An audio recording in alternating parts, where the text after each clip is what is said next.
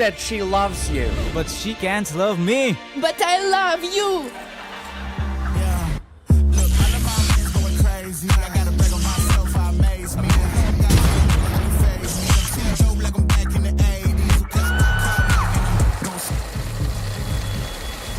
I won't play window anymore.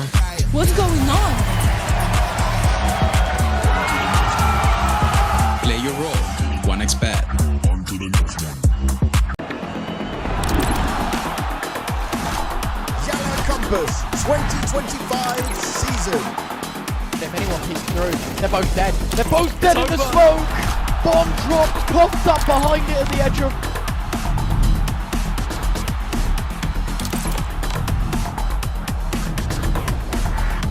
YaLLa Compass 2024 champions. YaLLa, let's go!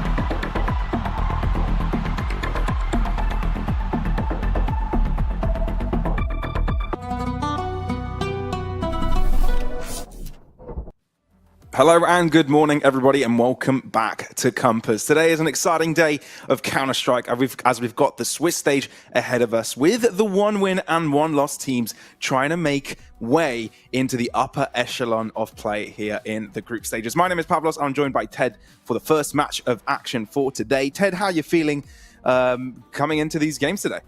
I'm really excited. You know, we're just having a conversation going into the 1-1 bracket. It's not always the games that have as much on the line, I guess, but it is the really, I guess, entertaining ones, right? You just get to enjoy some good old Counter-Strike, have a little bit of fun, watch some teams try and make a statement, and sure, it doesn't make that big of a difference in terms of whether you qualify for the playoffs or whether you get eliminated, because obviously they're not qualificational or eliminational games, but for a lot of those teams, this matchup specifically today would mean a lot, right? There is a big difference between getting 2 consecutive chances to actually make it into the next stage and 2 consecutive chances, well, not 2 consecutive chances, but 2 consecutive chances of getting eliminated. Doesn't really sound like a good chance to have. So yeah, I feel like for both Dynamo YaLLa and Zero Tenacity, and of course for Sashi and Chimera, which is going to be our second game of the day, today is going to be a good day where you get to perform and make life a little bit easier for yourself without putting too much pressure.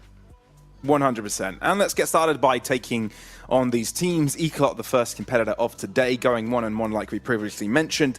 They did manage to get a win against NIP Impact, very successful one at that, a very quick one, and then Forza Reload, a little loss there. And I think for many, it may be a little bit unexpected on one end, you know, not having a consistent performance there. But that does put them in an interesting spot here, having to play against Zero Tenacity, who they themselves haven't had the most consistent of runs as of yet. But it gives them an extra chance, right? It gives them another chance to get on those reps. And, you know, unlike Zero Tenacity, there is some changes in the mix that they're looking to improve on and make the squad as strong as possible. Yeah, I feel like when you're talking about YaLLa, obviously the expectations are going to be a little bit different. Now you're coming in with a new reformed lineup, with Mikey being in there, with the E-Life coming in as the new in-game leader, and obviously Mikey being the new star, which means that I guess lifts up some of the pressure off of the shoulders of Detour and MBQ, because now they have that #1 star rifle that everyone's playing for, and then you can, if you can have your #2 in the Oppo 4s, maybe your #3 in the rifle of MBQ, that would be a really good addition. But Mikey's been playing good Counter-Strike. I guess this is the silver lining so far for YaLLa after those recent changes, even though, as you pointed out, consistency has not really been going there. There's been a bit of a reoccurring theme of we get 1 win, we lose the next game, we get another win, then we lose again. This is how things have been going for YaLLa in the last couple of weeks. Yeah, and that's something that they'll definitely look to improve. Like, we have seen some positives, like the addition of Mikey, and, you know, it's starting to gel a little bit better, but you're right, it's what we're looking at for them to try and create more consecutive streaks. But then I think we can look on the turn side here for Zero Tenacity, right? Turn the conversation towards them, because they themselves, they're, I think, one of the longest standing rosters in Tier 2 Counter-Strike. You don't often see teams of an org, such as Zero Tenacity, sort of stay in a project for 2+ years. And I think the most recent changes were in August 2022, which makes this a 2.5-year project. I haven't seen this in a good while. So they strongly believe that there's something cooking here. They strongly believe the fact that they've got themselves that cohesion between these players. It's something that they can build on and find success in. But it hasn't really been translated in a streak of performance yet. And I think that's somewhat what we're looking at for them in 2025. No, especially recently, it's been really difficult, right? You're looking at 4 losses out of their last 5 best of 3s. The only win that they got was against the Eyeballers in their second game here in the YaLLa Compass Winter Main Swiss. And it was a 13-8 on Anubis, a 13-3 on Dust2, which was pretty convincing, right? It sounds like a great result, sure. But this was Nemanja just going back to the old days and just dropping a 36-20 1.73 rating across 2 maps, which doesn't really happen as much anymore, right? Last year that was the main story, especially the first couple months of 2024. Nemanja was playing outstandingly and Zero Tenacity was winning a lot. Nemanja has not been playing outstandingly the last couple of months, and I feel like there's been a conscious effort towards making sure that they don't rely only on him. But last time around against the Eyeballers, he was able to show up. Issue is what happens when you're not trying to rely only on Nemanja, but then the others are not able to step it up as much. Well, they lose 4 best of 3s in a row. This is the type of a situation they were in before or prior to that Eyeballers game. So I feel like for the Zero Tenacity side, as much as we talked about the lack of consistency on Eclot, with Zero Tenacity is not lack of consistency. With them is consistently being unable to actually get wins recently, which is definitely not the position that we're used to seeing Z10 in. No, absolutely not. But I think we can turn our attention towards the maps, the playground in which these two teams will be playing in for their series. And like we said, being in that one-on-one bracket in the Swiss stage, you've got to know that it doesn't really mean anything to them qualifying or getting eliminated, but it gets them one step closer to that playoff spot.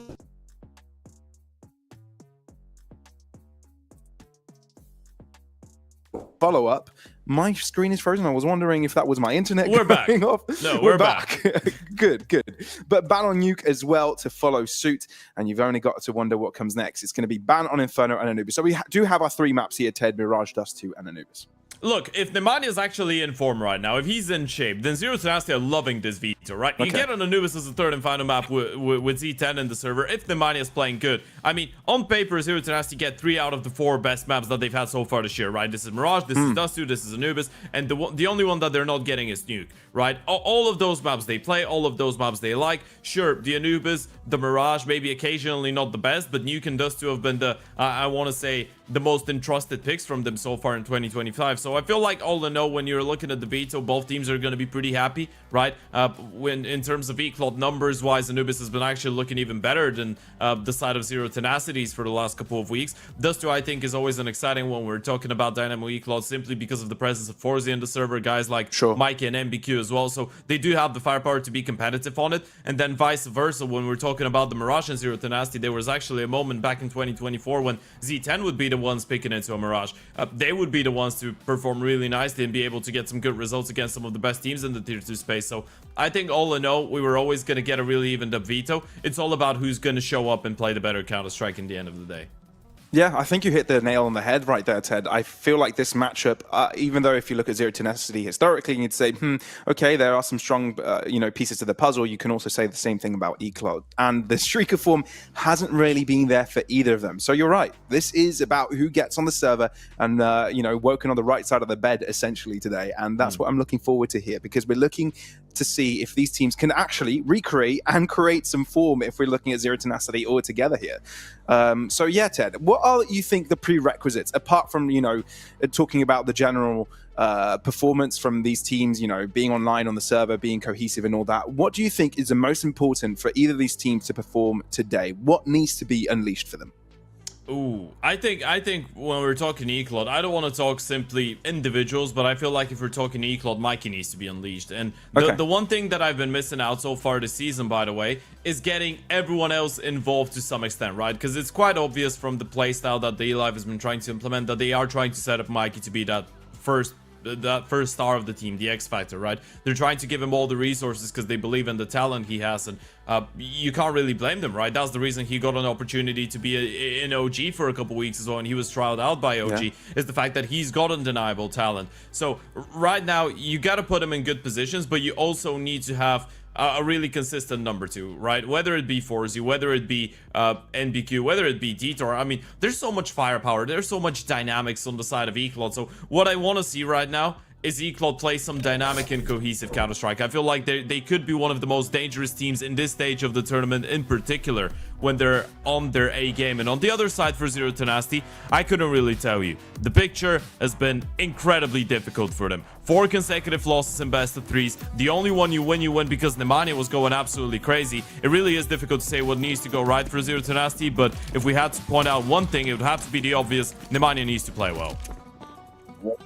Better place to start off than Mirage. The pace setter itself to get things going in this best of 3 series in the Swiss stage of Compass Winter Series. Now, Zero Tenacity will be starting things off on the defensive as YaLLa are on the T side, and they'll be making a quick leg way into tunnels here. Obviously, you've got Brute Monster up close. He does respect the presence with that smoke thrown early on as YaLLa try to reconfigure towards this B-bomb site. Yeah, first point of contact, Mikey, quick goosh, gotta be careful. They're not triggering the play yet, but regrouping is still gonna be a B play. They're just taking their sweet time with it. That will let AVN to actually rotate closer. Look at that back stab. Ever closer. YaLLa need to act quickly, and that's exactly what they're doing. Mickey first in, but Simka is good to react to it. Detail finding the upper angle on the van does create an element of surprise, but still, they haven't dealt with the backside. And AVN is good to hold his ground. So much time has been built that the apartments player is now starting to approach, and it's becoming ever more difficult for YaLLa, able to get the pickup on AVN eventually, but the damage has already been done. Now Chofa can turn his attention towards him, try to lure their attention in his direction. Well, the dualies from the back end do all the work. Nemanja showing his presence and allowing Zero Tenacity to go 1-0 at the start. That's such a perfect start as well, right? Especially after the initial ding. Mikey just goes for a peek, dinks down. Sijofo, so low. Or that was Simka, I'm not sure. It was Simka actually in towards the B car, but bottom line is, Simka does get his piece of the pie. You do get the kill. No one checks for AVN towards the back of the bomb side, and this is a massive blunder. The Alive just tried to stick the defuse straight away, and AVN is able to produce a massive double kill from the back of the bomb side. Same for Nemanja on the flank as well. Played to perfection from Zero Tenacity, and it's a great start, not even letting the T's get a bomb plant. Just gonna say, Ted, I just noticed nearly every frag there was slow mode in the replay. Yep. It made it very, how do I say, unsettling. Baywatchy? Yeah. That is unsettling. It's it is the same thing. I mean, the only thing that would make it even more Baywatch is if all the players, if all the characters in game were wearing like red bikinis or something. Sure. I don't know. Yeah.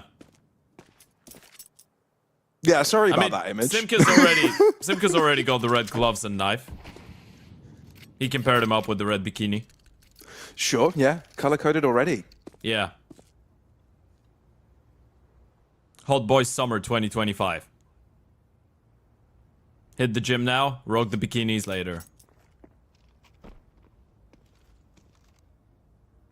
Imagine if you even used the bikinis as slingshots as well instead of... Sorry. You know, someone would have made a mod in Counter-Strike at some point, I'm sure. You know what's the great part about all of this? Someone just decides to... Ooh, okay. That's a nice 4K from Nemanja. Yeah, that's great as well. Someone just decides to tune in into a morning Counter-Strike stream, and the first thing they hear us talk about is Baywatch, bikinis, and using bikini as slingshots, but... Welcome to the world of online Counter-Strike, everyone, and good morning. Hope you're having a wonderful day. Nemanja definitely is. He's already on 6 kills in 2 rounds. Sure. As we pointed out, the one thing that we know he could be is an X Factor. He could be a game changer, and whenever he's playing well, the entire Zero Tenacity team seems to be functioning really nicely. AVN, of course. Another player, by the way, that's been, I guess, heavily underestimated, especially when it comes down to Mirage. Notoriously, Mirage has always been a good map for him. I guess it's because he gets a little bit more freedom, right? You get to be the short player, you get to be a lot more vocal, get a lot more involved with the comms. Simke, being the B anchor, takes that pleasant role of being the most supportive player in the server away from AVN for just one map. Just for now. Hey, things may change. And in case you were wondering, by the way, yeah, everyone is a Mikey lookalike. This is the meta. Everyone tries to copy him. All my friends trying to be like Mikey. Just 1 inch away from the monitor. Oh yeah, we're not even going to talk about that.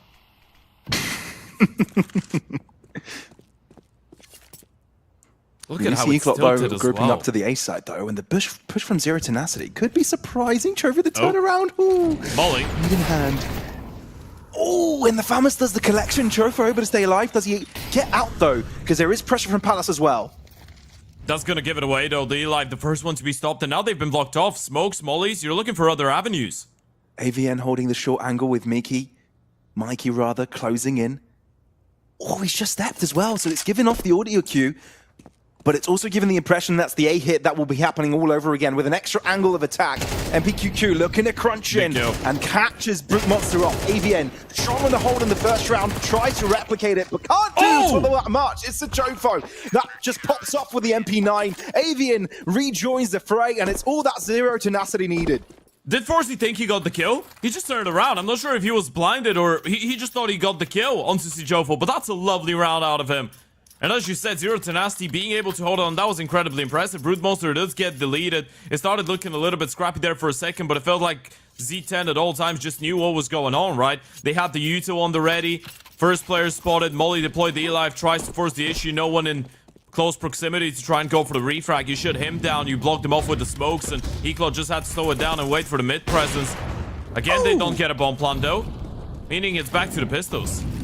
Yeah, I was about to say Eclot just turned up the pace there, and I thought they would have just continued pressing the W key. Never mind, though. That doesn't happen. Instead, there's a bit of a breakaway in Palace, but that was the only rifle at play. Now, the Tech Knights and the P250 remain. Oh! Okay. I think there might be a chance here, Ted. Might be. Simka's gonna find one kill. They know AVN somewhere on the bomb side, though. He was the one to get the refrag. It's all about... Completely down to AVN now. But he's been knocked off his feet as well. Uh-oh. Whoopsie. I don't think you want to be taking 1v2 with the AWP, but Brute Monster might want to try it. You don't really have a choice. Coach standing right behind them, lands the tag. That's the bomb carrier as well. They're going to try and throw it over. I think he's realized it. That could have been it. That really could have been it. Brute Monster might have just interrupted it around there if he could have gotten the collection, but it was through the wall or it was a leg. Either way, it wasn't enough. Goes in with a pistol knowing he's got short pickings to do on one. And maybe the other one might be low as well. Oh, through the smoke. And continues holding the P250. Inwards he goes. He needs to figure out all of these angles here. He's going to have to buy his time. He does have a kit, that's a positive, but the E-Live is awfully quiet. Awfully silent, doesn't give off anything, but the smoke is correctly placed, touching the bomb, puts out his opponent into the open, so he's...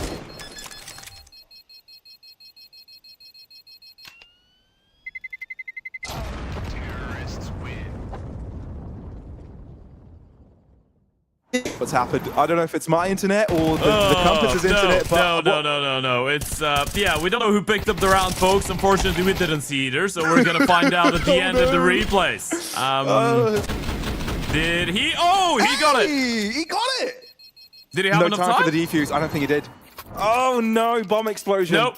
Oh, I love that we don't even get to see the bomb explosion in the replay. It's just like, you guys don't get to see it. It was just that ugly. We're just being teased. There's so much teasing, you know? Baywatch, now the replays.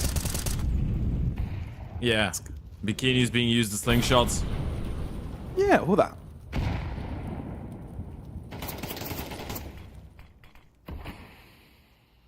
The bikini's distracted us so much we missed the 4Z opener as well. He's got his hands on a big green. Slingshot. Oh my god. That was a slingshot if I've ever seen one.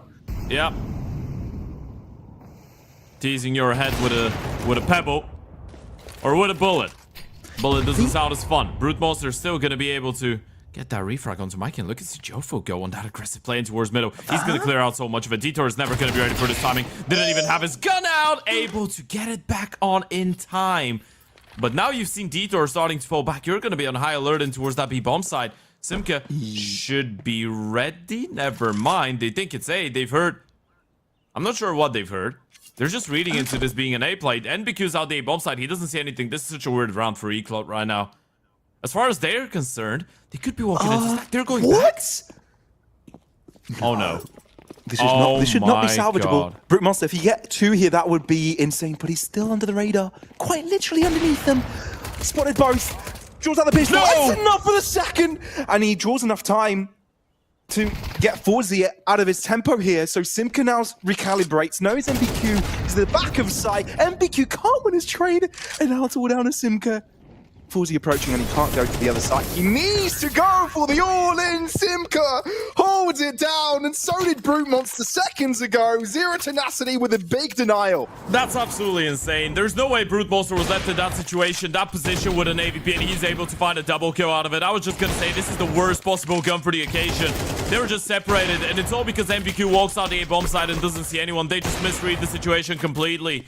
And Brute Monster is able to get a double because of it, and you can't even fold them, right? It's so logical if you're on the T side to think this is gonna be a B stack. You catch one player pushing in towards under, your A lurk doesn't see anyone, you're like, okay, surely both those CTs are just gonna be towards the B bomb side, right? Surely they've just stacked up and they're gonna call it off the moment we don't go there.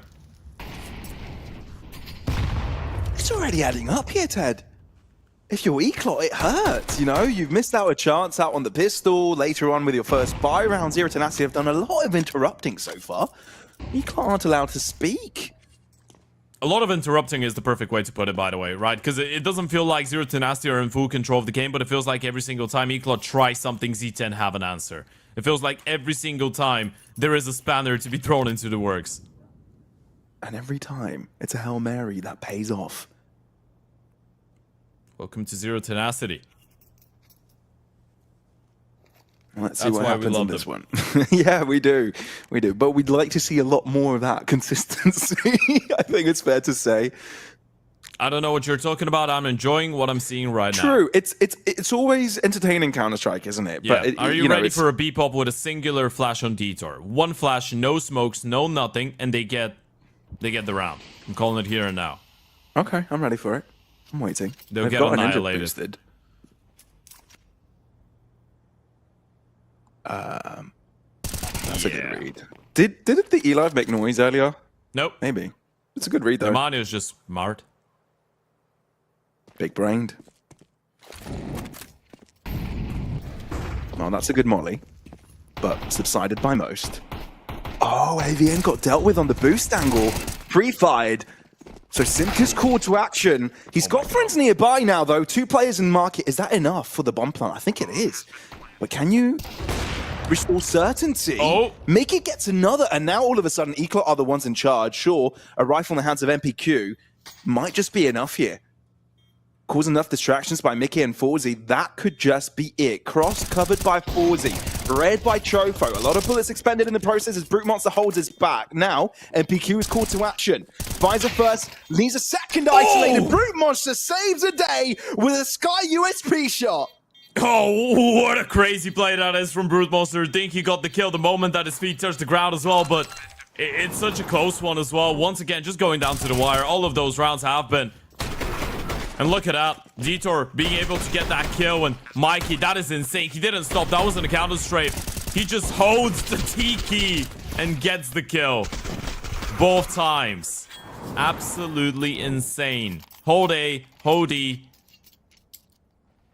Go for that wide swing. Tech 9 will connect, but Zero Tenacity are still able to make it work in the retake. Good work by the Oper and the rifle. Another important double coming out of Brute Monster. He's the one that's been stepping it up bar Nemanja so far on this map. 9 and 3 already.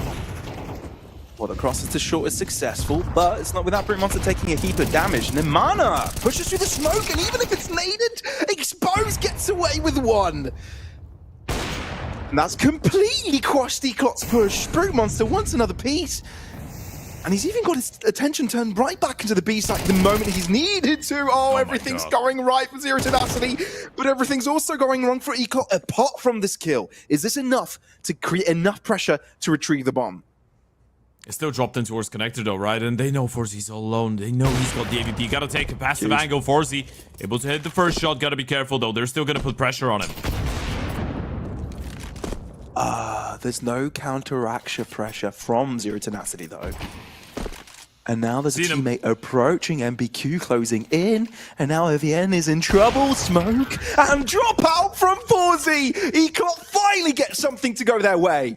Yeah, but it's all thanks to Forzy. What a triple kill that is in towards middle. And again, it felt like Zero Tenacity had everything in line, by the way.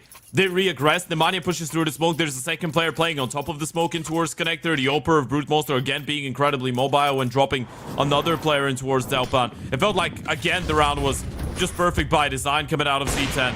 Great work by Brute Monster and his teammates, but Forzy being left all alone in towards middle. This kill is absolutely massive from MBQ as well. Brute Monster gets the kill, then probably you're not going to see all of those solo peeks in towards Forzy. But Zero Tenacity, it felt like they had the right idea, just didn't know how to execute it properly, right? They wanted to put pressure on Forzy. They wanted to let him know that he's not getting out of there alive. Isolate those fights, but Forzy just played it to perfection.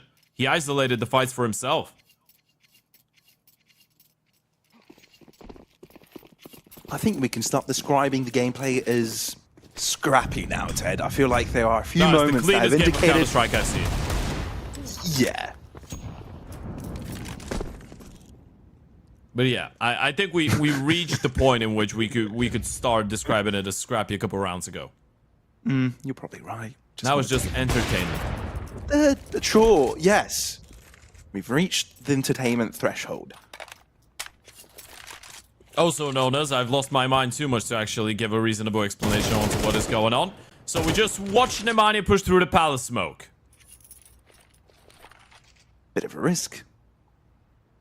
But you kind of need moments like that to kind of pay off for you if you want to have a chance winning. Low buys on a CT side. Or you could have gone for a triple ramp stack, or you could have stacked the site. Instead, it's just a mid-exploration for Zero Tenacity. As Eclot find the A site completely barren and open for the taking. Yeah, you can just call it off here and now here. If you're Z10, as you pointed out, you try something a little bit funkier. If you're Nemanja, try and be the difference maker. And this is the, I guess this is one of the main characteristics of Zero Tenacity. This is probably a sign that Z10 could be slowly going back to the Nemanja ways, which I'm not sure if I disagree with, because when he was playing well and when he was getting the chances to actually go for all of those crazy plays mid, early round, they were in their prime.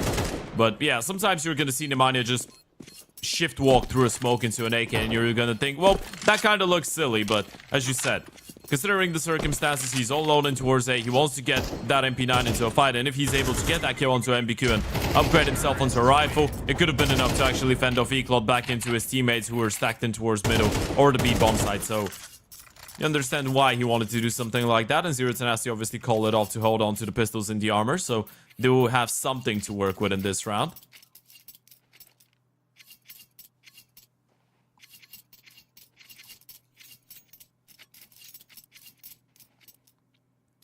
Yeah, there's always that argument if you want to be putting your IGL in positions like that, because then you're calling from the grave, aren't you? Even if you do get a pick, you're not really involved in the round, but you can sort of have some hindsight on everything that's going around. Damage might definitely be the goal here for them.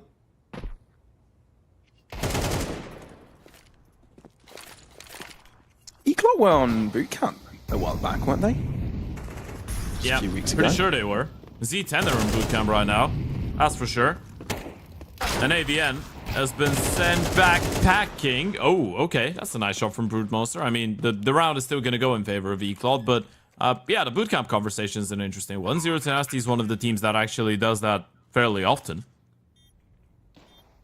which is good. I think at this point, for a lot of people, the main goal when watching Zero Tenacity is to see them qualify for a LAN, because everyone has been wanting to see that team play on LAN for such a long time, right? Because as you pointed out, they've been around for so many years now. In that iteration, you're looking at 2.5 years, right? Since August 2022, as you mentioned previously. So they could realistically be going for a 3-year anniversary later on in 2025, which never happens in Tier 2 Counter-Strike. It never happens in Tier 1 Counter-Strike for a team not to make a change for that long. And it's difficult to imagine that those guys have not really played any international LANs yet. Haven't really been able to qualify for any. They were quite close last year to some of them, but never got the opportunity. And the fact that they're boot camping means that, you know, still they're showing that they have the dedication. They are really determined to finally try and break through the mold and get their opportunity to show what they can do on LAN.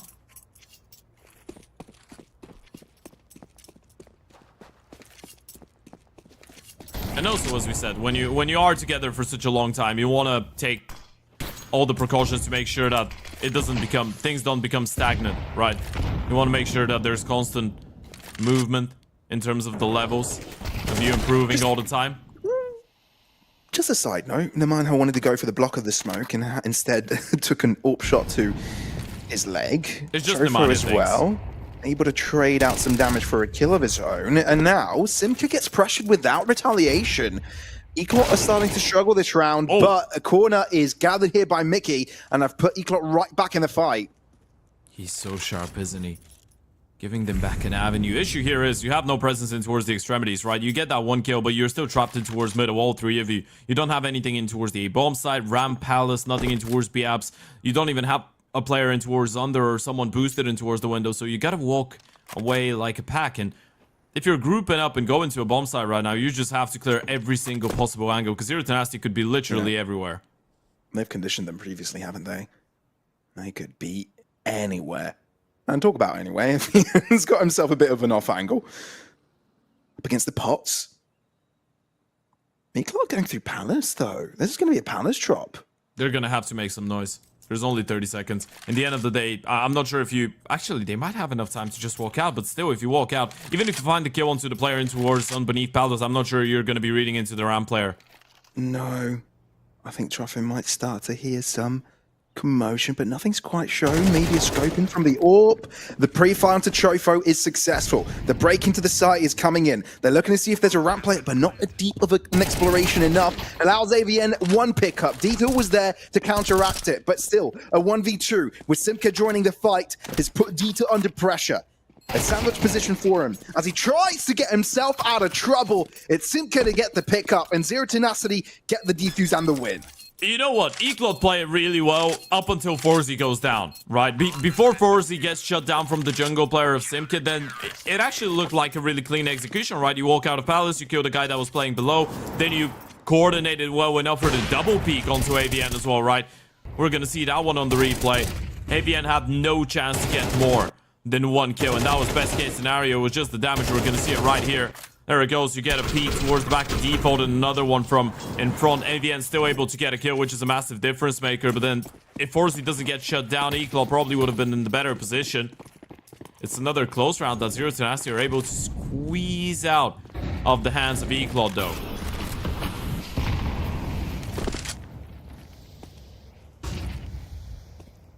There's the most pressure being exerted. A lot in mid and some in apps, though Simka is allowed to jump peek for now.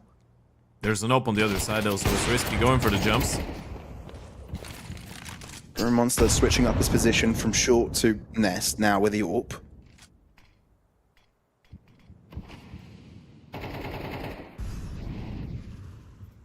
And Eclot think better of the situation, take a few steps back. What is plan B? That's the one question. Felt like you were ready to go for the play. If Forzy was able to get the kill, you still get a 1-for-1 in towards connector. This is good punish. Nemanja in a really upfront and aggressive position. And this is still going to be a B play. They just slow it down a little bit. Ope is still posted in towards kitchen, though. It is, so it might potentially be good for the one on the cross. It doesn't connect. Brute Monster is going to be hitting himself after that one. Damage done from short, though, as there is spray down power from them. Detour doing a lot in mid.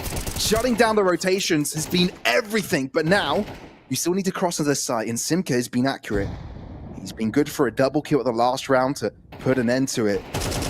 And he's building enough pressure for AVN to find an angle to fight with. His MBQ is down to 3, Forzy on 39. So it's not simple, but the timing might be an element that MBQ will use to his advantage. AVN solo moment. 12 seconds, so the bomb needs to go down. There's the one player denied, and the bomb needs to go down, but there really isn't enough space, AVN, to close in. You need to go for the commitment, and AVN knows that's the right moment to swing in. Zero Tenacity with the skin of their teeth get the secure.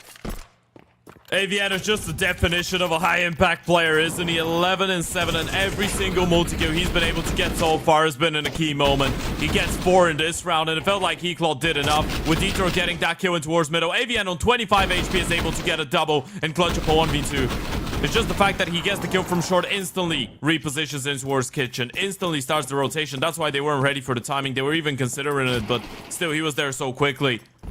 Just plays it to perfection, AVN. This is 7 rounds on the CT side already. Potentially looking at 8 for Zero Tenacity.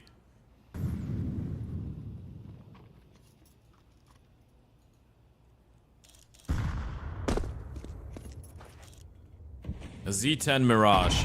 What a classic that is. And this is a fun one for you, Pablos. Out of their last 7 Mirage games, they've lost 6. And you know which is the only team they've been able to beat. They have losses against Amcal, Adventurers, Bait, Little Red Door, Heroic, and Cybershock. The only team they were able to win against on Mirage was Astralis. That goes to show the state of Danish Counter-Strike right now. Or Astralis are playing well now. They were 3rd in Cluj. That says that Zero Tenacity is in disguise one of the best Mirage teams in the world. Maybe. You're right. No one could stop Yabi bar Nemanja. No. Absolutely no one. Bomb to go down. My Sneaky goodness. position from the Elo. He gets away with both. That's pretty damn good if you ask me. Bomb does go down. Damage from Chofo, but doesn't have enough bullets to get the spray. Somehow, Eco ended the half with having all 5 players alive. Can someone explain? Because this was not the theme of the half entirely. No, absolutely not. But you get a clean one towards the end. You're going to be happy with those 5, and that's why they call Nemanja a little bit crazy. He just walks out the murder hole and finds out why it's called like that. A good old walk in towards Connector. Just found a massive gap in the defense, and D-Live just clinical with the Tech 9. So it's a good result for YaLLa. You still keep yourselves in touching distance, but the reason as well I brought out that Astralis point, bar making fun of Astralis, was obviously they're playing well now, but the reason I brought it up was the fact that Zero Tenacity, even though they've been losing a lot, they have been playing a lot of Mirage. So it's not like you're playing against a team that has no experience on the map, and we've seen that so far they've had some good ideas, and now they're on the T side. They could sometimes be a really crafty T side team on this map.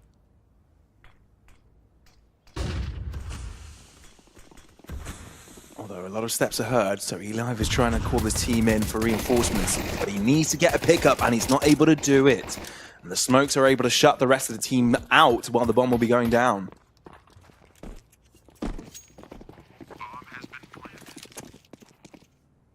The retake is coming in. Oh, for CT's from CT spawn. Flash goes deep. They're actually reaggressing AV and Nemanja.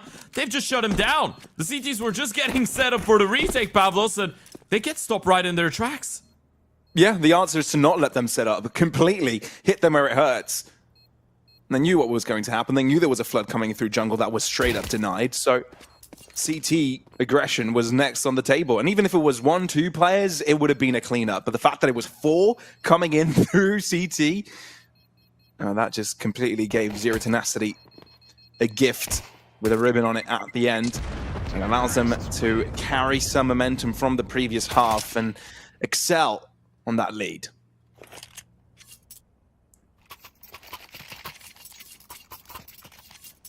And this was a really important one. You didn't get the 8th in the last one, but you get it here on the pistol. You get an opportunity to start things off hot on that T side. A force buy is coming in for me, Claude. And you kind of understand, sure, you don't want to let Zero Tenacity run away with a 3-9-5 lead, but if that doesn't work out, then Z10 are going to be hitting double digits. This is a big risk, and MBQ being the only one entrusted with a rifle in the round, he has to do the majority of the heavy lifting you'd feel.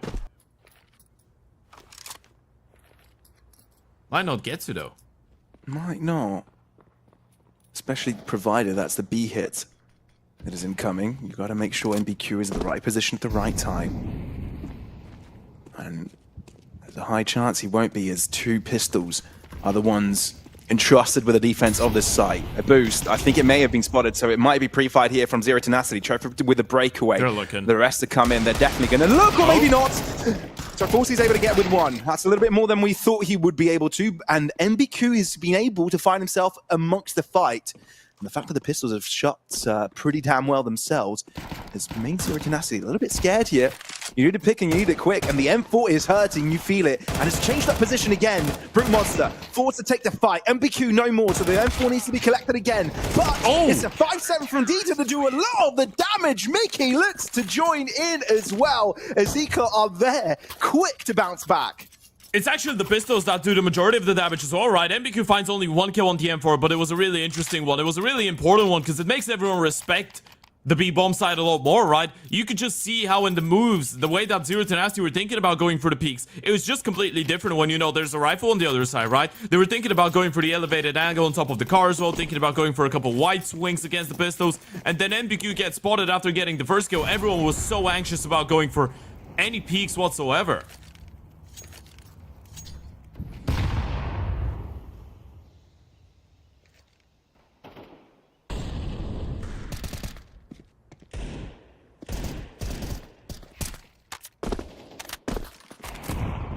Now, sometimes there are close rounds, and sometimes it's just, you know, Zero Tenacity trying to make deals make work on their own. Oh, they do get the bomb plant. I think that's enough of a situation for them that they'll be happy with. Maybe another pick would suffice. I mean, you would have loved to technically force win back, right? Because you were put in a pretty difficult spot. But I agree with you. It is a nice silver lining. At least you don't get left with nothing, right? You're gonna have maybe a little bit of upgraded pistols in the next round, or if you decide to go for the full-on eco, it's gonna be a perfect investment going into the first full-on buy of the half. So, yeah, it's good to get the bomb plant. At least it boosters up your economy a little bit, and you still have the lead technically. You're probably not gonna have it after this round, but it is pretty much a competitive game still for Z10. It's all about not letting Eclod feel like they can just run away with this on the CT side, because we've seen some really sharp shooting out of the individuals so far of Eclod, right? Mikey's had a lot of incredibly locked-in moments, and he's second bottom frag. MBQ's been playing really well. 4Z, Detour, everyone's been showing good consistency, and we can't say that Mikey's not bringing in the impact. Well, Chofo, even though he gets a No pat way. on the back for his double kill. Oh, they got it. They did get it. And there might be another pick. Never mind. Never mind. Of course, it did You have know a what? bit of a That's moment. great. Now you can put Brute Monster on an AVP if you want to. Easy.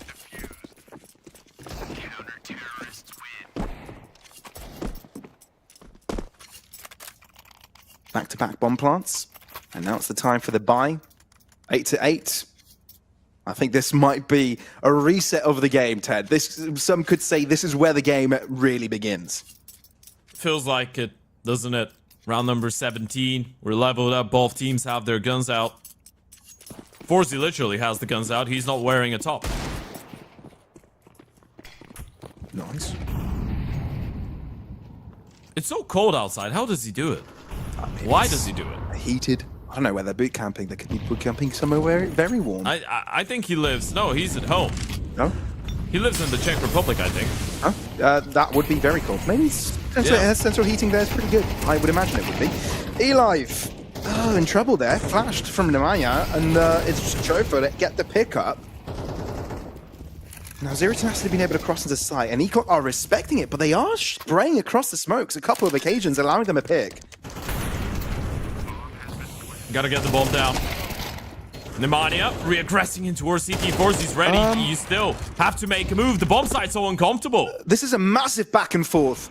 You don't want to know who's winning it, not just yet. You need Mikey to start closing in here. And the smoke is giving Forzy a space to work with. Jumps on the box. Gets the pickup. AWP misses the mark on the first one. And Mikey knows where to shoot next. Defusal is Ecots as they get themselves a lead after this reset. Yeah, and you see the reaction on the face of Brute Monster as well, right? He's a little bit disappointed. They all are disappointed because the call was good. You call in a full-on execution off of spawn for the first buy round. You throw something that Eclod were completely unprepared for, right? They were just not ready, and it was obvious. You get the kill onto the E-Life, you lock everybody out of the bomb site, and then you're just not able to hold on. That one kill through the smoke that denies the bomb from going down a little bit quicker, doesn't give you time to set up to fade the CT smoke and push if you wanted to with a flashbang. It just throws in a massive spanner into the works there for Zero Tenacity, and it felt like they were just not ready to find a solution, not able to find a solution later on. The moment it messed up with their timings a single time, then everything was going down after. And also, Brute Monster again just had an AVP to try and spam a smoke, which is probably the worst possible gun to have in that situation. Yeah.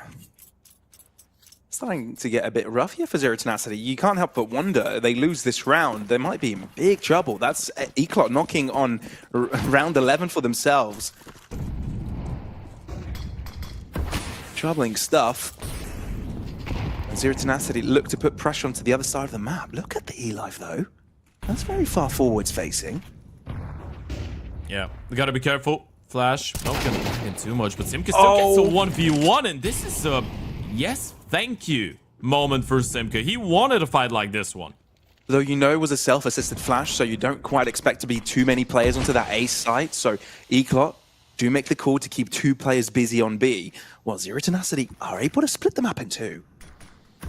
Yeah, you boost up one player in towards window, you're gonna leave him there to try and cut off rotations. It's a good move to try and re-aggress in towards the ramp. Issue is, the moment you clear it out and you realize there's no one there, there is no way to actually quickly reinforce that B bomb site. Still, you're putting all your eggs into the basket of Detour and Forzy just holding on.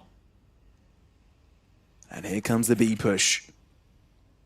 Slowly but surely, looking to break in with Eclot making the gamble to hold on to A. Oh, if Forzy gets this pickup, that would be massive. Surely he knows. Ooh, doesn't quite go for the all-in. And you can see the instant reposition as well from the Manhunt. He's gone all the way around. Forzy's a dead man. And Eclot and, well, Zero Tenacity know to wait for it. A quick pre-fire to Detour's angle as well cause an end to this round as Zero Tenacity look poised to get this bomb planted and let it stick till the end. Only if you play him the replay after this one. By the way, he knows what happened. The moment that he gets shut down from behind, he knows what the timing was. He realizes the penny drops. He's like, I didn't hard clear it. He was there, wasn't he? That's the only thing that could have been the case here. There's no way Nemanja got boosted after that. Forzy knows why he's died just there. He knows why they've lost the round. They just lost it because he didn't hard clear the angle, and that just doesn't feel right. If you ask him, he's gonna be feeling a little bit hard done. It's because you know. That's why. Zero Tenacity still played a good round though, but there was an opportunity. There was a chance, but yeah, the moment that Nemanja realized he had the timing, he just screamed to everyone, okay, you throw in the U2, you make it look like you're going in, but just give me 1 second. There's no way they realize you're waiting for something. There's no way they realize what you're waiting for.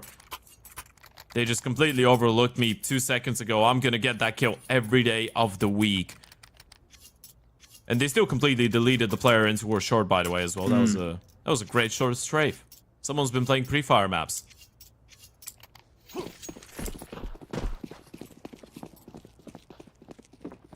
Well, we knew for Eclot that would have been a great opportunity for them to get ever closer to the end of this map. But Zero Tenacity are able to hold on for now, restoring equilibrium. And the new plan is on the horizon, completely spread out at the start.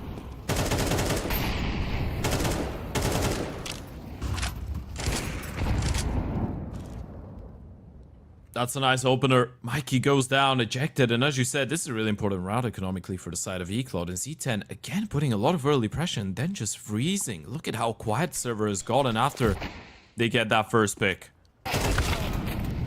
Oh, great read by MBQ. He had this crosshair right at the correct position. Gotta go in now. You've lost one of the mid players. You don't wanna lose Nemanja as well. You need to put some pressure before Nemanja makes his next move. Zero Tenacity looking to shake the boat. It doesn't quite sink yet. As long as the captain is there, Forzy holding on. Oh, and he keeps it going as well.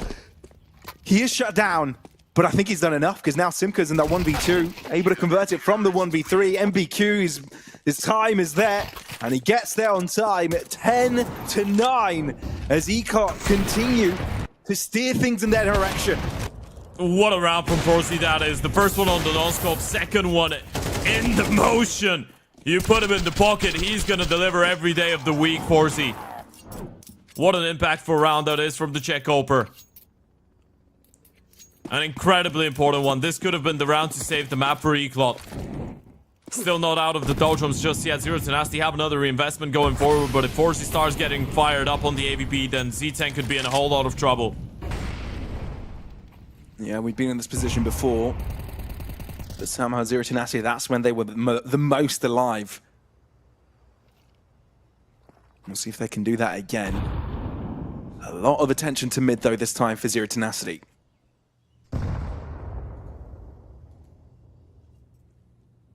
Yeah, look at the aggressive move, though. Pushing towards the B apartments right now. Detour, it's all about the timing. Avian seems to be aware of the possibility, but Detour... Oh, he's gonna walk in towards DD. Avian's got no clue. He's got no idea. So Detour will be moving up and towards mid. Simka won't have his gun in hand, but the commotion is heard.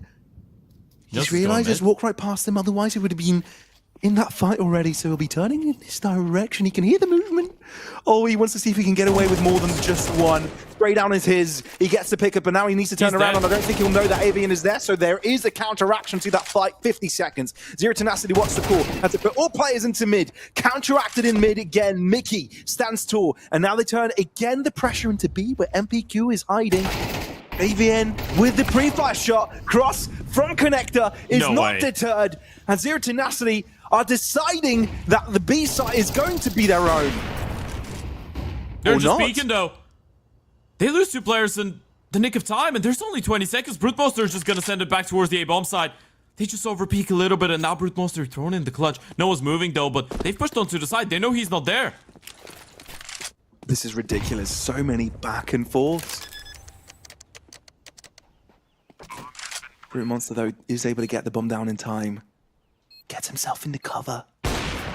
You don't want to be taking a short fight against Forzy on the big green. And Eclot finally able to create a buffer between themselves and Zero Tenacity. What a chaotic round that was. I can't believe that Z10 could have actually won the round after the timing that Detour is able to catch, after the fact that they had to cross through short with the bomb. And MPQ was still towards the back of the bomb side. There were so many fights that could have gone wrong for Z10 here, but somehow they're able to win them up until that cross in towards B. What a round from Forzy and the Alive again, and it's the Oper to bring in the impact alongside the in-game leader. Forzy's hit 21 kills. And finally, they've reset that T-side economy. Zero Tenacity are in no position for an eco here, though. I mean, even if it's not a full investment, you still gotta put Nimani on a rifle, you still gotta have a bit of a hard buy.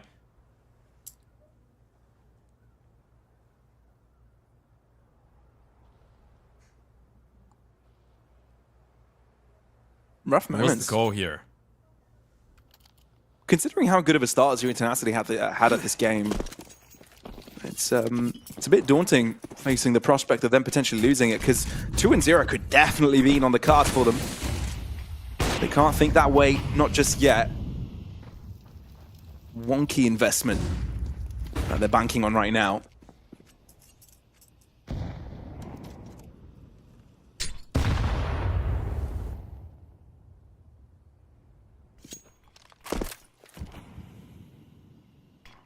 This nade could be You need a cool set piece. You need something to try and catch them off guard. Flash through the smoke. Doesn't work. Oh. Hold on. Wait, the Deagle did connect from Brute Monster. Wait. There's a real opportunity with the fact that Forzy's holding the angle. Bomb does find cover. He finds a right moment there. The right position. Molly doesn't hinder him. He knows he needs to go for the fight, though. He needs to isolate his pick before the rest arrive. And he's able to do it. That's an upgrade. Oh, dear. Zero Tenacity might have just shaken the boat here. Eclot in trouble. Brute Monster knocking the back doors. So he's causing pressure. Bomb is being defused, though, and no one is there to cover it. Not just in time. Oh, dear me. What? It's a ninja defuse to guarantee the pickup up in the hands of Forzy is always dangerous. Eclot on 12, one away from making Mirage their own. He's just styling on them right now, Forzy. He's just smurfing in the server. There's nothing this guy couldn't do right now in the flow state he finds himself in. It's an absolute masterpiece of a performance from the Oper. It's just a joy to watch. Probably a bit of a memory of when Forzy got picked up by the Sinners a couple years ago, when everyone was hyping him up, when everyone was talking about this guy being the next prospect coming out of the Czech scene, the next big Oper coming out of this region. And you can still see why. You can still see the star potential. Forzy is just absolutely cracked with the big green. He's one of the players that you're just thinking, it's a moment, it's a matter of time until he gets the big break. Oh, and the big break for this map and potentially could be right now. Not much left for Zero Tenacity as Eclot have done what they could at the start, created a giant wall, and Zero Tenacity just walk straight into it and falling to pieces. Eclop will be the winners of their own map pick. Mirage is theirs. Yeah, Mirage is theirs, and deservingly so. You need to thank ForeZ a lot for this one too, right? You could see that Z10 were a little bit disappointed. I feel like this is because they knew that was a winnable map. They knew they were in control a lot of the time. They knew they had a lot of chances, even if it was a bit of a scrappy endeavor. They still were in a position where they could have closed it out. But, I mean, man, ForeZ, when you have an Oper playing like that on Mirage, it's always difficult. When it wasn't even Mikey, right? It wasn't Mikey, it wasn't MBQ. The Oper just single-handedly handled them so many of those rounds. And sure, I don't want to take anything away from the rest. There was some really good mid-round calls. The E-Live individually struggled, but it felt like the team was always on the right track and always making the right decisions. But, man, ForeZ drops to 25 and 12. That definitely makes a whole lot of a difference. I mean, he averages 100 ADR. He's gone above 100 ADR.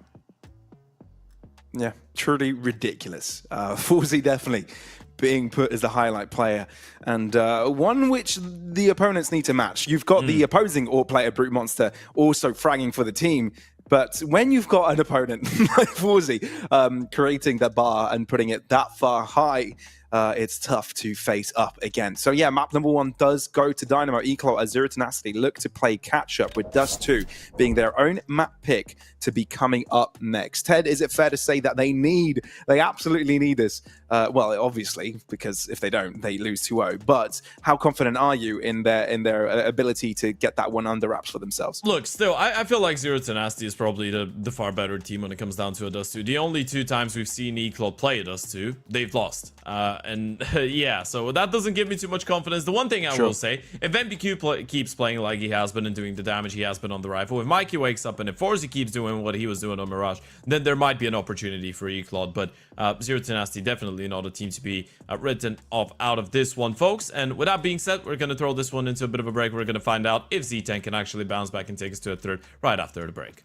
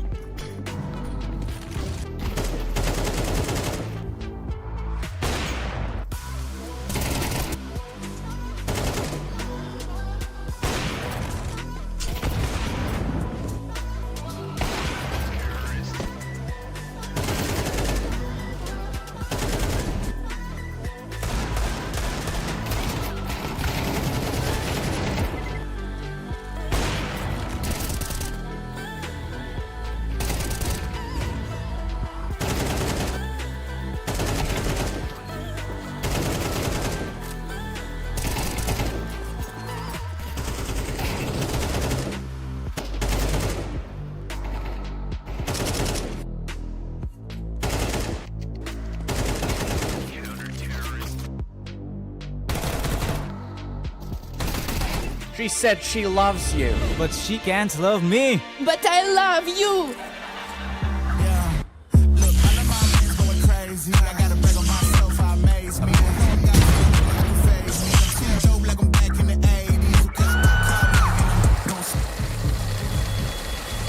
I won't play window anymore. What's going on? Play your role. 1xBet. On to the next one. YaLLa Compass 2025 season. If anyone peeks through, they're both dead. They're both dead in the over. smoke.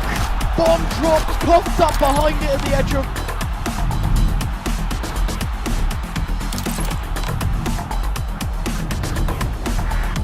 YaLLa Compass 2024 champions. YaLLa, let's go!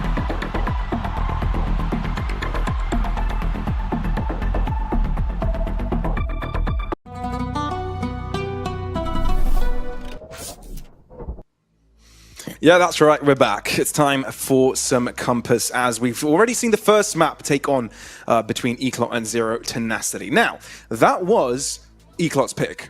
It didn't start off well, but they eventually got it done and dusted with. And I think it's fair to say it was all because of Forzy by the end, wasn't it, Ted? Yeah, that's what it felt like, right? I mean, we obviously we don't want to say only because of him, because sure, MBQ was quite close when it comes down to the damage, and there was a couple other people that were playing well, but Forzy was the big difference maker, right? They could have lost the game if it wasn't for Forzy. Forzy was absolutely outstanding. T side wise, he was solid. CT side wise, completely nuclear, right? 25 and 12 in the end of the map for him, and I feel like when you have an Oper playing that well, it kind of fills you up with hope, knowing that Dust 2 is coming up, and it's usually not a good map for Eclot as well. But I think you made a really good point. Zero Tenacity could have won that first map if it wasn't for Forzy, right? And here we're going back to the same conversation we had before the start of this. I feel like if there was a team to 2-0 this, it would have been Zero Tenacity. I am not that comfortable when it comes down to watching Eclot on Dust 2, or not that confident in their chances. They've played it only once so far this year, and that was a 9-13 loss to the Forza Reload. So I don't really know what to expect out of this. And again, with Forzy playing well, I think it gives you a little bit of hope, but probably not too much. You're right. I think it does give you hope, and especially on a map like Dust 2, that's kind of what you're looking at. You ought to be online. But it's not like Brute Monster wasn't. He just got outclassed. Plain and simple. I think he just wasn't in so many outrageously impactful positions. But we do mention that, sure, Eclot's trends on Dust 2 haven't been that great. But when looking at Zero Tenacity, it's not like it's been their best map, has it? Right? I think that's the only positive I think you could put here for Eclot here, is that, sure, Zero Tenacity have picked this, and they say this is probably a good pick for them, especially with their opponents not being as good as they are on other maps. I still feel like Zero Tenacity need to show some consistency here, because by all means, this is not their Anubis. Yeah, all in all, you're looking at two teams that have played a lot of one-sided Dust 2 so far this year. As we said, for Dynamo Eclot, it was just the one loss against Forza Reload, and then for Z10, it's 2 losses and 1 win. The 2 losses, 5-13 to Amcal, 6-13 to BC Game, and a 13-3 win over the Eyeballers, which is the one bright, warm in a dark room. Yeah, it's that one heat lamp at the side of the room. Yeah. Just keeping you warm. Here we go, though. There seems to be a small breakaway here from the CTs as they aggress inwards. Eclot are able to trade, but they do give away a lot of A space, which is exactly what Zero Tenacity are looking to move into. Yeah, crossing in towards the bomb side. HE gonna break, not in time to stop the bomb from making its way up, but Simka can't connect on the shots.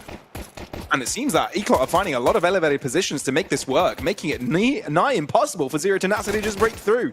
Brute Monster all alone, but he's overwhelmed. Eclot are just jumping all over the place. It's damn annoying. Eclot are able to win round number 1. Yeah, they even missed the timing to break the smoke in towards CT, right? They allowed the T's to cross over, but still it didn't feel comfortable. It was really quick on the... They were really quick on the rotations there. Eclot. Forzy gets a double, another double coming out of MBQ. Those were the two main people we were talking about going into the map. And as we said, Brute Monster didn't necessarily play a bad map on Mirage. He still got 17 kills, right? Which for a, what was it, 22 round game is actually decent enough. Forzy was just, he was spectacular, to say the least. And if he's able to start it off with a double and keep it going, Who My knows, girlfriend man? used to watch Gossip Girl, and the moment he said he was spectacular just made me think of a narrator saying he was just simply spectacular, as if you're like fully in love with him. Sorry. You're very was much just allowed to be fully in love magical. with 4Z. Yeah. Spectacular. And the aid. Fantastic. That was scrunchy, crunchy, and squishy, and everything in between. 4Z is completely out of this world. You might as well see him in Baywatch slow-mo, because his hair, I mean, he doesn't have much of it, but it would be waving in the air like crazy as he just, you know, runs through the beach. Yeah. This is starting to look terrifying, Pablos. I don't want to lie to you. I don't want to be the person that writes off a team 2 rounds in, and I'm not writing Zero Tenacity off. I'm saying it looks terrifying because 4Z's been allowed to put himself in that 6-0 mindset 2 rounds in. This is the scary part. That's You when you gotta unleash stop the it. beast. You have to humble 4Z. Who will do it? He's out, boys. The Mana this time, though. Just leading the charge. Quite literally leading from the front. Yeah, that's the style of the captain. Throw himself out there. There was a time when you'd sometimes even see Nemanja on the secondary AVP, so the joke would be he IGLs, he entries, he does the star rolls on CT, he clutches, he lurks, he opes. He's a one-man team. He coaches. Sure. He's a physiotherapist, mental coach, analyst. Driver. 4Z just gets away with that. Are you kidding me? Just Yeah. walks up and mid, gets one, just walks out as if it's just a normal Tuesday in the park. And for him, it has been even more pleasant than that. You don't get to get as many kills on a normal Tuesday in the park. Hopefully. And he's been doing a really good job so far. 7-0. You gotta put a stop to 4Z right now, but they seem to realize it's gonna be a B play. They've rotated 2 people there. They've blocked him off with a smoke. 30 seconds. They can hear the steps now. And Zero Tenacity, they need to go through. They can't wait it out. The breakaway smoke created for Zero Tenacity. That could allow them for extra angles to push out from, and this is why MBQ just closes the distance. Oh, gets caught though. And that caused Detour rather, to do it all by himself.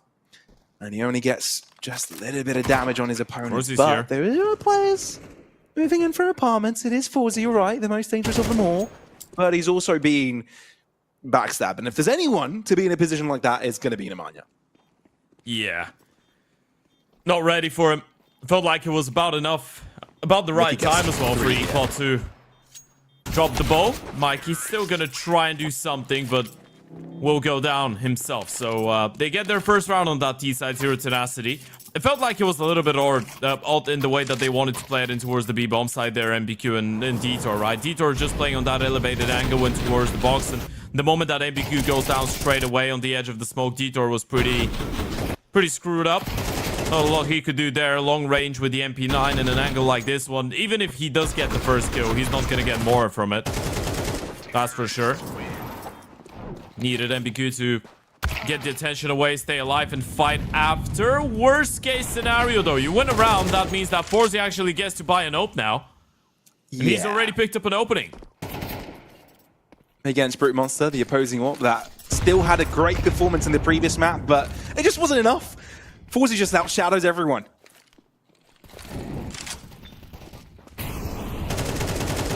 He is in that state right now. You just don't want to test him. It's not a kill, but it's again attack. It just feels like he can't miss right now. It's absolutely crazy. And sure, you want to avoid him. You see him in towards middle. You see him on the right-hand side. You want to go for another B play. But again, Equal have 2 people here. And this time, surely Detour is going to be able to do a little bit more damage from that elevated angle. Close range as well with the MP9. And especially with the mana being so low. They're walking. No one checks it, which allows them the free piece. The mana is a low player and he's still alive. But not for long. All that is scrumptious from Detour and MBQQ as they hold down the B site for themselves.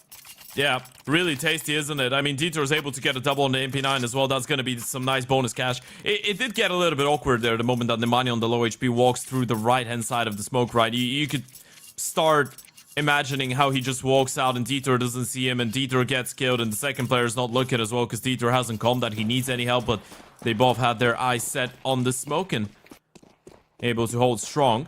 that's going to put Zero Tenacity's economy in a bit of a disarray as well, as they're going for a straight up B-rush. Through the molly. Oh, no. I mean, you need to take tough decisions sometimes, but I mean, the outcome is it's even a hell rougher. yeah, if you're an Eclot fan. Indeed, just padding up the stats.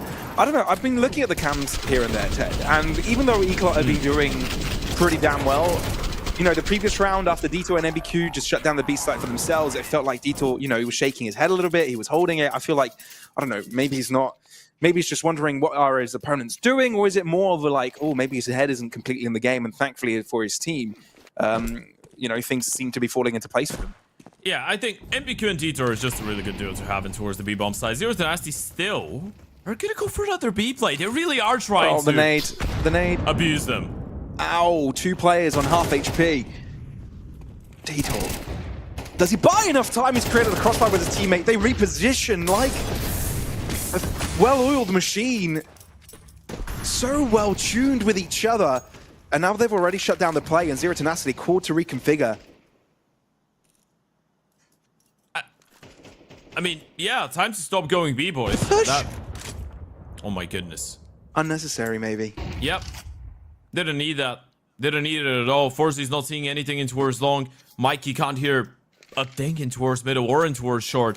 Probably you just didn't want to keep 2 players still occupied in towards the B-bomb side. If they hard clear Detour, he's low on HP as well. This could be the round going back. And Zero Tenacity, they get completely stomped at the start. They're going to reroute in towards the B split potentially, but Mikey's here. Oh no. He turned his attention towards the B site, and he's got nade in hand. Perfect opportunity for him in amount of hits. Detour, though, he's always going to have the up angle. Forzy from mid, up mid, causing havoc. Oh dear me, when Zero Tenacity thought they had a chance, you better think again. Avian, tasked for the clutch.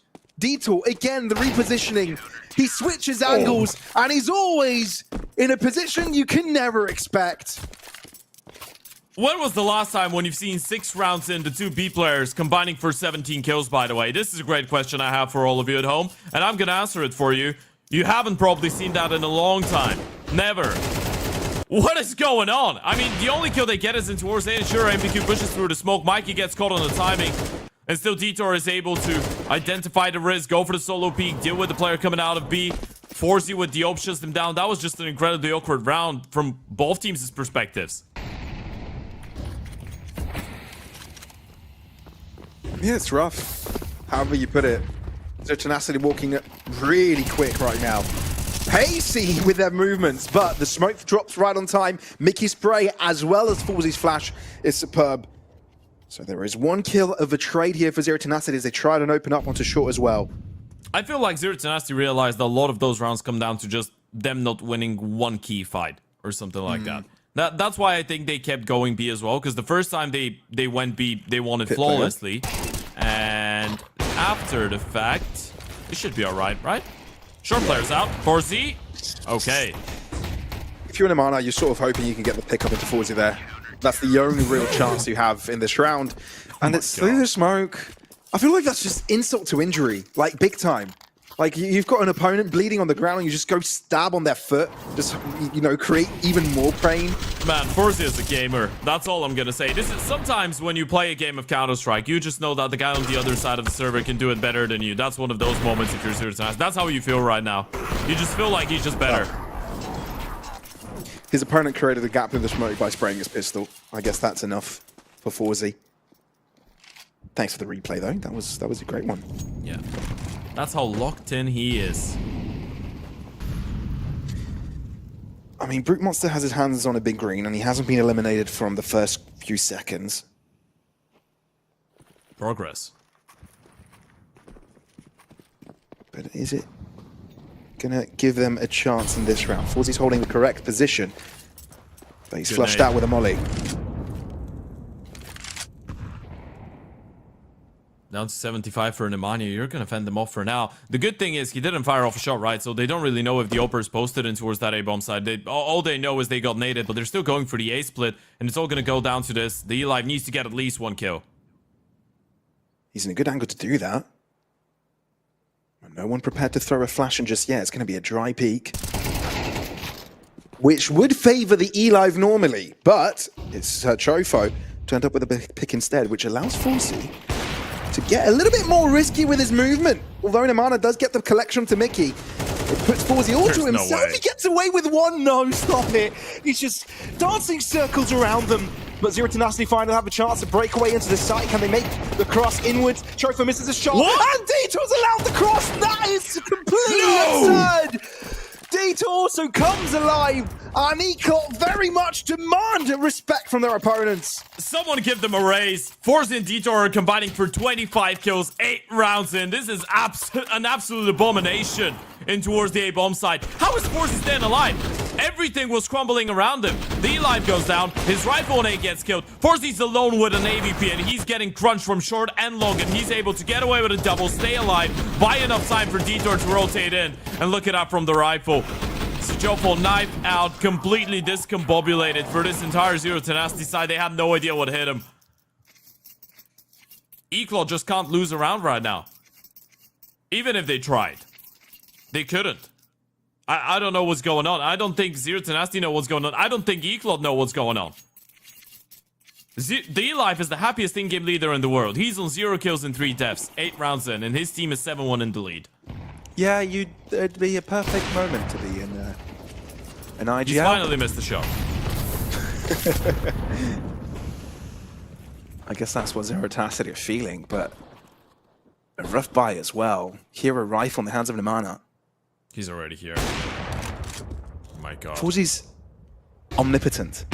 Yep. He's everywhere. Omnipotent, omnipresent as well. You can't escape him. You can't evade him. You can't counter him. You can't do anything to stop him. He is everywhere. He is the universe. And you can't escape the universe. You can't escape gravity. No, it's And just as gravity, Forzy's been keeping Zero Tenacity down on the ground. I mean, technically, Ted, you could escape gravity. Sure. Do you have a A rocket ship? Let me call up Elon Musk real quick. $500 million rocket ship? Yeah. You have that? Spaceship? Yeah, my dream, sure, yeah. But only there. I think Zero Tenacity, that's the first time we've seen a bomb plant for them, so first step successful, but they are playing off of a disadvantage. Lower players available. And the closing in of the CTs is also inevitable. You can just stick it. Yeah, Avian is nowhere close to deny it. And Eclot know it, so it's a swift one. And the chase is on. Not really. They're not really going for it. I like Still it. though, 8-1. Yeah, let him run away with the M4. It doesn't really make that big of a difference. If anything, you'd rather have him on an M4 than an AK-47, probably. Sure. And you don't wanna risk your economy falling apart. You know, there's been a couple closer rounds in the mix. You're looking at the money. It doesn't look bad for Eclot, but it doesn't look like the economy of an 8-1 leading team either. So you don't want to be taking too many chances.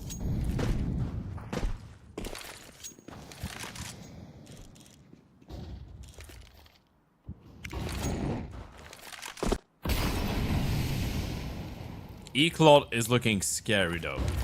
They are. Like, what do you do here for Zero Tenacity? They've changed up their approach a little bit, put emphasis to clearing out Catwalk, but that's already expended a lot of their nades. Potential mid-crunch, the re-smoke. Like, he hears it, calls for reinforcements, but he also has a smoke to play around with. You can't just get away with that. He was so invested in Nemanja.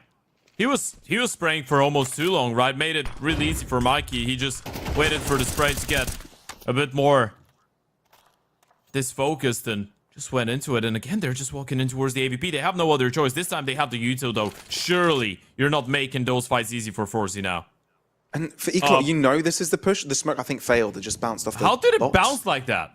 I don't know, mate. I just What? I'm not sure. It's you know how people, you know, you can't escape Forsy because he's like physics. He's a universe. You can't escape gravity. Sure. He Doctor is Strange. gravity, and he makes his own rules even when he throws nades. Oh, Mikey, that is so sneaky. They've just walked past him. Get him. Yeah, the smoke fades and they collect him. And Forzie's been destroyed on site as well. So maybe this is, not maybe, this is definitely the best chance Zero Tenacity have had so far. Yeah, gotta make it work. Important. Fight Simki gets the kill. This should be it, and it will be it. They close it out pretty cleanly, and this is something we haven't said so far on this map for Z10, but they still get a second on the board. It did look clean, though, right? You go for a short execution. You deal with the Oper. You're ready for the player trying to be cheeky and climb on top of the box and fade the smoke. It's good. It's simple. It's controlled. It's well communicated. Let's see if you can get 4. I mean, that's This was definitely a step possibility. But Eclot draw out a trap card. A double AWP setup. Oh my god.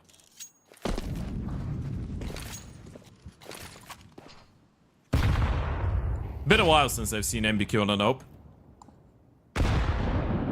I'm a fan. Let's see how it goes. I don't know if I'm a fan yet. I'll let you know in a couple rounds. I'm a fan of the prospect of it. Sure. Let's just say that. Molly, again, they figured out how Forzi likes to play so far, but there's always that one pesky nade. Hinders the confidence.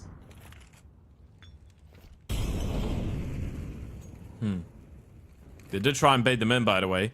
One player just dropping down, nading. So far, that's been Forzi most of the time, trying to make it look like the Oper is down there to invite him to go for the short swing, and then Forzi's posted on the deeper angle. But Zero Tenacity not buying into it. Nemanja has actually pushed through that door smoke with the bomb on his back. That was a bit of a risky maneuver. Thankfully, there was nowhere there to punish. And again, it feels like they're going to regroup and maybe go into yet another short play, unless they want to explore their options in towards middle first. I mean, they've demanded respect in mid. They've split the map in 2. There's no one nearby CT, not to their knowledge, though. And they're looking to break towards the B side. This looks very much like a potentially B pop. They have no one in tunnels. This is a fake. They just wanted to show the bomb. They're not playing B here. You're right. 20 seconds. It keeps clear these busy towards the B site, and it makes them leave the A site as well. That's when Zero Tenacity use the chance to pounce. And finally, they find the opening picks. The E-Live holds on for a little longer, but the site is clearly under Zero Tenacity's control, though they need to get the bomb down quickly, and that's exactly what they do. 3v4, and Eclot, I feel they've called this one off already. Yeah, rotated a little bit too much, right? Didn't leave a single player towards the back of the ramp. Didn't leave anyone nearby the A bomb site, right? And then both rifles are just caught in the middle of nowhere, trying to sprint their way up, stop the T's from crossing in towards the bomb site, because you know if you let them do that, the round is already over. But you're throwing yourselves out there for really uncomfortable fights. You're just hoping you're going to be able to best them individually. Forzi in no position to do anything with that AVP. MPQ in no position to do anything with his. And I guess the silver lining is they still don't know there's a double AWP in the mix. But Zero Tenacity, that short play was... And I mean, the fake for the B split was really cool. It is risky because you really did want to show the bomb on middle. So Nemanja was taking care of that himself. He was the one risking it. And he got away with it. 3 rounds on the T side, potentially 4. Eclot still have that double AWP in play. And as we already said, Z10 don't know about it yet.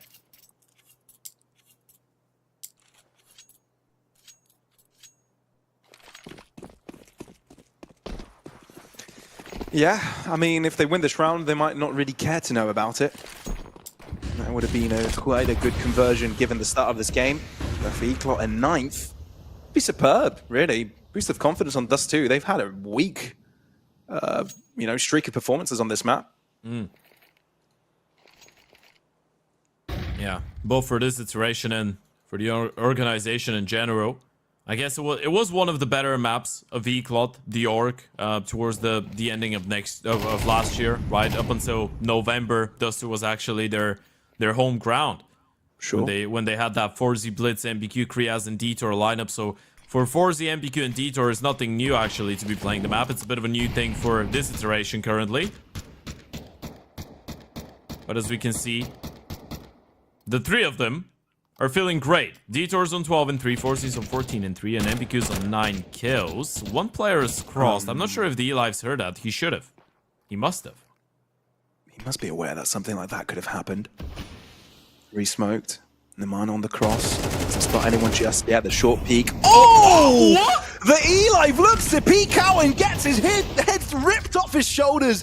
and so does a player that walks out of Catwalk. That is one way to win a quick round here for Zero Tenacity. This is damage control as they win quite a few in a row by the end of this half. That might have been one of the craziest double kills I've seen in a while, by the way. Nemanja just... And I thought they knew. I thought they were aware of the possibility, but then he goes silent for such a long time, they just have no clue. Look at the second kill. YaLLa didn't even try to peek yet. He just turned around. He headshot him through the box. Man. That's ridiculous. He just spotted a little pixel of his head when he turned.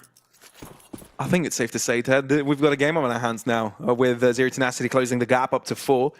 This is very much within reach. That's what it feels like. One pistol round is going to make the difference here. If Z10 pick up that pistol, then you're looking at an 8-5. And Nemanja's just rocked up. Lower tunnels as well being contested. One player being chased right after, and it's Brute Monster to end up with a pickup. So on both fights, both fronts, it's Eclot to win it. Zero Tenacity, rather. Maybe there's a chance now to the site. Simka ends up with 2. If he gets a third one, that would be maniacal. Eclot need something, and the Elive might be able to provide it, but with 50 points of health and 3 players going all the way around him, there's going to be a potential collapse. Simultaneous collapse at that, but he's able to coach that gap a little bit. He's fighting one head after the other. The Elive, the new captain of the roster, might just be showing up right now. How many bullets has he got on the chamber? It's 6 in total, but he's playing this position like a chump. Down to 3, and he goes for the reload. 50 seconds on the clock. He knows that he's got plenty of time to just start around, and now there's pressure. Avian knows that he's struggling, but he's able to pot a lot of shots onto Eli, putting him down to 18 points of health. Goes for the stick, knows the pressure is now off his shoulders and onto his opponents. Jump up. Avian is looking for a Kukli Hail Mary. But they're not simple ones to replay, and now with dualies, he can just go for the spray power. All the Elive needs is an accurate headshot, but Avian finally closes up the gap. There was no right for that round to be any close. That was a 1v5. That was a 1 versus 5 attempt from the Elive. He gets 4 kills in the bomb plant. It definitely feels like a massive relief. It feels like you've dodged a bullet. You've dodged an entire piano just trying to fall right on top of you if you're Zero Tenacity. That was a crazy play coming out of the Elive, and fair enough to him. He did a whole lot of damage. That would have been the sickest round of the game so far. One of the best clutches of the event, maybe. Not even maybe, definitely. Yeah, you're kidding me? And Zero Tenacity, I don't think he should be smiling, by the way. I mean, I did see the smile. I don't think he should be. You lose 4 people in that situation. The force buy is still coming up for Eclot. If Eclot win that force, Zero Tenacity are not out of the doldrums. Right. Sure. Okay, they can smile. Yeah, all they want. I mean, it's some streak of form we're seeing from Zero Tenacity, not only now on the switch of the halves, but towards the end of the previous one. And I feel like that's super important for them because the game did not start on their side of the coin. Oh, big kill. They're going short now. That's going to bait it in rotations. For a little while, and the Mactane keeps on giving. Kashin goes their bank account, but now Brute Monster needs to get taken care of. There's a second player out along there to assist. Oh, it's a tough one. It's a fickle one, especially with not much utility available to them, but the Eclot rifles start to chime stronger. You know what? That was a really tricky one for Eclot to win, and it's... I mean, I want to give all the credit to Detour. The fact that he gets a double kill, the bomb was already out short. They were still walking into 2 players. There was a good chance that Eclot just get completely mowed down. It all comes down to MBQ there. If MBQ's not able to win that first fight onto the plat player, then they could have even lost the round. Spacing was a little bit off. There was no one nearby, no one to try and refrag him. He was the one with the rifle. This is a round that you win with Force surviving, and you put Zero Tenacity in a really difficult situation. It all comes down to both Detour and MBQ just stepping up big time. We're going to check it out here in Nemanja with the opening through the smoke.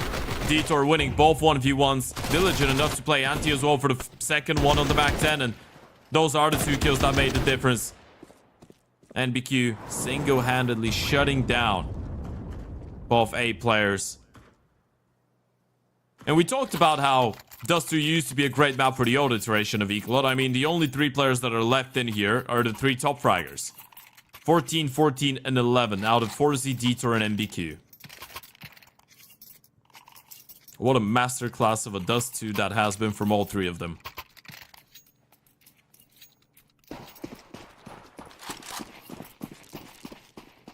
And do you know what you say when you have 3 people playing outstanding Counter-Strike, Pavlos? The trifecta. Yeah, I was gonna say you have a great Dust2 team, but trifecta's good as well. Oh, wait. Okay, there's a bit of a trade here and there. Zero Tenacity are finding some answers. It's a force buy from them, knowing that they need the lost bonus to get right back into things. So, Eclot need to be a bit more careful about this. Can't just keep on giving players left and right. Hello. That's Hello interesting. indeed. Chofo, that hurts. Don't think they Does know. Eclot... Oh, they have no idea. Now they do. Oh, that is rough. That is rough. If you're Brute Monster, you might as well be punching your monitor, hitting your head on the desk, and asking for a medic because now you've got a nosebleed. Yeah, unfortunately, this is not the Valorante game, so you can't get healed. You can't ask for a medic. Although we did have health shots. Like, you could have said Team Fortress 2 there. I feel like that was very targeted. Yeah. I'm targeting every single game that has a medic. Because you know what? In real life, when you get shot in the arm, you can't just get someone to shoot at you with a green plasma gun and then everything's healed up. You're right. I was just saying because of how quickly those 2 kills went in Yeah, Eclot's way. But yeah, it's just a piss around, and Eclot are looking to make clean work off of it, given that the start of this half and the end of the previous one weren't really flowing the way the start of this game was.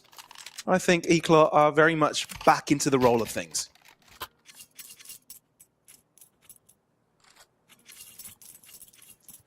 Now this is looking a lot more like the first half, isn't it?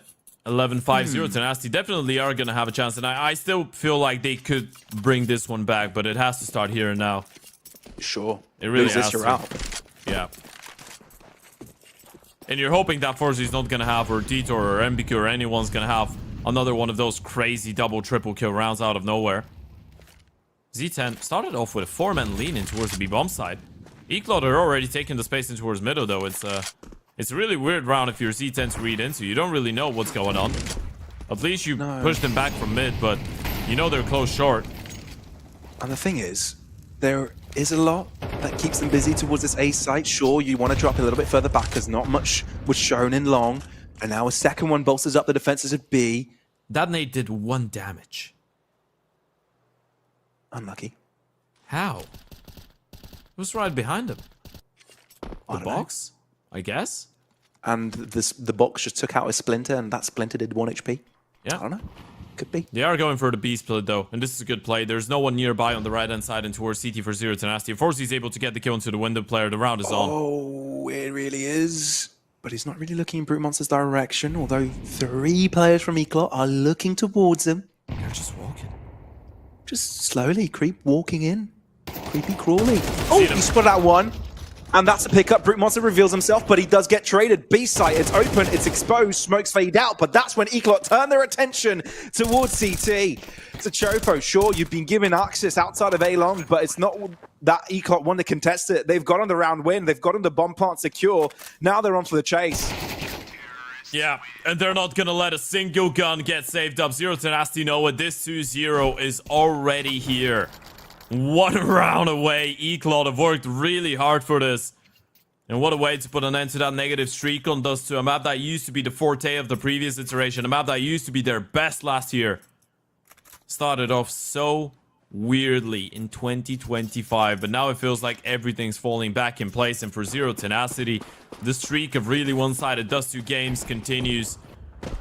A 6-13 loss to Ecstatic towards the end of 2024. A 13-5 loss against Amco. A 13-6 loss against BC Game. And a 13-3 win against the Eyeballers. And this could be a 13-5 loss. There's an XM, though. I'm always afraid when there are XMs in play. Yeah, never mind. Maybe I shouldn't be so afraid. Maybe this is just not my type of elo game.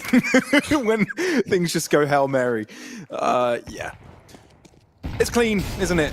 It's very clean, and with the 2 players remaining from Zero Tenacity, you sort of hope that they go in the direction where you want to stack up. Mid to be contested. Still, nearly all of the utility available. None of it really was necessary at the start of this round. Satrofa shows where he stands, but not for long as his feet get ripped to shreds. Brute Monster receives a bullet to the heart, and YaLLa are able to take down Zero Tenacity with a quick 2-0, giving themselves a nice leap into the 2-1 bracket in the Swiss stage. Yeah, as we said, it makes life a lot easier for them, doesn't it? I mean, it puts them in such a comfortable position, and the fact that they get such a clean win as well. It's been a while for the side of YaLLa. As we said, both teams in pretty negative streaks right now. YaLLa have lost 3 out of their last 4 best of 3s, winning against Fnatic in a 2-1 fashion, which was an incredibly impressive one, but 0-2 losses to the 9 Pandas, to Forza Reload, to 500. It really has been a while since we've seen a 2-0 win. That was 2 weeks ago against Spirit Academy, but this one was clean, man. And an interesting fact, by the way, this was the 4th game between Dynamo YaLLa and Zero Tenacity as organizations, and it's the 4th time we haven't seen all 3 maps as well. It's always a 2-0 for one of the 2 teams, and for YaLLa, they're definitely going to be really happy, especially with that second map. Mirage might have been a little bit scrappy, and I feel like we can still make the point that Zero Tenacity could have actually picked up that first map if it wasn't for Forza going absolutely nuclear, but on Dust 2, it wasn't just Forza. It was Forza, it was MBQ, it was Detour, and of course, it was the main man himself, the YaLLa, who is the boss of it all, who is the main captain of it all, and that's who we're gonna be joined by for an interview. Hello. Indeed it is. Welcome, YaLLa, to the broadcast. Congrats on your win, and it's lovely to see your face again, man. Thank you. I'm glad to be here again. Awesome. All right, let's just talk us through this victory, right? Because obviously last time we saw you, it was a completely different scenario. You had playing up against a team that was the first time that was sort of playing at this level. But this time we're seeing you against Zero Tenacity, and your victory looked clean. What kind of allowed you to be so clean today? Clean communication and precise decision making, I would say. We had a really calm and clean communication, so we were able to speak what our thoughts are, and that helped us to win, I think, the most. Talk to me a little bit about Forza, by the way, because I think regardless of the lack of consistency so far this season, it's been really obvious that Forza is playing some great Counter-Strike, and I think it's been a long time since he's been playing like that. Have you noticed anything new in the way that he's preparing, or you think it's just the fact that he feels really comfortable with this team that allows him to play like that? Yeah, I think the second choice, because he's organized guy. He likes to have a routine, so I don't think he actually changes something. I think he's really he feels himself in this team, and he's doing what he believes. So he sometimes do some crazy stuff. Also, like on Dust, he went through smoke and killed Opper on long, then going back to smoke, throw a flash, and won us around. I was in the spectate, and I was very happy to see it, so, because it's in my team. Yeah, fair enough. And for this match in series in total, I think the veto was also something we were looking at, considering Dust 2 is not where you pretty much found any success this year. I was just wondering what was going through your head when you were like, okay, let's leave this open. You know it's probably going to be picked up after you go for the train ban. So yeah, how confident were you coming into it? So we had a decision between Dust and Train. So we overall thought they are a better Train team than we are, so we ban it. And on Dust, we just wanted to play the simplest Dust ever on CT, because we are not good at doing some like advanced stuff, and we just bring basics to the game in Dust, and it goes pretty well because we were pretty decent in basics. I mean, that's one way to say I had 3 people that were nearly 20 and 5 as well, right? Yeah, when you get all the headshots, things work. Also, yeah. One thing I wanted to ask you about is, obviously I'm kidding about the Dust. This is now your 10th best of 3 out of the last 11 that is finished after 2 maps. It doesn't matter if you've won it or lost it. Most of your game seems to be over just 2 maps in. So it's either you destroy the team on the other side, or you get destroyed yourselves. What do you make out of this? Because it feels like there is a little bit of lack of consistency, but when you guys are on in the server, there's a lot of teams that are struggling against you, and then vice versa. When you seem to have a day off, then things are just not clicking at all. Okay. First of all, a really good question, because I need to think of it myself after the game.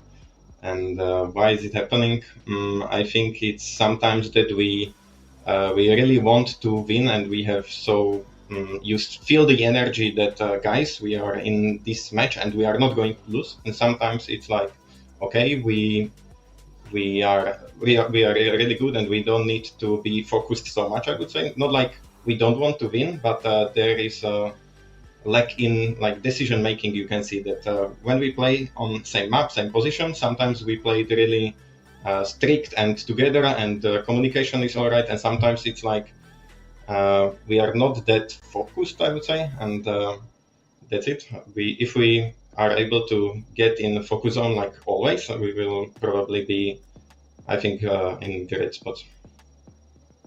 Cool. Well, thanks for the insights there, Eli.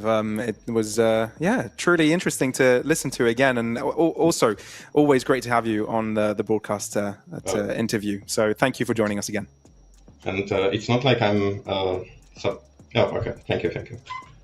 Bye. Continue, please. Okay. So... yeah, for sure. It's like we know how to do it, but sometimes we just we will work on it. Yes, thank you. Yeah, bye. Okay, I think cool. I get what you mean. It's just when you're playing that many officials, it's difficult to have the same mentality going into every single game and every single round and every single situation. Yes, sometimes our A game is yes. Okay, so we understand. Yeah. Okay, thank you. Bye-bye. Love it. Thank you so much. Again, lovely to hear from you. So yeah, best of luck with your next matches, and hope to see more and more of that consistency coming your way. Best of luck. Yeah. See you next. Man, Yeah, what an I love amazing him. dude. I love him so much. So much. You know why I love talking to him? Because I can tell that he can speak a lot about what is going on. It's just the little factor of did I speak it out? Did I say it out and express myself in the proper way in English? You can tell that he's going into those interviews being like, I actually want to say the truth. I want to speak out the right things, and I appreciate it. He's trying to give us as much insight as possible. DayLife is officially my favorite player to interview in this season of YaLLa. Absolutely. We've had him twice so far, and both the times giving us insight. But the man of the show was definitely Forzy today, the star AWP of the roster. He comes alive completely, and today was definitely a pleasure to watch. Because let's be fair, a lot of positions he took were off of the back of him being confident, Sure. right? I don't think he takes these positions day to day, and it's not somewhere that he would be placed normally, but the fact that he was just hitting his shots, he just had some outrageous moments which just extrapolated in him having an extremely insane performance today. Yeah, I think as we just discussed with DLive as well, they were trying to play the most possible simplified version of those two as well. And the joke I made there was like, if you're playing simple Counter-Strike, then your performance comes down to simple things, right? You're making good decisions and your individuals are shooting. You're making good mid-round calls. You have the right read on the game most of the time, which I think even though the DLive individually didn't play his best game, I think the way that the team was standing and moving around together and playing well off of each other, it is just a great example of and a good reflection of the fact that the DLive apparently had done his job right. And when you have three people just firing on high cylinders as well, that's gonna help, right? You're playing basic Counter-Strike, people are killing their opponents, they're communicating cleanly, you're making the right calls, everything just falls into place really nicely. Well, the next match coming is Sashi versus Chimera, but you're going to have to wait a little longer for that one, so make sure you stay tuned to the stream, have a look at the time and see when that one will be coming live and your way. But thanks for joining us for the first match of today here at Compass, and we'll see you in a bit.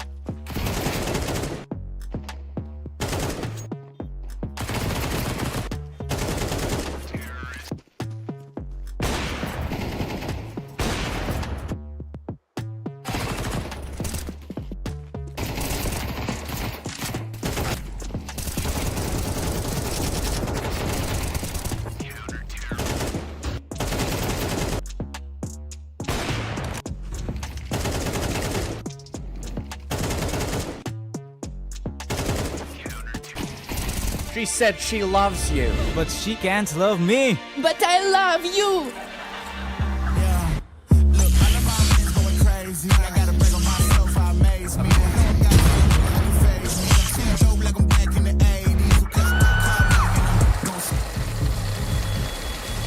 I won't play window anymore. What's going on? Play your role. 1xBet. On to the next one. YaLLa Compass 2025 season. If anyone keeps through, they're both dead. They're both dead in the smoke. Bomb drops, popped up behind it at the edge of...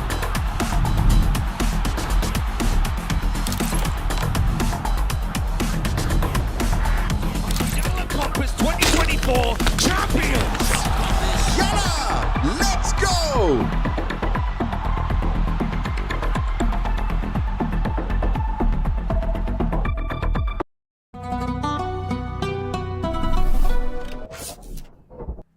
Welcome back, everybody, once again to YaLLa Compass Winter 2025. You've already seen a little bit of CS action today, and of course, things are still looking quite hot with the 1-1 bracket still being underway. I'm joined by Travis to bring you the action, and as much as I'd love to do intros, right, I hate how our names are already introduced like straight off the bat with like a little banner, so it feels a bit redundant, doesn't it, Trav? Listen, my name is Travis. I go by Trav. I love Counter-Strike. That's why I'm here. And your name's Waldarity. Same thing. So yeah, listen, we're all here for the enjoyment. Definitely not my real name, but yeah, let's go off, Queen. True. Okay, Faraz. Yeah, I'm sorry. Yes. Get it out there. But yeah, we've got an interesting game, of course, coming up second today. Sashi versus Chimera. It's a kind of a weird one in a way, because obviously both these two teams have technically played each other a lot last year, but that was when the core, of course, of Chimera was still under the Aurora Academy, Aurora Youngblood roster. So they've kind of evolved since then, I suppose, but form for both teams this year is a little bit rough. Yeah, it has been, right? And for Sashi, I mean, the whole reason they're going through sort of like a rebuild is because of the fact that their performances were super underwhelming. You look at their history a little bit, their last Tier 2 victory was 8 months ago. So around the middle of the last tier mark, they pretty much fell off, right? And when you look at some of the replacements they've made, right, like you bring in Zyphon in this place of Mister, that guy was replaced despite actually being the highest rated Sashi player in the RMR where they bombed out, right? So knowing that, I feel like there's big shoes to fill for the replacements that have come in. Yeah, it's a weird one right now, because obviously, you know, you've got the Ex-Astralis sort of leftovers of Ultex and Lucky, right? You've got Zyphon, who I've always thought was incredibly talented. And when I saw Sashi had picked up Zyphon, I was thinking, okay, that's an absolute slam dunk. He should fit like a glove. He should be the fragger of the team. And sure, he still can, but the roster overall seems to be struggling for results. And as you say, like, you know, this is a team that probably should be getting a deep in Tier 2 cups, in my opinion. They haven't really had that for a while. They've had some wins, sure. I mean, they beat Cybershock, they beat Navi Jr. a week ago. There's decent wins, but the consistency isn't there, and that's the main problem. I mean, like getting blown out of the water by Monty and Bait, and especially losing to teams like Forza's Academy team and Rush B in one of the ranked CCTs, right? That really hurt them, and yeah, they're not in a great position right now at the moment, I'm afraid. Yeah, that's just been the issue for Sashi ever since the middle of last year. They've not been able to furnish any results. You see those couple of hiccups coming in the form of Altex and Zyphon, and now they have quite a lot to do to sort of furnish a new ranking for the Sashi roster. They have quite a few bricks to lay out, I suppose. Now, you look at the other side, you look at the Chimera roster, and man, I have got some bad news for you if you thought that the Sashi form was not looking good. Yeah. This is some of the worst form I've ever seen from a team in Tier 2 CS. 16 map losses and 3 map wins in the past few best of 3s that they've played, and a streak of 8 losses before it was finally broken in their matchup against ESC right here in YaLLa Winter Compass 2025. So I guess we are in the spirit of giving these days, I suppose. But yeah, their ratings, I don't even want to talk about their ratings, right? Because they have been pretty much destroyed by their recent results. From my experience of covering Aurora Youngblood, have enjoyed watching Blue White and McCuse, and I think Blue White is a top rated for a reason. I think he can be a very important player and look very solid. But yeah, I mean, recent results are so painful. You painted the right picture there. I mean, even losing to teams like K27, Apogee, like Alaska, CS2 News, which is that team with some of the X-Team Space players, right? And like X5, Trunic, Fuzzle, Idis Balance. Like, these are really, really poor losses. And don't get me wrong, the Aurora Youngblood core wasn't exactly setting the world on fire, because I think their main carry was, of course, Grix, their AWPer, who's now on the main Aurora team. But yeah, and it also kind of pains you to see that their only win, like you mentioned, right now is, of course, in YaLLa Compass, which unfortunately is currently unranked, right? So it does absolutely nothing for them in the scene at the moment. Their only real map they've got in their wheelhouse is Anubis, and they've only played it 3 times anyway, so it's not really, you can't really read much into that. So Sashi's form isn't great, don't get me wrong, but if they don't 2-0 here, I will be incredibly surprised. I guess, like, the one saving grace maybe I want to go for is, like, pulling, just sort of, like, manufacturing this yardstick right now to give them some silver linings, and it's the fact that, hey, we have actually seen Sashi lose to ESC, and we've seen Chimera win against them, but obviously there's, like, 5 weeks in the middle of that, so, yeah, this is me just trying to just inhale some copium right here. But that being said, I mean, there's definitely pieces in Chimera, right? You talked about Blue White, and there's a good reason that you talked about him. It's because despite the loss streak, he was still pretty much on the top of the scoreboard every single time, looking pretty damn good. Now, it's really nice that you mentioned that, you know, Grix was on his way out, because that also means that there are a pair of big boy boots left to fill, and Zender's feet are going to have to be responsible for it. Now, we're going to quickly take a look at the map veto to see where all this action is going to be taking place, to see whether or not there are any more silver linings for either of the rosters. So we see Nuke and Anubis being taken out first. That's a bit of a punch to the gut if you're Chimera, because, you know, you talked about this, Trav. Anubis, it was kind of their bread and butter. They played it a lot. I mean, they do have a secondary choice, thankfully for them, and actually their secondary choice is a weakness of Sashi, right? Mirage, Chimera play it a lot. It's actually their top played map, 19 times past 3 months, and you know, 33% for Sashi. I mean, just looking through their losses here, they got blown out of the water in 3 games in a row at the beginning of the month. Paravision, Bait, and Monty. Don't get me wrong, difficult teams to play, but 13-2, 13-3, 13-2. You know, that's worrying. And their last attempt was just about a week ago against Cybershock, and they lost that in ESL Challenger League. So, yeah, awkward for Sashi. If there was a map which Chimera could win, it definitely would be Mirage. But the rest of the veto, even though Inferno doesn't look too great for them either, they have quite a lot of experience on that map with their individuals. It's not one of Chimera. Chimera don't love it as much. Even though the veto, the numbers might suggest a Chimera, a map, or maybe even a close series here, I'm still convinced Sashi will find a way to get this done in 2, even on their slightly poorer Mirage. And I will say that although long-term their tournament victories haven't been looking all that great, Sashi have still had a baseline that is miles above Chimera, right? So I think in that sense they can kind of rest on their laurels. They should be getting this one done in 2 bites. You're totally right about that. But then that also brings into question whether or not Sashi can actually make it look clean, right? Because if that doesn't happen, then suddenly question marks all over the board, right? And you do not want to not hit the road running when you are trying to build this new roster, right? You want Zyphon and Altix to feel super comfortable coming into this new lineup, and especially when you're essentially playing against small fry, at least compared to the ranking that you've established for yourself, at least compared to the individuals that you've got on your roster, you cannot risk running into confidence issues straight out of the gate, even if you are playing in an unranked tournament. And yeah, for Chimera, right, you mentioned the replacements they've kind of gone to fill the old Aurora Youngblood core. You know, ShineJez is one of those players which I actually have seen quite, you know, explosive rounds from in the past. I think he can be a bit of an aim star, he can have these pop-offs, but consistency is clearly, when you look at his numbers, not really there at the moment. And you know, he's still young, he's 19, he's had experience before, some of the earlier days of Cybershock, and you know, I think even, I'm just looking at it now, like he was on Navi Youth at the very beginning of his career when he was more probably at that point for 15 or 16 years old. So, he's had some experience playing on Beterra for a while. Beterra really didn't have a chance to play much at all other than Challenger League a couple of times. So he hasn't really had a huge amount of experience, it feels like. Now this is a chance to play more. And Chimera have been playing in a lot this year, right? It's not like they've barely had any opportunities. They have had enough invites to be able to at least play and compete. But as you mentioned, what was it, like 16 map losses to 3 map wins? It's in those last matchups, it's not really much to talk about, even though they are getting that experience through a lot of other tournaments. And of course, Sashi as well. They did lose one to the Aurora Youngblood Court last year in European Pro League.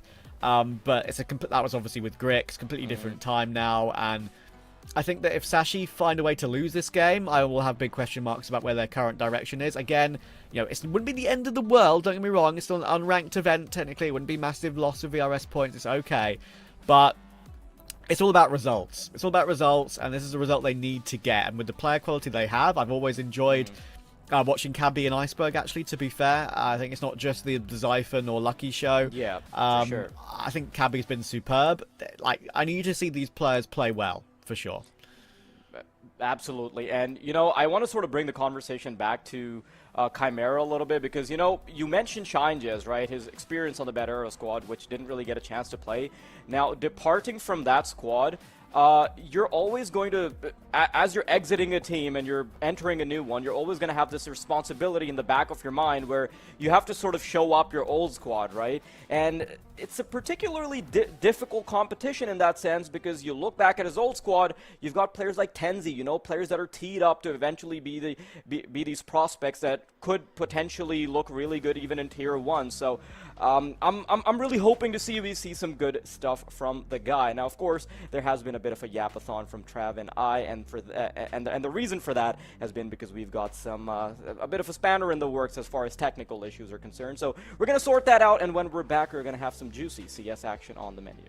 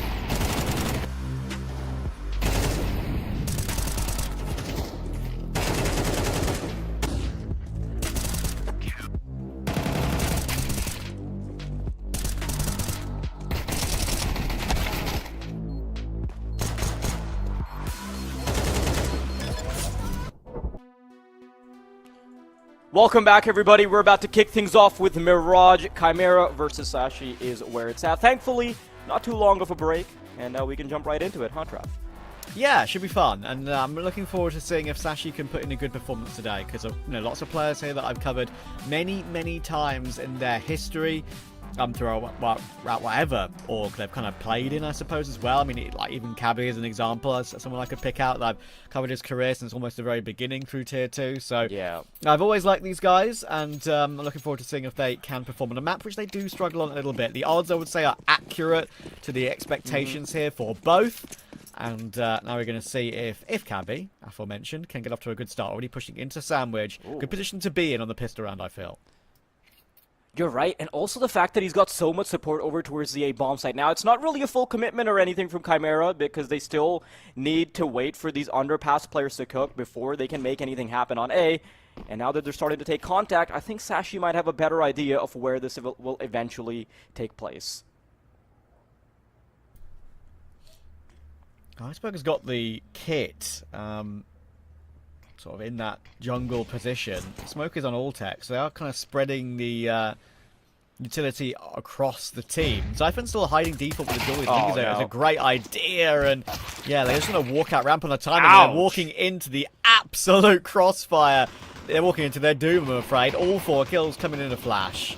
Yeah, pretty much. We see that round start, and it's already apparent that it's going to be a bit of a meat grinder. Right now, it's just the IGL remaining, trying to pop off some shots with the P2, but even a consolation prize will not be awarded, much like a claw machine. Now, Sashi, first round under the belt, pretty much what you would expect. Maybe not as dominant as you would expect it to be, but it's definitely a great start for Sashi. Now, you look at the side of Chimera, and obviously the money's just, well, next to non-existent because they didn't even get, well, consolation frags to say the least. So, yeah, the only thing we are going to see is a couple pieces of util.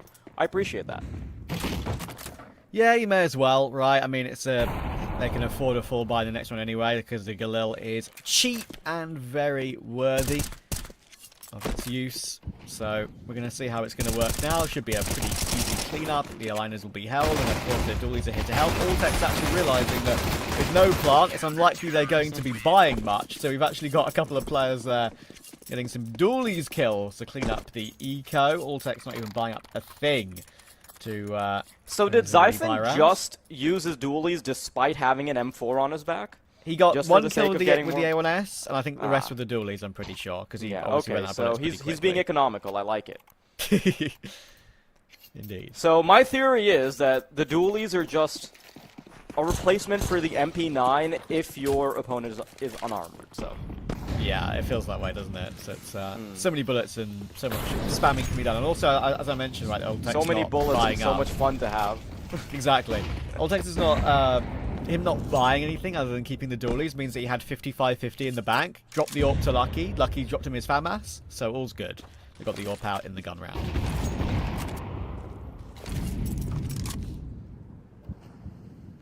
Slow progression from Chimera. Leaving themselves relatively exposed on middle, but that's okay because Sashi have a pretty conservative setup here.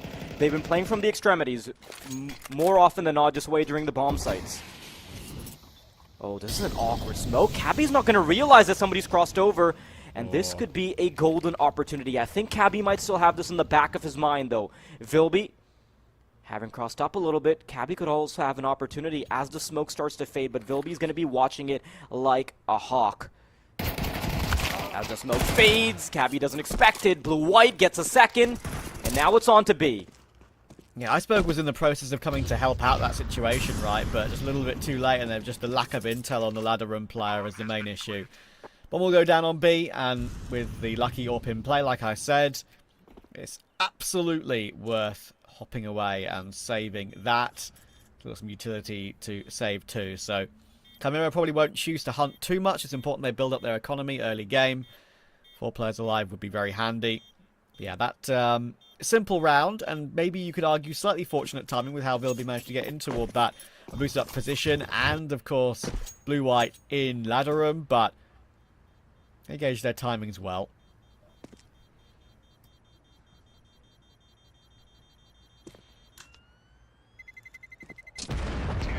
It did, in fact, just come down to the fact that you see a player sneak into ladder room and, well, it just crumbled beyond that point. Sashi, though, I do appreciate the fact that they're not too antsy about trying to go for a retake or anything. They know that as soon as they lose control, there's no point in wagering their weaponry for a marginal chance at an outcome, at a positive outcome, that is. And Chimera will still have to take another crack at fully locked and loaded weaponry. Sashi want to make this a third without too much of a speed bump. Lucky getting ready for the initial shot. Disallowed courtesy of the smoke, and once again, Chimera, a slow start. Pitching to burst past the smoke, top mid. Flash will go over now. It's a bit more of a basic top mid take. No, not really much pace to it. Still using that old-fashioned top mid smoke to gauge and allow them to cross over. Electric Nade shouldn't do too much here. Zyphon won't be peeking it, and he's going to try and respond with one of his own, but has to reload after using it. So a bit of a waste, I feel, of utility there for both sides.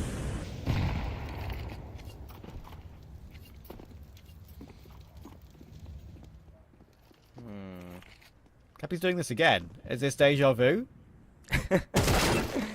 Oh, not this time! Vilby down. And Chimera, they realized that that was pretty much the only prong that they really had to try and poke with early on, and this is why they're going to have to try and accelerate their pacing through B apartments. Shine just responsible for getting an opening, and Iceberg's feeling a bit threatened. He knows he's got to fight short, but reinforcements have now started to arrive. 25 seconds, they need to make a move fast, but so many CTs sprawling on the side already, all duels won, and they're still trying to take pot shots. Zender's the only one that comes out with a good outcome, but getting this bomb down, nah, that is not going to happen. Yeah, lovely little crossfire there. Just having 2 players in position was way too easy for Sashi. Chimera had I would say, the right idea with how they went about it, but just entering through the B apartments is so impossible. It feels so impossible when you've got so many angles to worry about.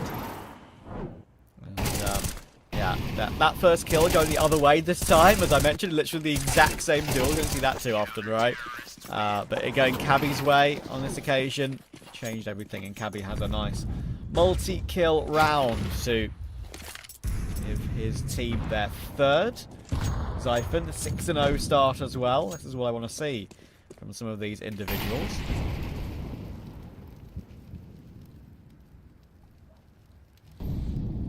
And yeah, I mean, Chimera may have 1 round on the board right now, but it is worth saying they only have 1 kill on 3 separate players. So right now, individually, Sashi is clearly the superior. Yeah, you're right. Even that conversion came off the back of just finding a good timing, right? And I feel like replicating that is a bit of an exercise in impossibility. Blue-white, already taken care of, and you've got to remember that's their star performer. He's supposed to be the one that is spearheading any of their victories. Him out of the round makes things a lot harder. Zyphon waiting to receive. Close line at the ready. AK is good, and he's good for 1. Tad bit of damage as well. All ticks on the reinforcements, and when all is said and done, it is Vilby up against... Ooh, never mind. McHughes is still alive. Totally missed that. A 2v2. Very doable now. Very spooky, McHughes. Never mind, I saw the getting future. that 1 kill. But you did see the future. Now Vilby does have the clutch. Lucky held the line. Oh, the miss actually from Iceberg. Took quite a long time to finish that kill. Could have maybe even saved his teammate there, but it doesn't matter. What matters is that he wins the round, even if it is with 1 player remaining. Lucky does really well in that round. Starts it, doesn't end it, but gets that really important kill to make this retake a lot easier. Even though retaking with the North is pretty difficult. So they did lose control of A quite considerably there, but that was a really nice catch. Just because he's getting behind default as well, right? Could have easily missed that one, or when you see 2 players jumping across as well, it can always make your vision a bit weird. You don't know who to shoot, right? So as much as I'd like to pat him on the back for that kill, right, I do feel like it's also a bit of a fumble from Chimera because it's that late into having taken the site and they're still not establishing any control towards triple and default. Kind of just worried about potentially CT aggression or anything of that sort, even though they've already gotten plenty of kills to at least minimize the chance of that happening. Chimera now down to the sidearms.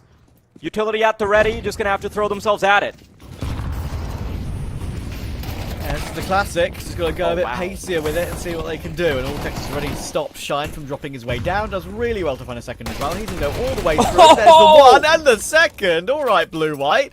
He's got a AWP now to have some fun with. M4 picked up for Vilby. This is on. Yeah, I mean, you can set up the clothesline with the AWP. Vilby, he's going to have a chance as well. And they might even be debating whether or not to go for this. The head spotted in firebox, but not connected upon. Zyphon starting to back away, but he's getting ready for the CT flash. Vilby preemptively peeks, and he's going to avoid the flashbang. And that should completely disincentivize Sashi for going for anything. Wow. Underpass a shortcut to a quick save. But man, that opener from Blue-White is criminal. Got a round to win if you are Chimera. When you lose the opening 2 kills like that, it's such a settler, right? You feel like, okay, the pistols are running at us. We've got a 5 versus 3. Alltex has done well to get 2 and stay alive. We should be all right here. But Blue-White says, well, hello. Just runs through the CT smoke, knows that Alltex is in the process of reloading, and finds a second as well. And that CT flash that you mentioned, Vilby was a lot deeper in that position than Sashi were expecting. Then he got a bit of a freebie, and yeah, was ahead of that flash pretty much too. So Nicely done for Chimera. Something to speak about, and of course winning with all their, I think 4 of their players alive in that one, or 3, sorry, of their players alive in that one, means that their money's good. Winning on a half buy, they've got a buy in arrears now.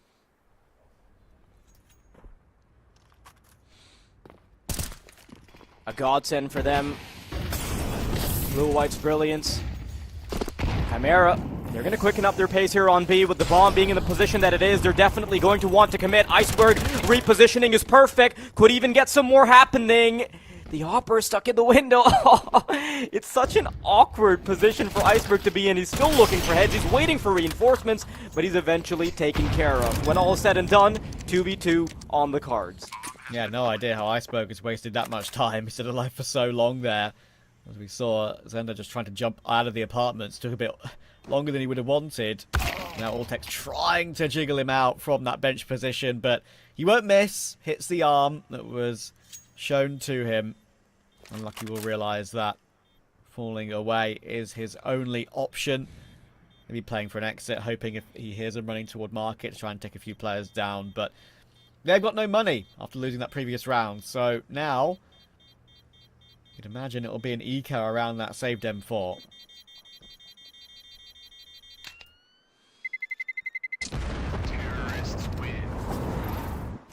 You wind the reel back a little bit and you realize that this could have been something like a 6-1 position for Sashi, right? All comes down to Blue-White getting those openers, the conversion of the Tech 9s, and now they're running out of money. Sashi, they'll have to play around the M4 as you just mentioned, and this is allowing Chimera to get away with a pretty solid looking T-side already. You put 4 on the board, you can wager for more.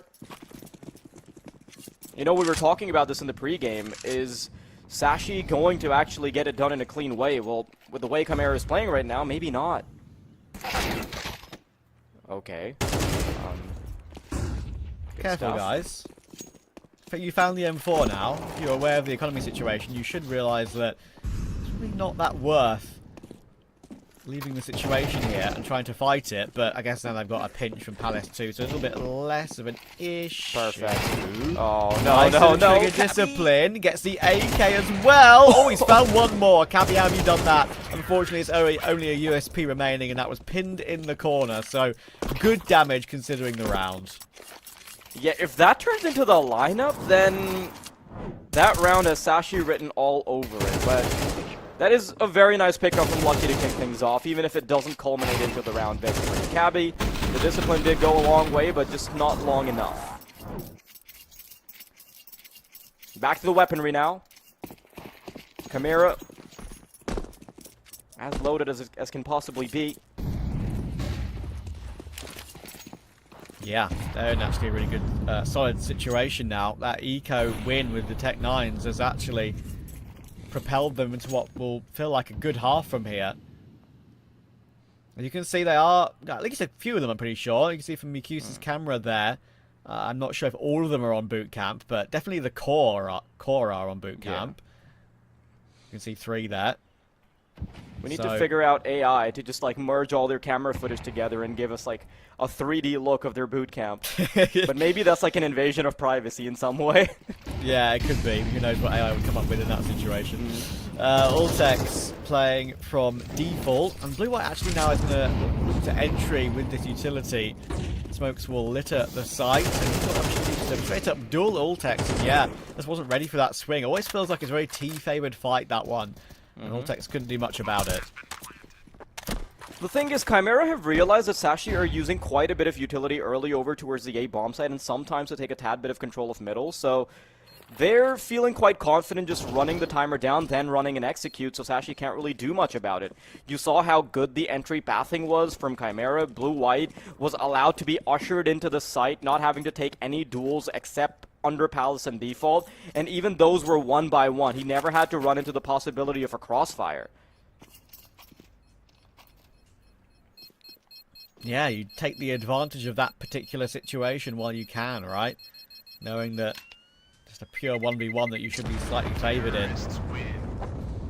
I really do think that Sashi aren't playing like they're the better team. Like, I would be expecting them to go for, you know, bouts of aggression, maybe condition them a little bit on middle. Perhaps you see something a little bit more antsy on ramp, but outside of maybe Cabby pushing himself towards Sandwich in the pistol round, we haven't seen much of that. Yeah, I mean, Cabby's given it a go towards short right. We saw that, you know, double round in a row where once he lost to Vilby, and then the next round he But he that got was the a better solo of him. endeavor. But that was that was a solo endeavor, and so often successful rounds on CT Mirage when you're on when you're going for sort of mid fights has one player peeking from window, one player peeking from con, and one player from short all at once. That's actually kind of what they've got here. But again, it's quite sort of it's hesitant in a way. They are at least showing presence at it though, so it's warding Chimera away for a bit, and Zyphon will open it up, but that's a piece of the puzzle removed. Now the connector player, ooh, it's a bit scary for Lucky, but he's been able to get away. Yeah, kind of surprised. Thought the nade would follow him home. Talk him into bed. Sashi still playing a bit on the back foot. Connector control starting to be given up now. So much pressure about to come through for the default player. Altix down. And Lucky had to stay alive to make sure his teammates could feel a tad bit more comfortable. Cabby, Iceberg. Once again, gotta lace up your shoes. Start running back.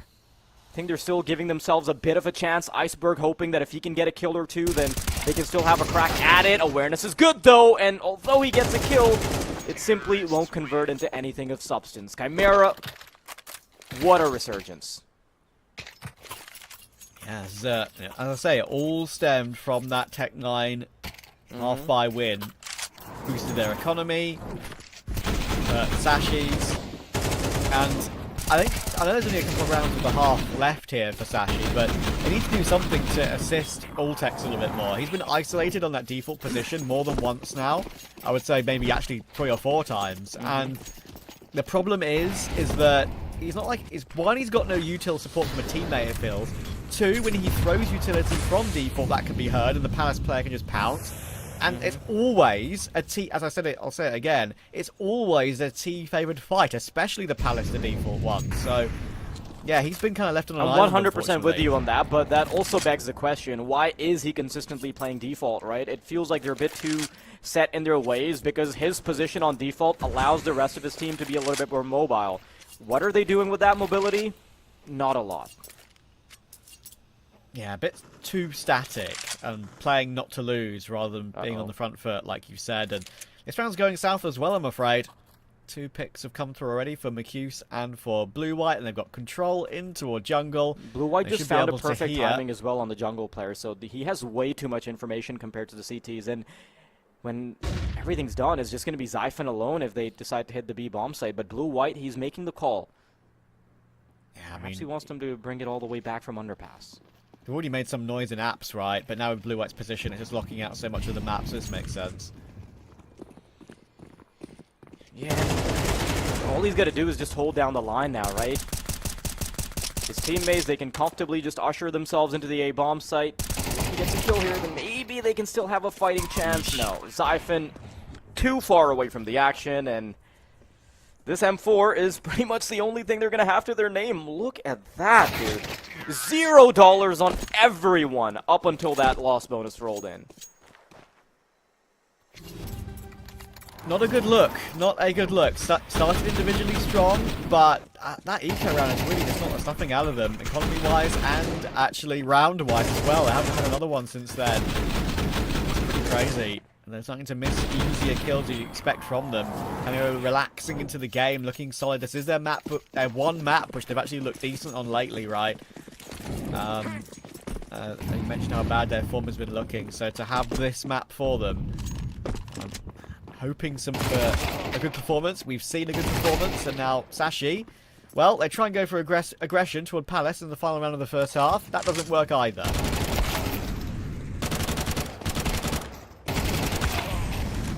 And I can't help but wonder where this aggression was when they had the budget for it, right? When they had the budget to condition Chimera for future rounds. Now, this is just an isolated bout. Iceberg, a desperate attempt to crack a skull or two, but seems unlikely. Will get a lineup though. Aw, that's unfortunate. Chimera, against all odds, 8-4 start. What a way to do it. What a streak. They'll be loving that one, and they look really good with it as well. They've got Blue-White to thank, not just for top fragging across the opening half of the series, but for getting that 2k in CT with the Tech 9s to really thrust them back into the game. And unfortunately, I mean, I understand why Sashi have gone aggressive here on a round like this. Right, you've got lesser weaponry.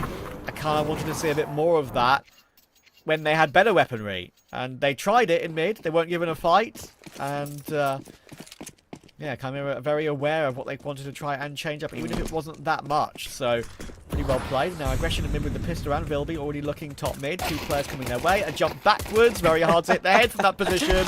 But Cabby sacrifices himself for the cause. We'll see whether or not that sacrifice is going to pay dividends. Cabby, he served enough of a distraction to get his teammates onto the A-bomb site. Blue-White, great pickup to be found on middle. A 3 versus 4. They are starting to find heads, but this two-man push from CT spawn is making it nigh impossible. Altex, Glock, against too many targets, equals a round win for Chimera.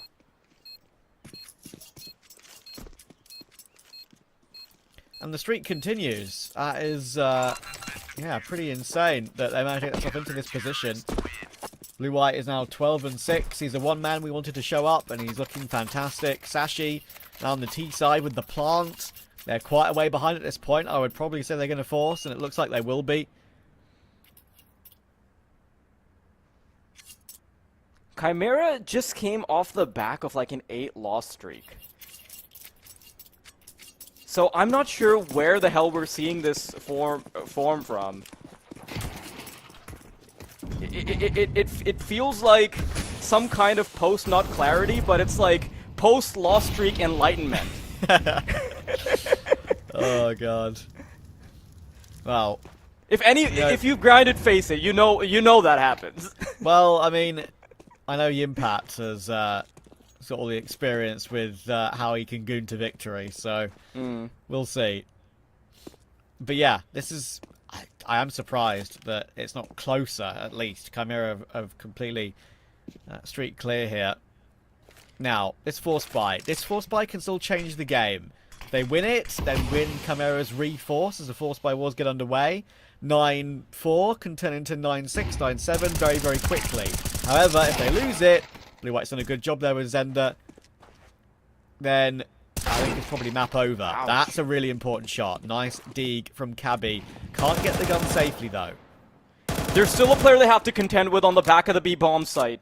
And now their positions are becoming a little bit more telegraphed. They know that McHugh's just pushed in, so there's 1 and 1 on either bomb site. And this is their fast ticket to A. Shinejez, well, never even stood a chance because he was never offered a fight. And it's a bit unfortunate if you're a Chimera fan, because this could have just been their highway to at least a map victory before they'd have to have a considerably difficult duel on the next one. Although this is still favoring Chimera, you've got to remember that they're up against Sashi's Inferno next, and I'm not sure if Chimera are particular fans of that. Yeah, it's a weird one for Sashi right now. I think they might be relying, of course, on the latter maps of the series, but you know, I haven't seen as much out of Xiphon today thus far. He was TSM's one shining light when they had that roster. He was pretty much their hard carry in the 2 events they actually managed to qualify for, pretty much. Reminded me of how good he was in the Copenhagen Flames back in 2021, 2022. I said you mentioned got Cabby as well, who was on that static roster, and Espionage returning to Sashi. I remember him on Lingby Vikings way back when. And was always a very good individual. But despite the good start, it's kind of fallen off pretty quickly since then, I'm afraid.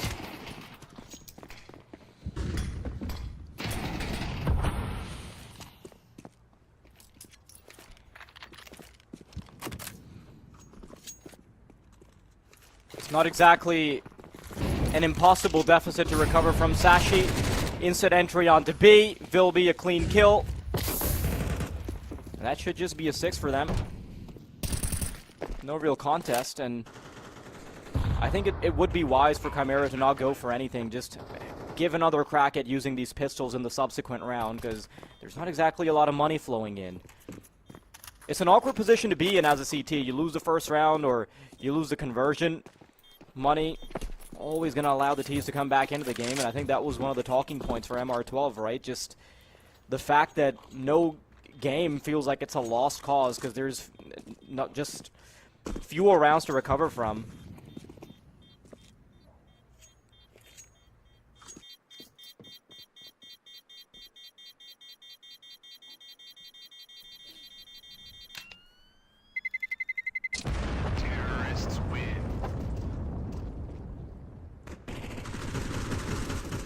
Yeah, this is the round, of course, now here where Sashi will realize the situation. They'll realize Chimera are forced back into the round. They'll realize they've saved with 4. They'll realize it's the same situation. They can't just run it down with a Mac 10 against USPs. It's not how it really works here unless they find Vilby first.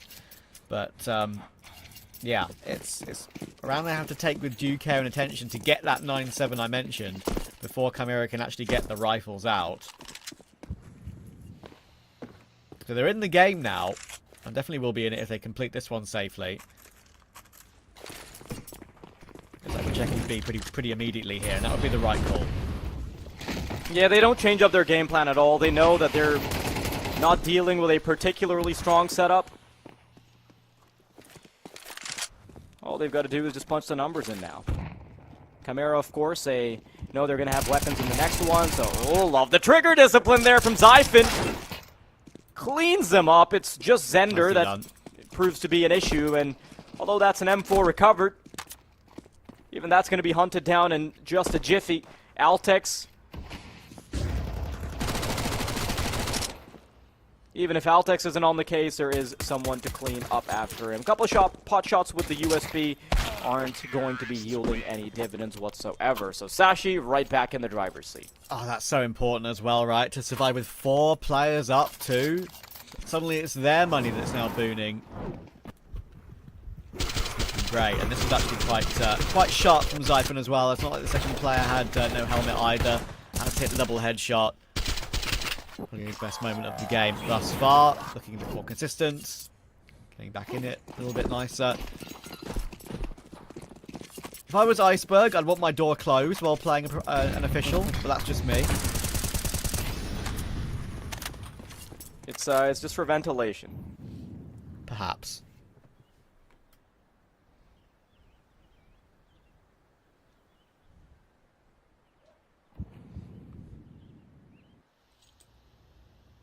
Speaking of ventilation, now Sashi finally does have some breathing room, and they're going to have a whole lot more if they can get past this particular roadblock. Utility, not all hunky-dory for Chimera. They're going to have the essentials, but with 1 minute and 12 on the clock, Sashi, they are gaining quite a bit of control. This is going to force a response out of Chimera where they have to push into ramp. Otherwise, they're going to suffer the same fate that they were dealing to Sashi before, just punishing the default player. Altex tries to find his first victim, but now Zender can start calling in the reinforcements. Iceberg, first man in from the connector players. Does try to look for the head. Zender is making this so expensive. They've not even made it halfway into the bomb site, and they are hemorrhaging players. Blue-white, creep through the smoke, gets punished by Zyphon.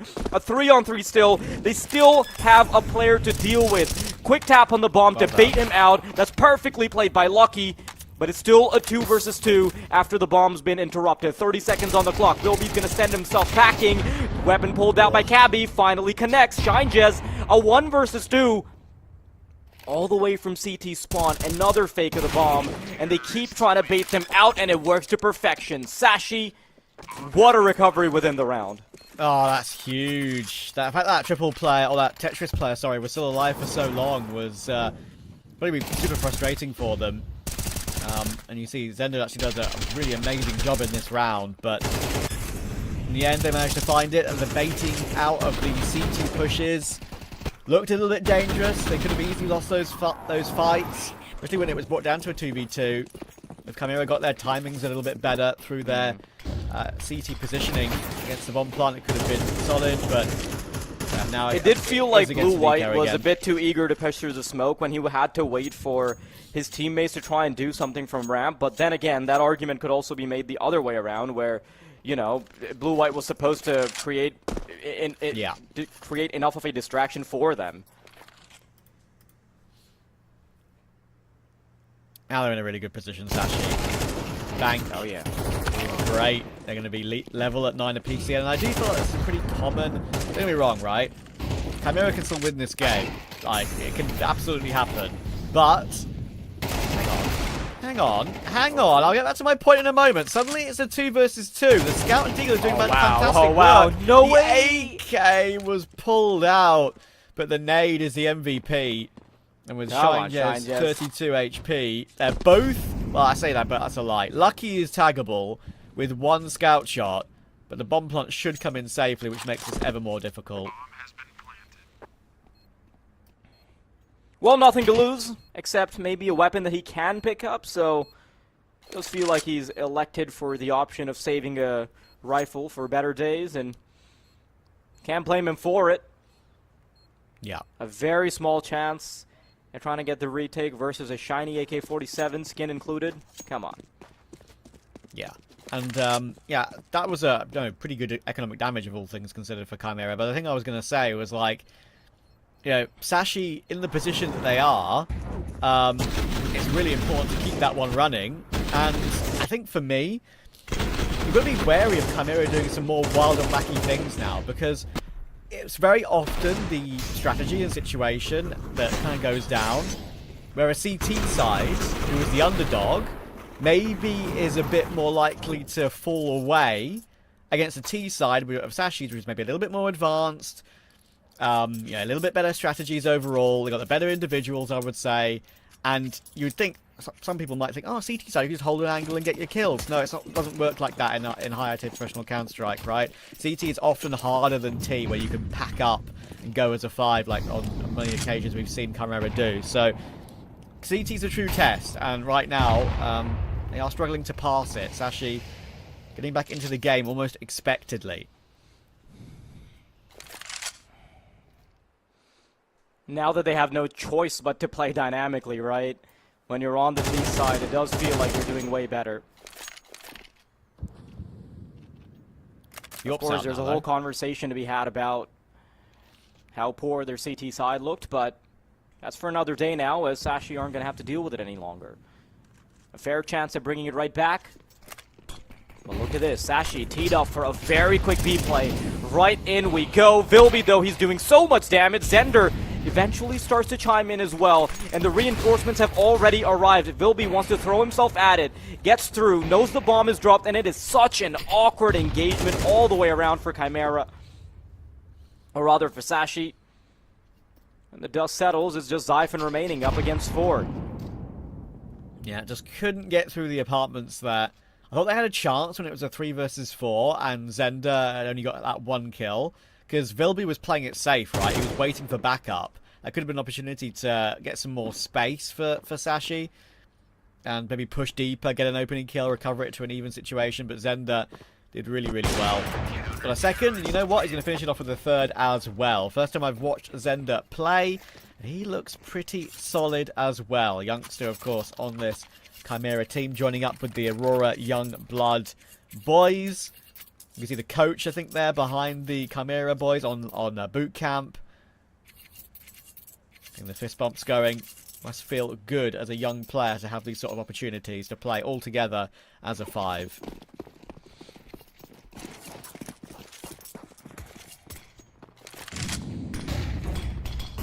At least we know that their confidence isn't completely wrecked now, considering they're able to bring it right back. Sashi still haven't actually crept past him in terms of the scoreline after their initial stint.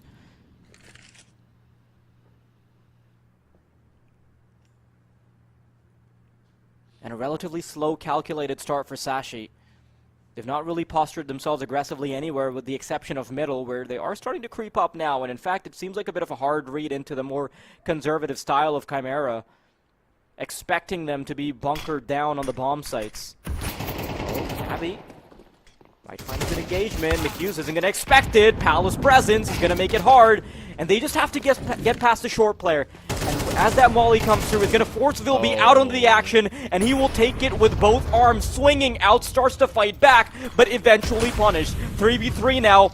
Cabby into the bomb site. Blue-white, perfect timing. They've bumped into something. Surely you expect it, right? No, Blue-white sinks its fangs into their backs. And it's 2 kills for him as Chimera are propelled onto 11. That is crazy. When they finally dealt with lots of mistakes in that round for Sashi, they'll be the first to acknowledge that. I mean, allowing Vilby to get multiple from short is crazy. The fact that they weren't, doing that together and didn't have it naded or smoked off in any way was a big issue. And then Blue-white, I mean, you can't necessarily predict that. They knew he was there. They saw him throw utility from behind that smoke, but had no idea that he pushed close to it and then pushed behind it into stairs. That's a wild play, but a brilliant choice. Up to 18 now, completely catches Sashi off guard, and now they'll be very thankful for that bank they've built up because they still have a buy available. It keeps them in the game. Early 1-for-1, faster out A. Altex looking to entry. Oh wow, Altex doesn't get to see anything, but McHugh's still fighting back. A 2-on-2, and one that is critical for the survival of Sashi in this map. Not mountains of money to look forward to if they lose this one. They've got control.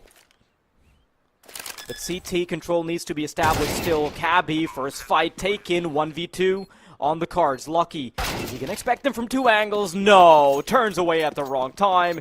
And Chimera, they're gonna bring themselves onto map point. Wow, what a game from Chimera. My one map, which I've seen good work from them, and I think they're gonna continue on that breadth. It's actually gonna have to make a 2-map comeback to take this one by the looks of things. You have a buy in this round. The plant gives them something. They're going to have Lucky Zorp out. So it's not all doom and gloom. 3 in a row is by no means a crazy comeback. But solid Chimera. They kind of learned as the half has gone on. Sashi's comeback was mostly through the pistol and the conversion and winning the force by war. Thought CT would look a bit more tough for them, and now it's looking a lot easier. Zender's already found an opening. Sure, damage to the connector player, but not been able to finish off the kill. Awkward for Sashi again.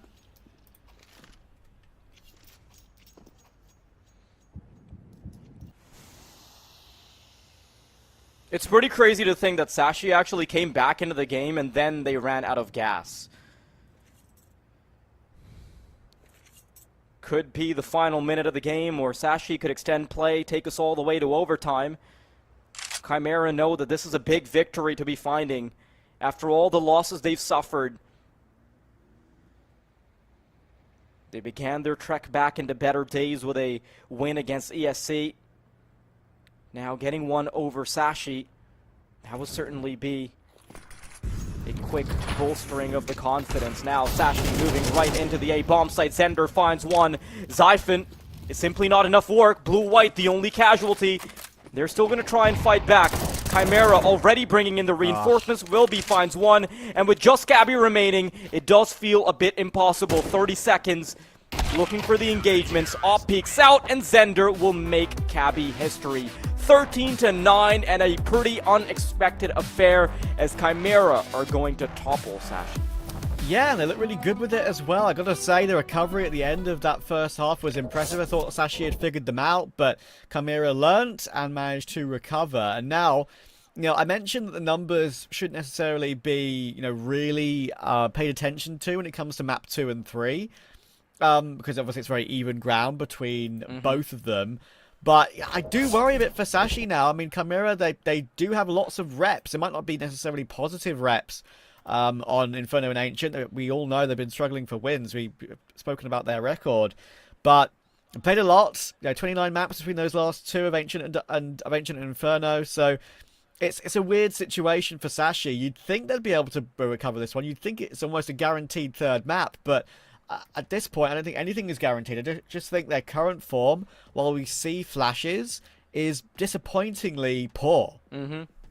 It's pretty crazy to think that the conversation has suddenly gone from, can Sashi do it cleanly enough? Can they get it done in 2 bites? And now we're talking about, hey, can they actually get it done at all, right? Because Chimera, both those upcoming maps, actually pretty reasonable for them to get. Even if that second one is a close affair, right, then we still have the prospect of Ancient actually being doable for Chimera. And with the form they're having right now, with the fact that Blue-White is finding so many openings, the fact that Xander is actually popping off as well, I feel like Chimera could even be teed up for a 2-0. But that is for Sashi to defend and defy us on. But before that happens, we're going to be going to a short break. And when we're back, we'll be watching Inferno. That's map 2.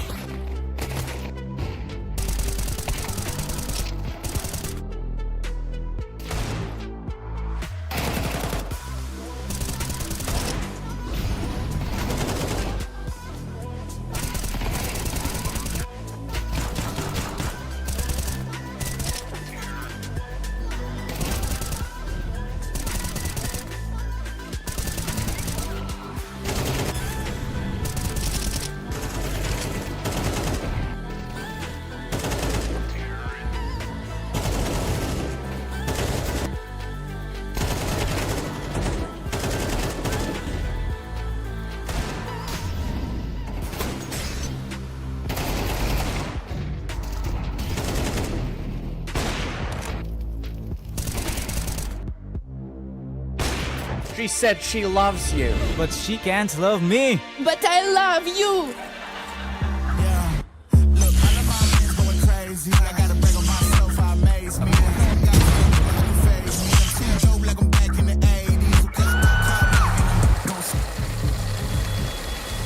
I won't play window anymore. What's going on? Play your role. One expert.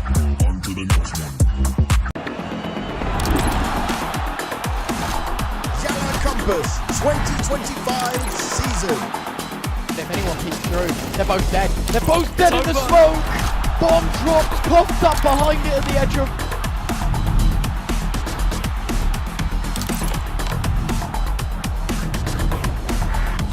YaLLa Compass 2024 champions! YaLLa, let's go!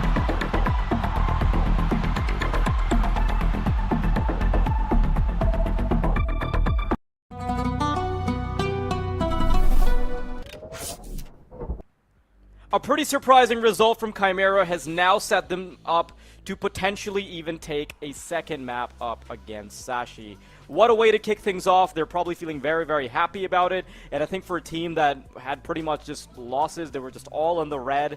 Now they're finally getting a little bit of that green.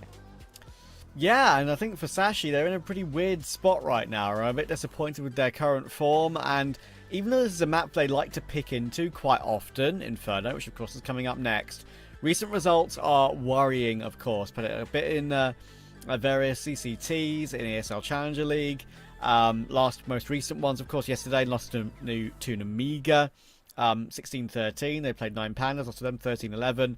And more worrying ones, sort of earlier in January and sort of mid-Jan as well, were ones against like Fireflux, and like, I think that's probably the worst one for me, because Fireflux are a team that can blow very hot and cold on their day, and sometimes can look amazing, sometimes can look absolutely awful, right? So their consistency is just not at a good level right now, and Chimera, don't get me wrong, they're not good on this map either. They've lost 4 in a row, including getting absolutely blown out of the water by Ecstatic 13-4 and Astralis Talent 13-6, for example, this year. But I'm just not convinced by Sashi right now, and it does concern me. All reality dictates a 2-0. Unfortunately, like, that's not what we're going to get, at least. It's going to have to be a close 2-1 by the looks of things. And Inferno does worry me from what I've watched in the past. We'll see if they can recover here.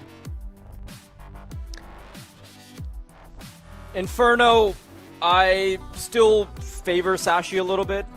I just feel like they're the type of team that will thrive on it. But we'll see how that rolls. We did see Sashi have a bit of a recovery here on the T side on Mirage. Now getting to start on the T side might be exactly what the doctor ordered. Oh, Vilby, quick pot shot, has to retreat. Some information gained. And Sashi are going to start to dial it back a little bit. They've shown off that they've at least feigned presence on middle, and now they're going to dial it back to B. Yeah, and of course, reminding us of a one-on-one matchup, so this is pretty important. 1-2 gives you only one more opportunity. And good start, though, from Zyphon. And Inferno is a map which I've seen a lot of his good work on. I'm looking to see more of that here. There's going to be a smoke up toward Coffin that will allow the bomb to go down on Alltex unless he gets very unluckily spammed, which he shouldn't. And, the effort from him isn't bad at all. He deploys util, he delays them for 15 to 20 seconds, pops a flash as well, gets some damage. But when you've already lost the first player to Zyphon, there's not much you can do other than just back away. Sashi, pretty solid way to be kicking things off here. Oh no, it's the boring option, I'm afraid. But unfortunately, it's the right one. Saving 100 Kevlar. I feel like we always pick the boring option as soon as we queue into an Inferno. Yeah, that is the reality of the situation. Zyphon will be going down here, you would think, and there we go. So, some damage has been taken. We'll have to see how many players survive on 100 health. Okay, so Mikusa's gone down to Cabby. We've got more fights coming in here for Cabby, but they're just trying to hide and keep their Kevlar. But unfortunately, Vilby can't. So, that's actually a good find. Leaves only 2 players up. And means that the save of the Kevlar isn't as impactful at all, actually. So, sure, the Force Buy will come through, but there'll be a few players without head armor rather than that 350 helmet upgrade, of course, that could have been available to them.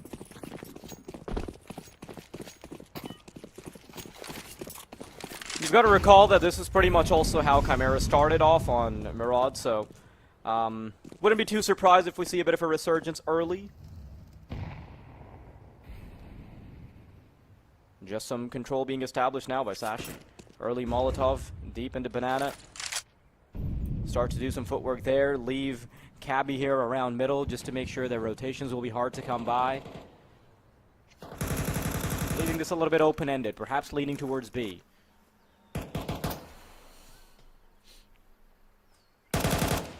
Cuse. Oh, it was only jiggling. But a pixel of the bonce was shown, and Cypher needs no further invitation. Quick haircut, and Sashi will get a clean 2-0 start, and they shouldn't be throwing away too many of their weapons here, of course. Important round to keep guns alive. They'll know that Chimera have something to work with, so they'll obviously do it again in the following round. So far, right, don't get me wrong, they lost map 1, but protocols in these sorts of rounds from Sashi thus far have been quite good. You're right. And while we're talking about protocols that have been good, right, you've also got to pat Chimera on the back. Their work on map number 1, like, it was pretty damn good, and I think all of the question marks that I had personally, like the boxes I wanted to check, they have been checked very nicely. Blue White, who was performing well, he continued to do what he was doing, and you know, just bringing that performance up against Sashi, it allowed them to get a map win. And then for Vilby, right, I think the question around him would be, whenever you have like a super long loss streak or an entire roster is struggling, the leadership does eventually come into question, right? So I think it's also a bit of a sigh of relief for them to get a victory against ESC, and now they're doing well against Sashi. So when things are looking up, some of that pressure is taken off of him.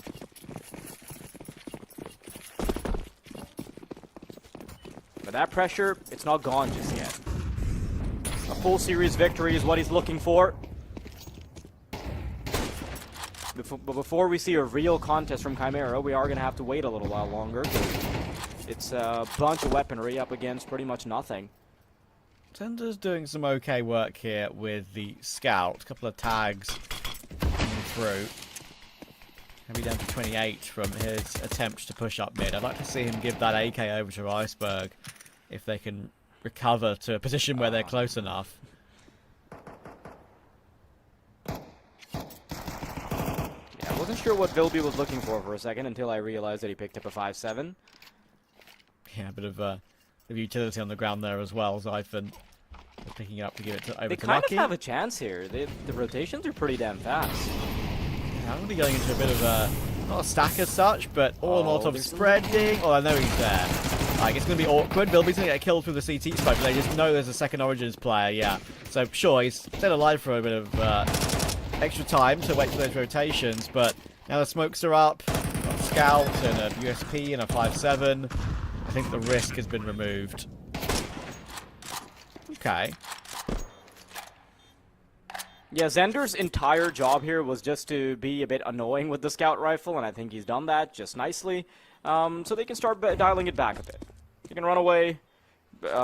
Even saving that armor, you know, it does help quite a lot in the next round because it allows Zender to have a bit more leg room when purchasing around the AWP, just have a tad bit more util.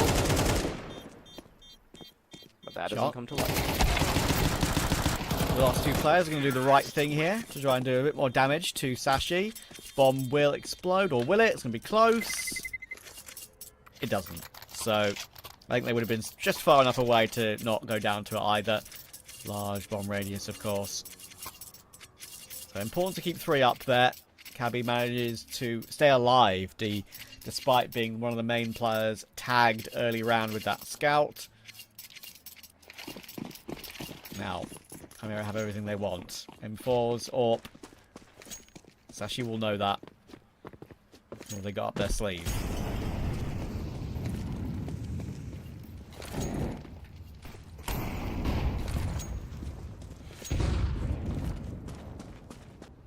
We'll see if Sashi can recover in the grand scheme of things, even if they had a speed bump on that first map. Chimera playing quite statically. This is sort of what we saw from Sashi all the way over on Mirage, and Wouldn't be surprised if Chimera fell victim to the same sort of pacing, I suppose. Pretty standard setup here from them, 3 and 2. Sashi allowed to work up middle with no casualties, no real threat. Xiphon gets a freebie onto Zender as well, with no damage. This is pretty much free control being given up for most of A. And I do like this aggression coming out. Vilby knows that they've got to compensate, and they might be able to find the bomb carrier. This is such a disaster, but Altix is going to recover it. A double from him. Make sure that the round does not go awry. Blue-white through the smoke, but caught by Cabby. That's huge for Mortex, man. I don't think he should have really been allowed to do that, but I don't even dislike what Chimera tried to put into place there, trying to get a bit of a short aggression, go as a duo. Sure, you know you're giving up a big shadow advantage, but you are going as two. You're going in toward that boiler fight. Mortex wins it both very impressively. McHugh's trying to save the AWP, but they've already got one player close by. Ooh. Xiphon opened the round. He's had a chance to end it, but I think he's taken a sensible pill and realised that keeping just one player alive for Sashi will be a little bit awkward longer term. So prioritise keeping them both alive, and McHugh will save the AWP. And when Blue-White pushed through that long arch smoke as well, that was a bit day late and a dollar short. So what can you do? Yeah, he just took the only option that he could have, right? Just a wager of his life to try and get a double, anything, but no. Punished by Cabby. See the timeout being taken by Chimera, and for good reason. They've found no footing, they've very consistently been shut out, and if you sort of look at the pacing that Chimera have been bringing to the table, right? They are playing a style of CS that is pretty much matchmaking, right? You assign a couple players onto a site, and you're like, okay, you guys play B, we three handle A, we'll fill in the gaps, right? But unfortunately, the gaps aren't being filled. Abandoning middle for the most part, not being able to take early banana control, which would allow you to then have fewer resources being designated towards B. We need to see some of these cracks being filled. Chimera still going to have an AWP in the hands of Zender, so maybe they can play around it. I think it's actually had a clean start to map 1 as well, then fell off pretty quickly after losing to a lower investment round. That was their... It's funny, right? They've actually had really good protocols and, I guess, avoidances of the lower econ rounds from Chimera in this entire game, but for that all-important one, right? On Mirage, where Blue-White just pushed the CT smoke with the Tech 9, got 2, changed the course of the game and the half. Well, the half in the game, more importantly. That order. So yeah, let's see what they've got here on this one. They've got MP9s in play, 5-7 Deagle, got that AWP, which will be a threat for sure. They've got enough util to push Sashi back.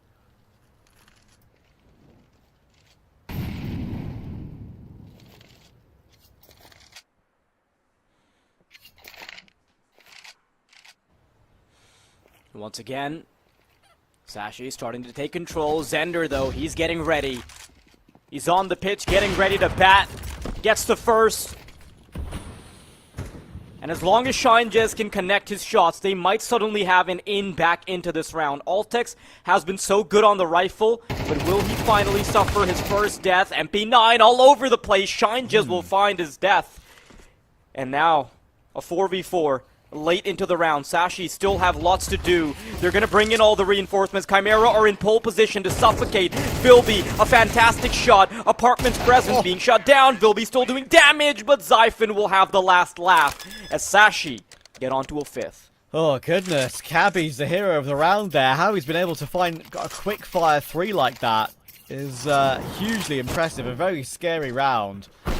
Zender got the opening back, as you say, but it was only a single. It wasn't a home run, I'm afraid. And Vilby, I thought he could have been the main man. Here's Cabby creeping through the long smoke. Oh my word! Seeing that from his POV. Thanks to production for the replay. That was huge. Criminal.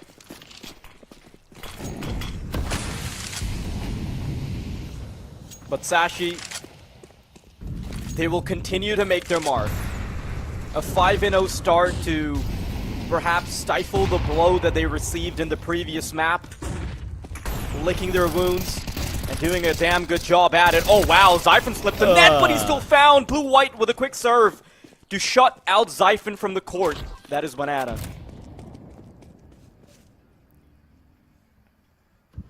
I really do appreciate that Chimera go for this. The fact that they take initiative, because that was the ingredient that was missing in their recipe so far.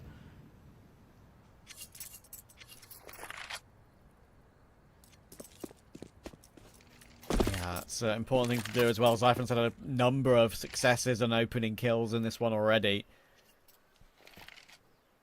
So good to remove him. So they're doing the right thing here, Chimera. Splitting 2-3 in this 5v4. But going B is very often the best option for a T-side in this sort of scenario. You know you're actually 4 versus 2 in the site execute.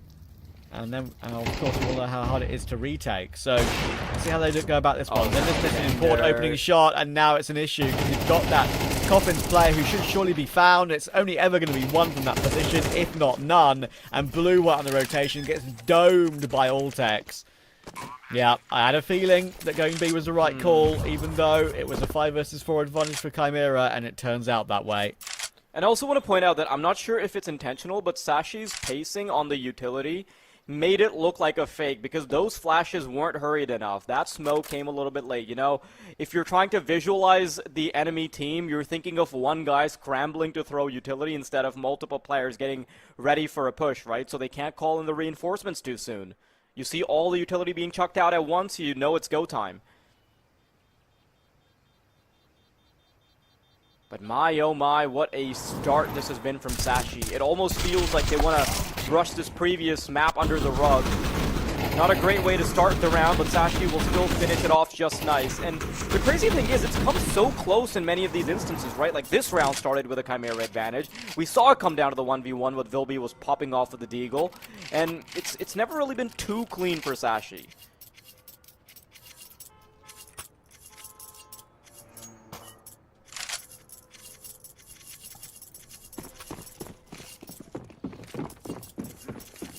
Been a fight, but it's been impressive the way they recovered some of them. I think that Cabby triple kill with the transfer on the third was I think my highlight of perhaps the entire series thus far. Great work, and now they're going into a tough position here because we've got a nice little MP9 set up in the apartment, so more than one where that came from. And Challenges will trade out Cabby this time. So damage done to Zyphon in the meantime too. 4 versus 3. Bit different than a 5 versus 4. Again, they have 2 players toward B where the bomb is headed. Rotation seems to come in quickly here for Chimera. They could just get entryed again. But McCuse, oh my word. He's found lucky too. That was slightly fortunate. And now it's Zyphon. 60 health, 1 versus 3. It's doable, but it's not seeming very likely. He wants to try and isolate these duels. He wants to go for something, but Vilby has his number.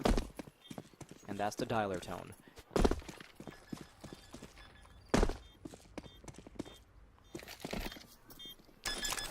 We need to keep dialing that number though, because 6-1 still. Nobody's picking up just yet.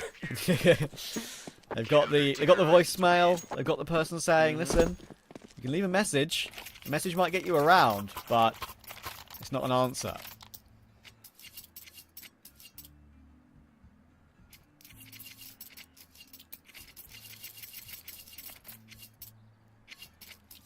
Sashi can at least recline a tad bit, knowing that they have made this at the very. This is at least a tied half. In the worst case scenario, if they were to disconnect their keyboards for 5 rounds, this would still be serviceable going into the next.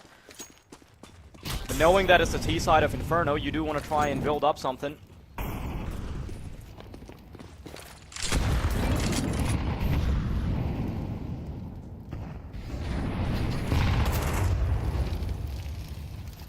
Deep banana push for blue-white. Gives Logs a check and then falls back away, actually. Will definitely be heard.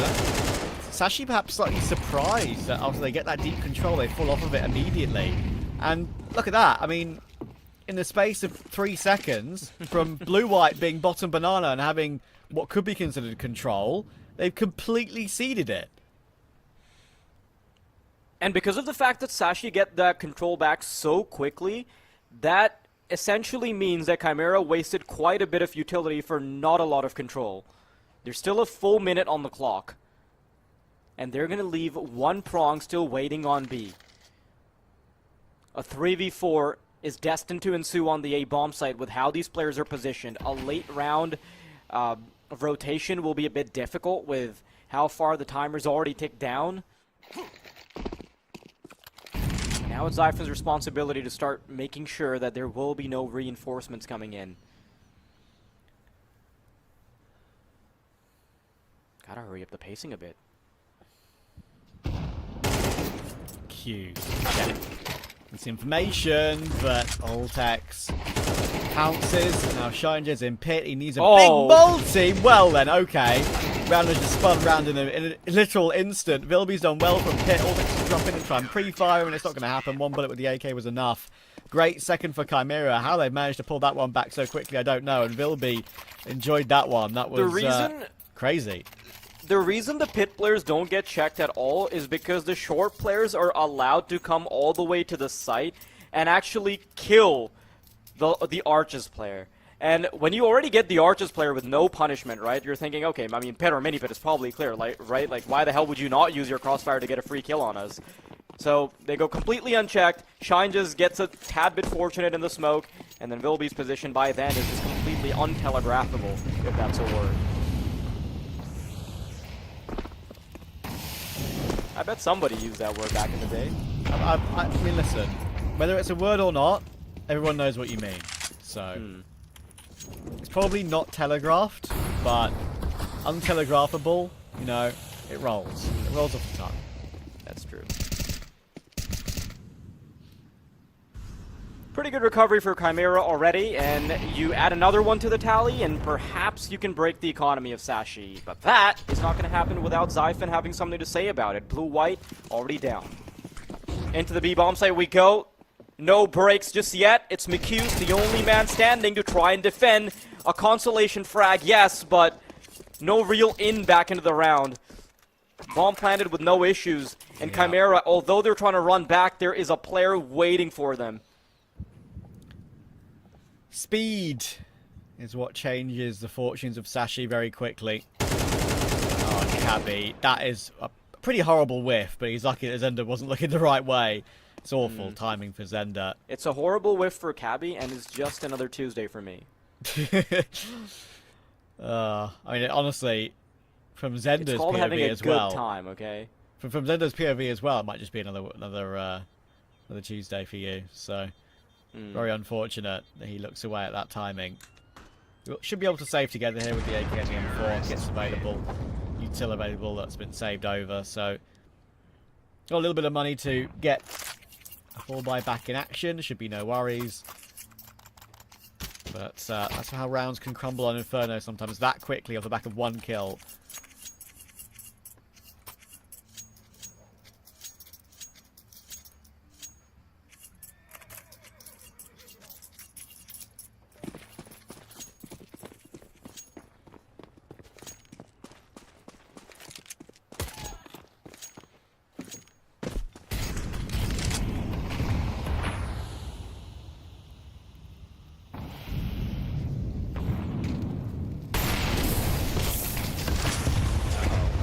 That's hot. Zyphen forced into an engagement here.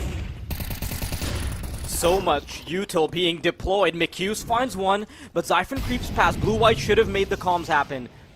And he's tucked in the corner. There's no way they expected. Blue-white given a bit of a jump scare, but more so for Lucky. Yeah, it's awkward. Oh my goodness, actually a big miss from Zender. Iceberg, I think I was a bit surprised that he chose not to show himself and try and quickly trade that one. He was wary of Zender still being here. And that's probably why he somewhat baits Lucky, as it would have seemed from sort of our POV. But look, he gets his reward in the end. And he keeps the round on. I'm not sure how convincing this is. Ooh, attempt at the flick. Blue-white still too quick though.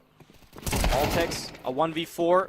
At least he's brought the numbers down to just 3. Quick attempt at the bomb plant. If he can get that down, at least a tad bit more money will be afforded. Vilby team damage, and they've let Ultex slip the net. Ooh, that was some round. I mean, yeah, the jump scare Lucky would have gotten to see a player in tree directly behind him was pretty crazy. I mean, look how McHughes gets his opening kill as well. Lucky spins around and is like, oh my god, what on earth is that? Didn't get much done in the end. Also, I'm not sure if you've been paying attention to Zender's camera, but he's like the chillest opera I've ever seen. Like, he'll just be dying and he'll be poker face. Yeah, like you can't tell whether he's winning a round, losing a round, holding an angle, being bombarded with util. The only way you can tell is by the light reflecting off of his face. Yeah, I mean he's definitely the youngster of the team, isn't he? 18, and they're all pretty young, obviously. Three of them coming from Raw Youngblood. He's one of the newer additions alongside Chinja. Will be. Oh, he's gonna be so upset by that. That's so frustrating that he's been taken down in that way. Just gets the kill from the grave, and now Shinjas will get run over. What's going on? All Texas naded Xiphon. It means the round is still on. Oh no, there's no way Sashi were expecting that. Neither were Chimera though. You're right, the round's still on. Had to witness an attempt at a retake here. Chimera. They don't have crazy money in the back pocket, but they still want to wager their chances of the next round for it. Blue-white slowly creeping up close, smokes out the right side so he can make his way into the bomb site. There it is, he's isolating the duels, finds the headshot onto Altix, and now they can start tapping the bomb, start to make them sweat. There it is, the quick stick, and he's just going to make the full commitment happen. They're on it, and Chimera will get away with the fourth by a hair's breadth. And the fight didn't even stop till the very end. Cabby will kill them all, but you know, I think there people will argue many teams would save there. I'm very glad Chimera didn't. They had some extra money. Look, they've got the only thing that is a bit of a handicap in the final round of the first half is Vilby on the MP9. They got their round, they got the retake completed, they knew they had util to go about it too. Even that simple right-click smoke to block off pit to get that first player to hard entry the site, that's not an easy shot for Alltex to hit, and as you can see, you got completely destroyed. So, yeah, great play from Chimera. That's one of my favourite rounds of the game thus far, actually.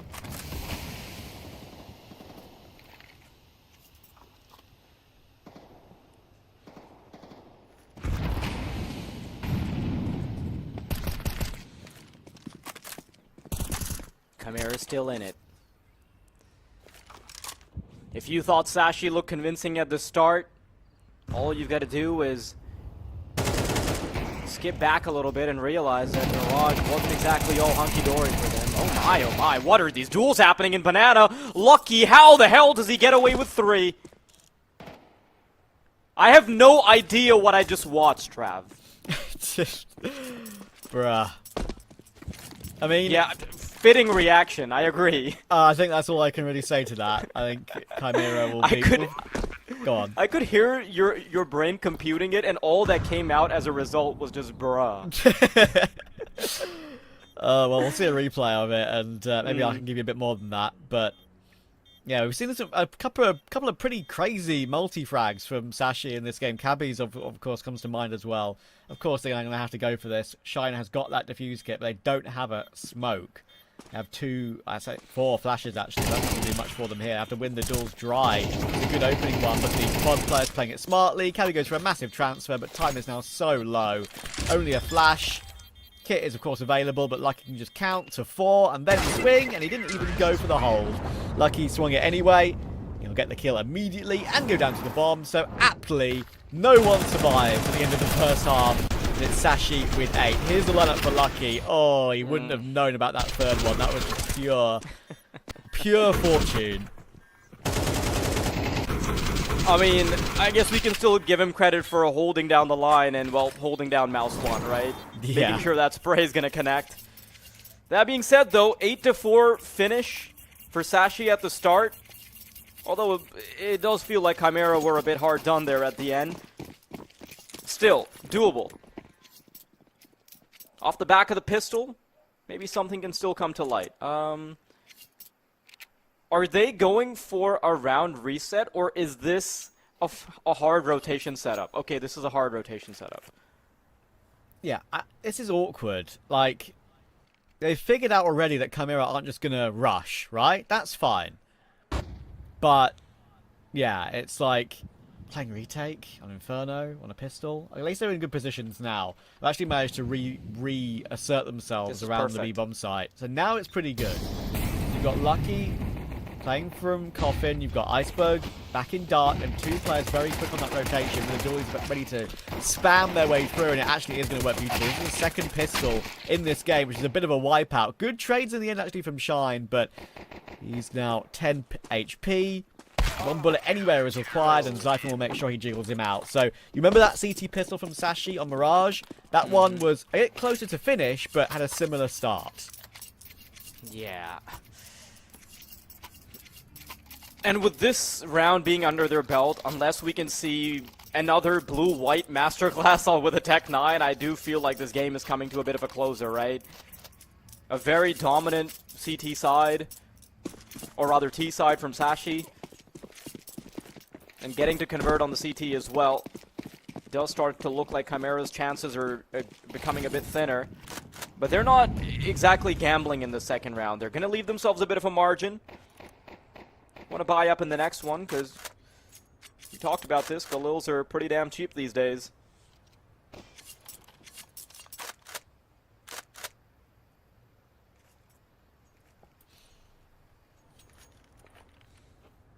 Feeling a bit more comfortable for Sashi here now. This will be 10, unless something wild happens. And then first gun round, they can maybe do something a bit faster, a bit wackier with the MP9 and the FAMAS, a bit of aggression. And they'll know it's the round that's worthy to do that on. Let's see, looks like we've got a bit of a apps pop here. Lucky and Cabby will run the mid players. Final 3 making their way through, and play for a little bit shaky. And the Glock actually is going to find a second, as Cabby's, I think, in the process of maybe reloading in the corner, but Lucky is ready for their headshot angle. 3 for him, up to 16 and 8. Looking solid. Now the buy will come through.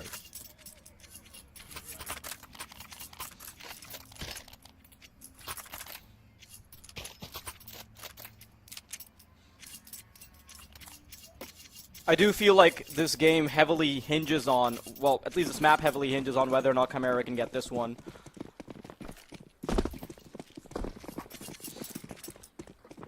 You know, although Sashi's round victories have, their total rounds are looking pretty convincing on the grand scoreboard. If you dissect the rounds a little bit, they've gotten close enough where I'm still not counting out Chimera just yet. You think you'd put yourself in the same boat, Trav? Because it's T-side Inferno, yeah. I think they're in with the shots still.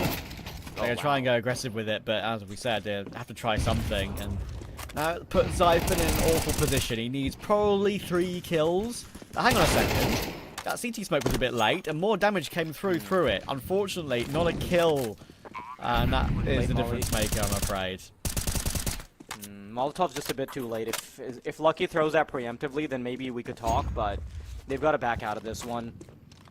And you know, to credit Zyphon there, he throws a flashbang that's a bit too that's a bit too deep for the first player that's going to take contact with him, but he wins the fight anyway. He delays quite a bit, and that's where it's the responsibility of the CT player to make sure he can get some damage done.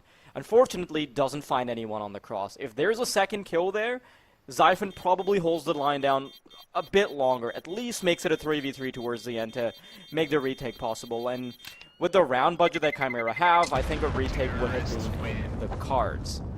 Okay, so I've got a question for you. A little mini debate perhaps here before we start the next round. Please don't ask me about my taxable income. I've been hiding it for ages at least. Is the debate about whether or not it's okay to hide your tax income? Relax. Saving on Inferno. How do we fix it? How do we stop this from happening? So this is about tax.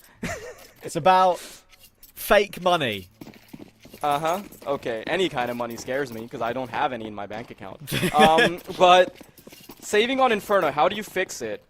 How do you just make it happen less? Saving happens in Counter-Strike, we know that, but it's too much on Inferno. Do you open up a site massively somehow?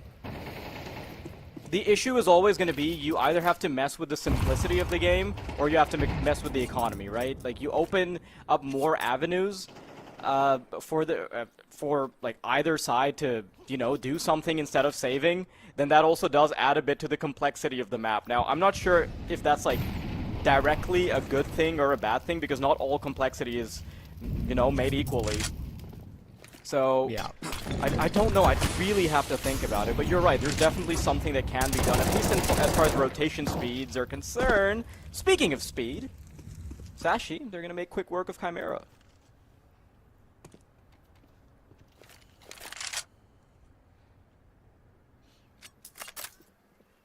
Yeah, that was just a little mid-pop, and they went through a smoke. And going through a smoke isn't really usually advisable.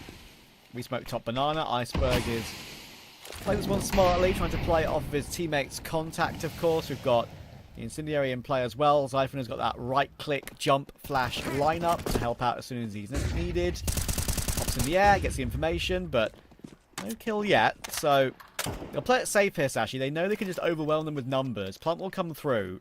It's a very important round to win, knowing this is their last buy when it comes to their monetary situation. So, yeah, no after plant util for Chimera. They've got the weaponry, but let's see if they can hold on here.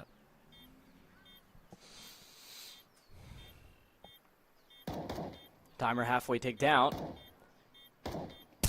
Looking possible. Oh, what a shot onto blue-white. McHughes needs to pick the right angle, but he can't even find the first shot. Shine just stuck in the corner. 4 barrels that he's looking down at, and there is no way you're getting past that. Easy peasy defuse for Sashi, and now we're 2 rounds away from potentially seeing a third. So what's your solution for saving, Trav? I do think it has to be something wild. Like, I think we either need to, as you say, change the antithesis of Inferno in a way. That's very hard to say, by the way, quickly. Of Inferno in some way.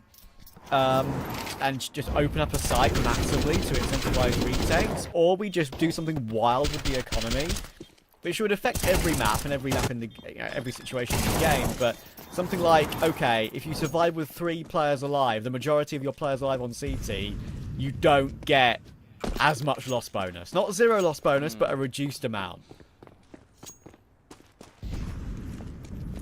I do maybe a like slight bonus thinking for about actually going economy for it. changes in the other way, though. Like, instead of giving people less money, I prefer having changes where you can do more with less money to begin with. So maybe having, like, a Galil equivalent for the CT side, which, you know, incentivizes them to go for it anyway because they'll be fine with using their reduced money again and again, right?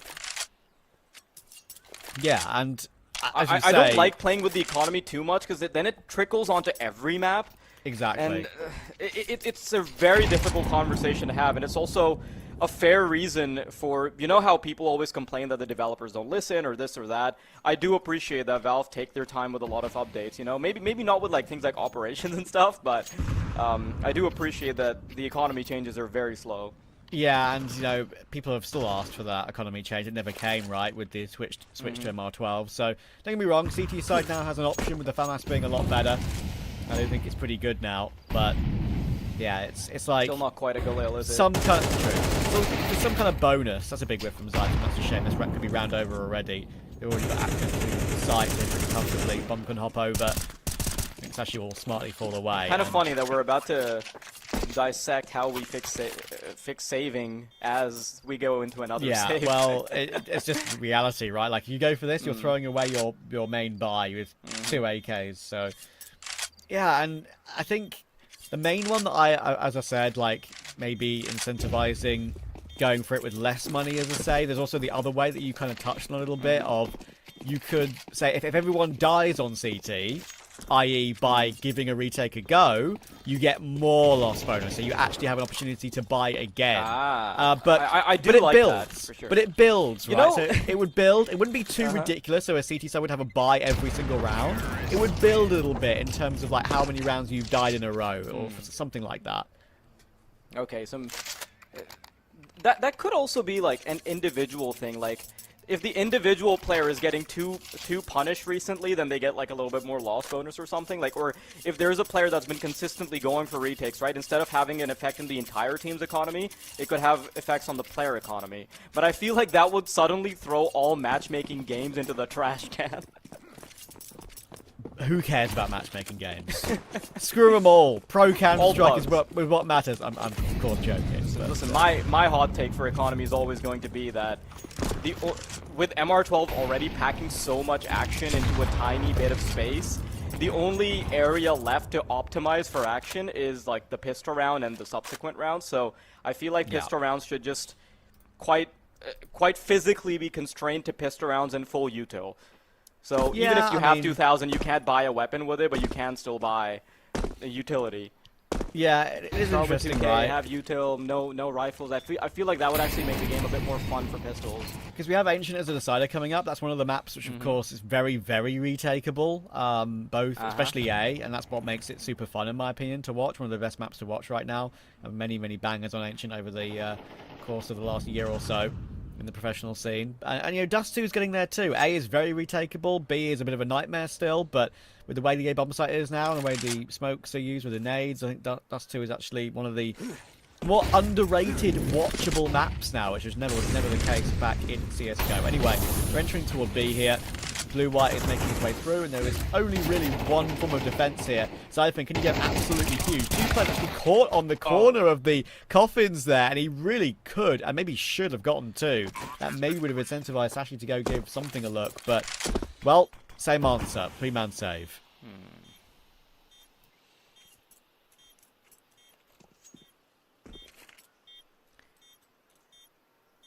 Alternatively, how about we do a psychological fix? So my take is if we just replace Valve Deathmatch and all DM servers with retake servers, suddenly, indirectly, everybody starts going for more retakes because they feel more confident. They all know you don't touch the main game at all.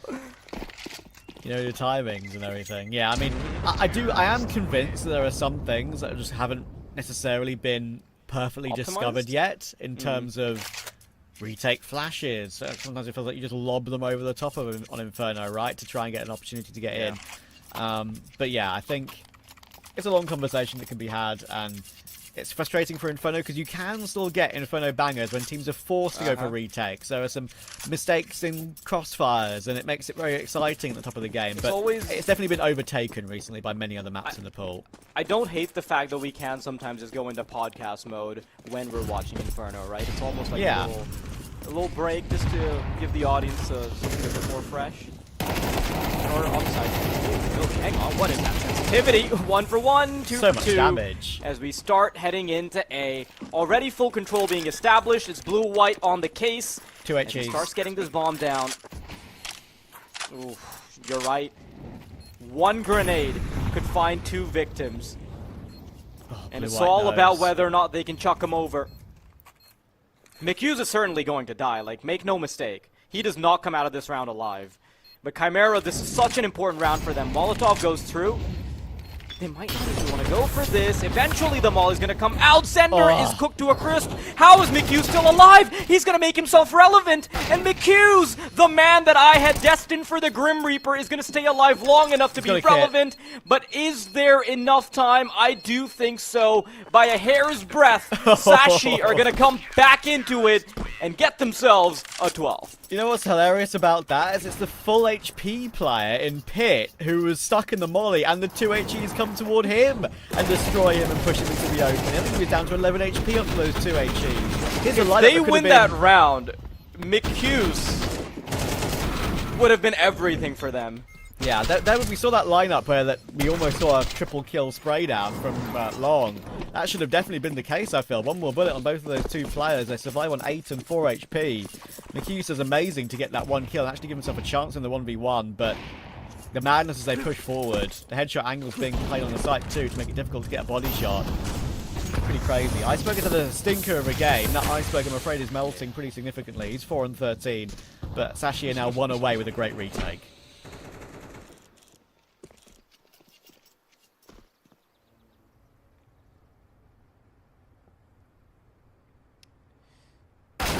out of the realm of possibility, but Altec certainly making a much better case now for Sashi. Opening kill found, numbers equalized. There's no destination set for the eventual transgression just yet. Bomb being brought back, mid starting to be explored, some preemptive control being taken into Boiler. Chimera, they're walking on eggshells. They know that one mistake is going to thrust them into map number 3. We've got Ancient coming up. I think that one's also going to be a very competitive affair if that gets to it. But right now, Chimera, they're playing for overtime. They've done a very good job on Mirage to try and fight a Goliath. All takes to try and fight on the bomb site. 2 players down, and there is nobody left at home. That's so frustrating for Lucky, because he saw Ultex on Coldzera box and saw he was holding long, then saw he was in the middle of a fight, and was like, okay, he's fine, he's got the opening kill, I can still worry about short, maybe hold his line so he doesn't go down. But then the second player comes along immediately, and yeah, there's a transfer is what's needed. He has an opportunity to get that one more, but not able to get it, and that means that Cavi and Zyphon were way too far away to help.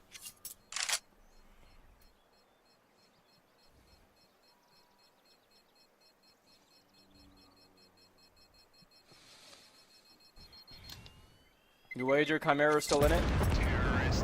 Or do you think this is a bit of a false start? I mean, I thought they still had a chance at 10-4. Nothing really much has changed since then. They've just got 2 extra rounds. Been pretty similar, but I think 4 in a row is never difficult. Never impossible, I should say, on the T side of Inferno, but it's always going to be difficult. Sashi have been relatively smart with their money throughout the entirety of the game with all these saves. It gives them something in this round, but if they do all die here, then of course there's a chance that 12-9 could turn into 12-10 pretty quickly before they get another buyout, and they might just get one more proper full investment before overtime.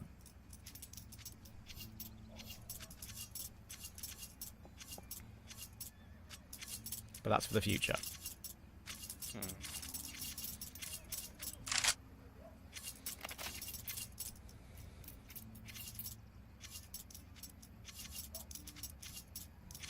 Bit of breathing room for both teams, and I think for both of us as well. But now the action should be kicking up. Zender's going to have to pop off and keep consistently providing the action if they want Chimera to be contesting for overtime. It's a shame to see Iceberg be the form that he is right now. 4 kills, or I think this game would have ended a while ago. Zender, nice way to start things off, and there's an attempt for Zyphon to try and fight back. Has to look away for the flash. Vilby has their number. Cabby eventually succumbs to the wounds, but he does get one on the way out. Altix and Lucky, a 2 versus 4 that once again don't really want to go for. Okay, I just can't help but wonder, does Chimera win this map if they leave themselves a bit more of a margin? Yeah, I see where you're coming from. I was just quickly checking. Yeah, okay. So, first half, 1, 2, 3, 4, 5 bomb explosions and 3 defuses. Second half, 2 defuses, 3 bomb explosions out of the 7 rounds or 6 rounds played. So it's going to keep adding. All coming together. It's just it's constant. This entire game has been, the bomb has been going down, and Sashi have either, or Chimera to be fair, they both had a couple of opportunities to retake, but only a couple, really.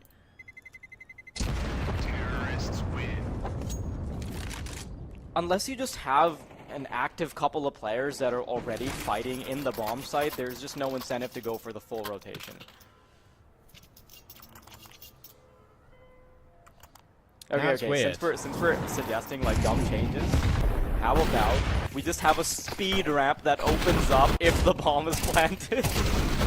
Make the rotations happen faster. Make the bomb timer 1 minute 30. Now that's going to make a T-side nervous. Just have to play 2 rounds for the price of 1.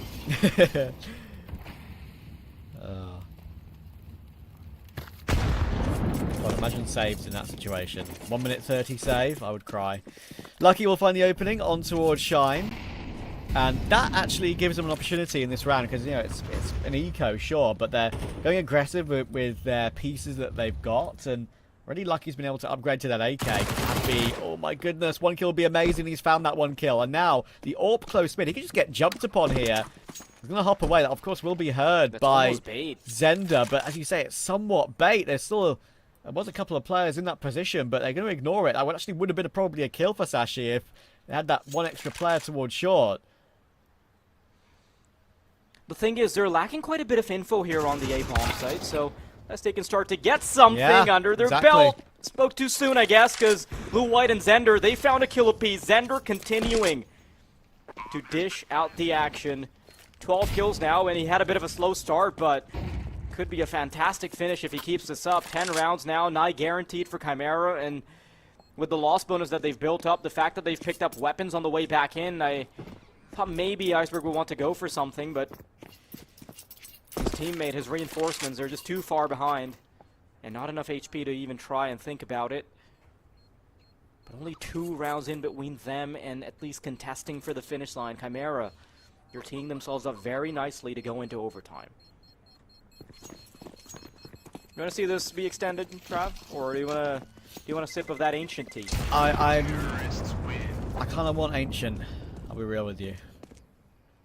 The series deserves it. I think both teams have actually shown some fun rounds, and I want to see Ancient.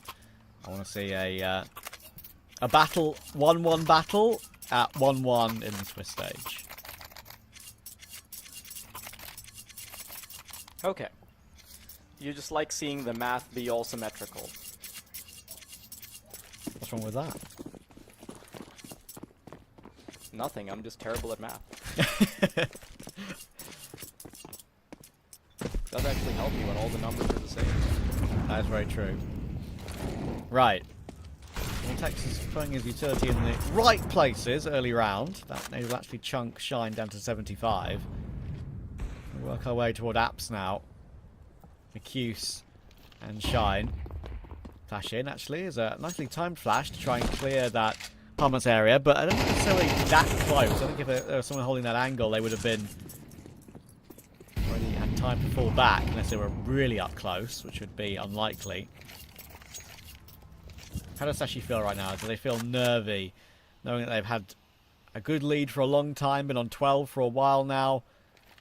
I said 12-8 to 12-all is not that much of a long shot. If they all go down here, they'll be left with pots and pans for round 24. Almost feels like now or never. Voltex, everything to do, but falls at the hands of McHughes, but still Cabby can provide some recovery.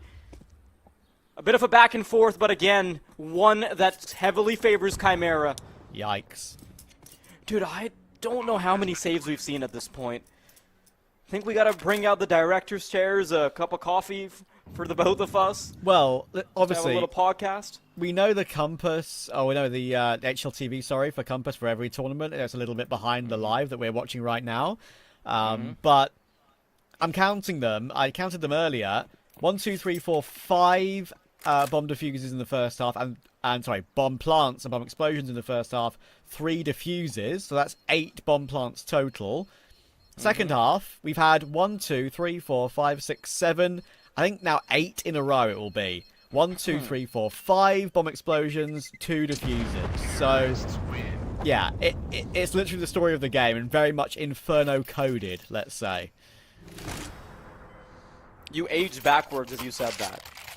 What? Saying Inferno coded?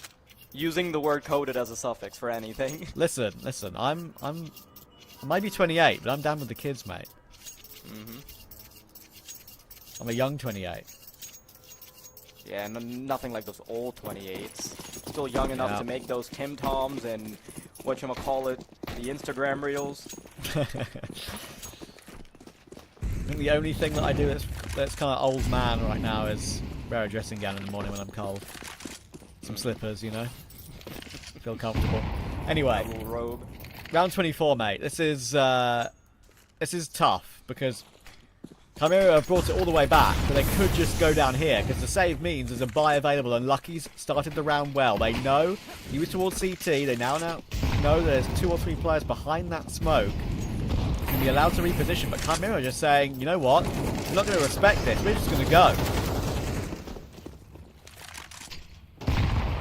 This might be the end of the line for Chimera because this time Sashi are ready for the heat that's being provided. Pot shots galore. Damage. And only down to 3 by the time the retake comes around. This time they're not going to be running for the hills. Instead, they will be fighting to make sure that this never goes to overtime. Bomb already close to halfway tick down, but this is where the utility starts to come in. Sashi should be holding on to this with both hands. Cabby, a kill found. Vilby doesn't connect anything, and it's McHugh's tucked into the corner, but eventually has to succumb to the wounds. Sashi, they do let it run for a little while, but when all is said and done, they will be putting their foot down and making sure that they can close out Inferno 13-11. Oh, goodness gracious. A map story there of purely bomb plants, diffuses, and explosions. Very rare attempts at retakes. Obviously, that one was a must, and Sashi actually dealt with it really, really smartly. Utility was well placed. Damage was already done. They got all the rotations in. And actually, in the end, didn't even need one of the kit players to defuse. So, yeah, quite comfortable, that round in particular, but not a comfortable map win. Not closer than they would have wanted, knowing their lead. Chimera made it interesting, but Ancient, of course, to come. That is our decider. You can see the scores on the doors there. Very sort of maybe odd KDs across the board, considering the scoreline, because, of course, so many saves came through. But overall, Sashi definitely deserve it. Definitely deserve the decider. And I think that will give them a bit of a boost for that decider as well. For sure, but while we're talking about getting a bit of a boost, right? The fact that Chimera have done really well on Mirage, and they nearly get it done on Inferno, that's gotta be something to write home about, right? They've done enough to now feel confident, and they've definitely done enough to feel pretty ready, I would say, for Ancient, and that is exactly why I think this is going to be a solid affair to go into. 1-1 in the Swiss stages, 1-1 in the maps, and I feel like both teams are all fired up to go. But of course, the story still needs to be concluded. Another map to go. We'll be back with Ancient in about 10 minutes' time, right after the break.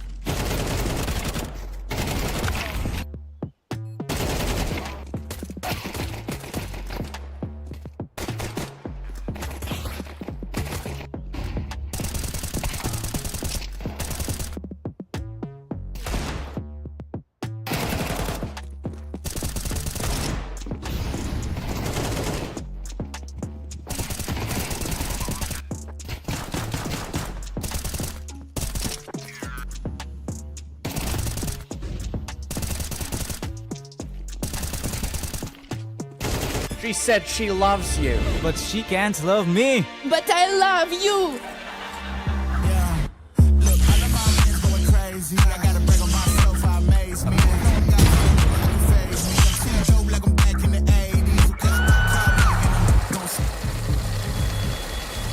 I won't play window anymore. What's going on?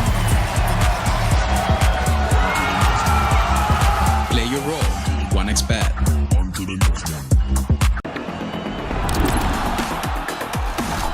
YaLLa Compass 2025 season. If anyone peeks through, they're both dead. They're both dead in the smoke. Bomb drops, coughed up behind it at the edge of.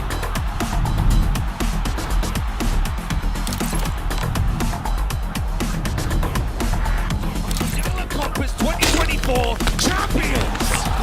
YaLLa, let's go.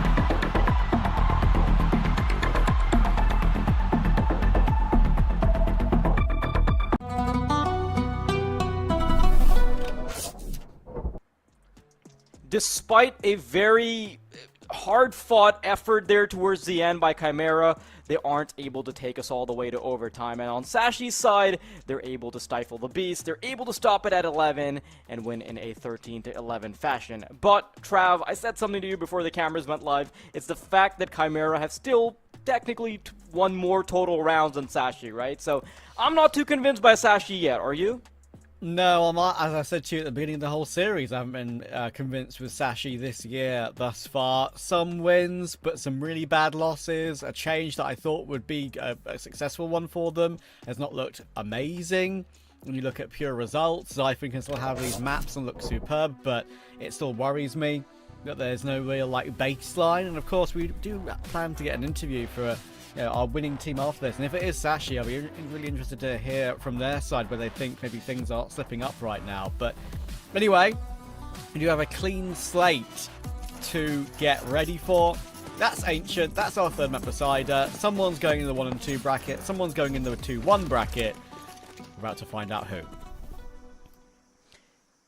And I do still feel like in the grand scheme of things, the odds are pretty fair, but maybe I would, just edge them a little bit towards Chimera a bit more than what we already have.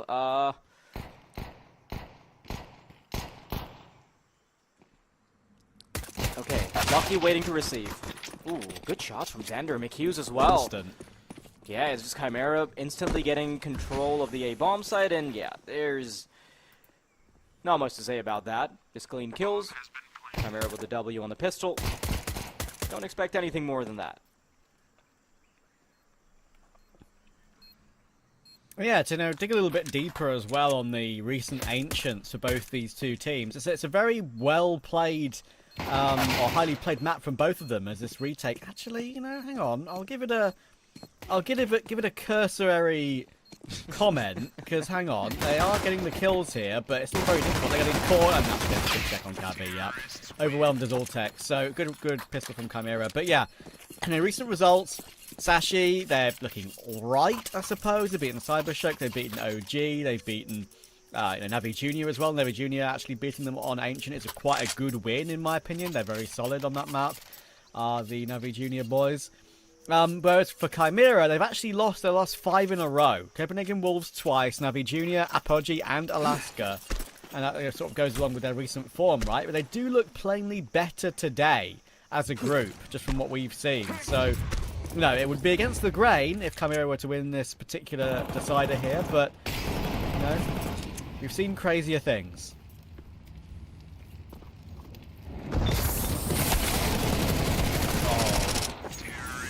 Yeah, just a quick farm from Chimera.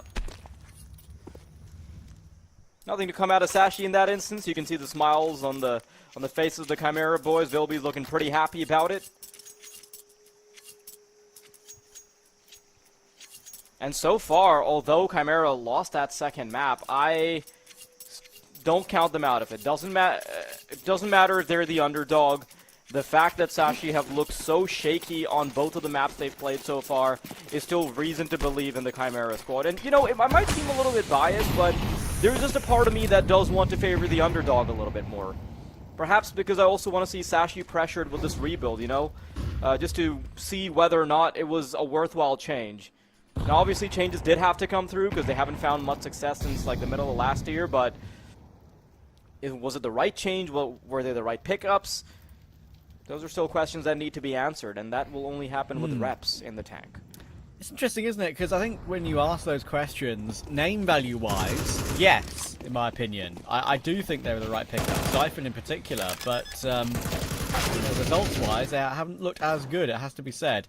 Plant will be attempted for Chimera on toward A. They managed to charge their way through on a good timing, so they'll change the plant position as not to get spammed through it, but they're getting so much damage done to them right now. Siphon's going to go for a fresh reload. He knows he's being pressured up close with 2 players. One would be nice, but it's actually none at all. A little pinch. Unfortunately, we'll be in now. Shine are the last 2 remaining, and more damage has been done to Bilby. We haven't got a kit, but we've got 4 players to hold this one at bay, and there is a smoke spam. More taps coming through, and Shine is now 1 bullet from death. So Iceberg is continuing to defuse.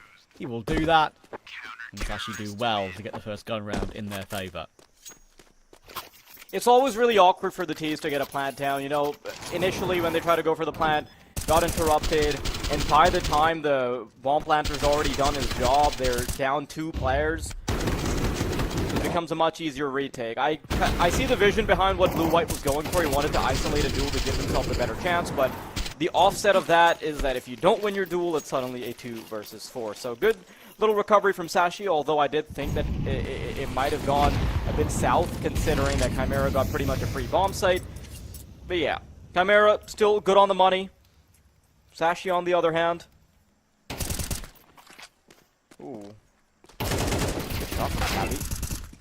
Lots of early Actually, a damage, nice barely little- even seeing the players that they're victimizing right now. Yeah, well, actually a nice mid-hold, right? I mean, they had the aggression, they don't manage to push their way down, but surprisingly, I suppose, to Chimera, stuck around in those angles for longer than perhaps they realised. So that's what gets Sashi the opening 2 kills, and now it's going to get their second round on the board as well. With 4 players alive at that, Chimera immediately back down to their eco. Sure, Shine has 5850, actually. That's a lot of money to be left over compared to 4 of his teammates. So definitely we'll get a hero AK out here. But I reckon that's going to be the only thing they're going to have to worry about.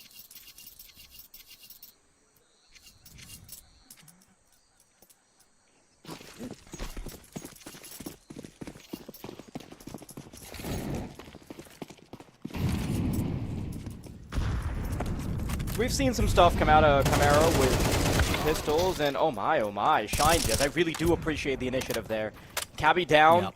Try and make use of that AK-47. It's also picked up to do a bit more. Iceberg wasn't having a fantastic game in the previous one, has at least started to pick up a tad bit in this one.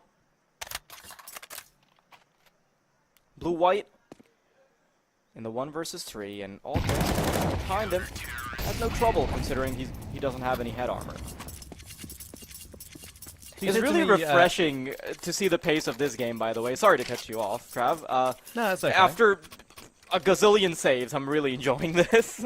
No, actually, like, that's why I kind of, excuse me, feel like I'm almost like becoming so, I'm coughing, I'm almost allergic to the pacey rounds. We've been so used to the, slow rounds.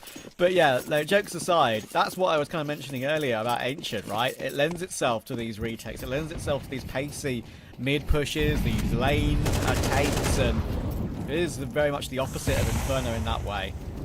So, good to see some pacier stuff coming out of both these 2 sides. And Blue-White, lovely tap. Again, more mid-presence coming through. They haven't changed that setup, really.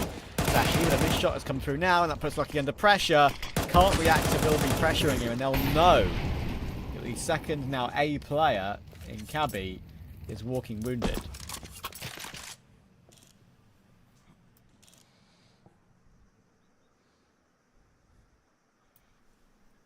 Iceberg taking responsibility here, but he No turns way. away. Oh, that's the worst of timings. And that's going to allow them to start committing to a bomb site. They've got a player all the way deep into Donut. Got a couple players playing off the highway.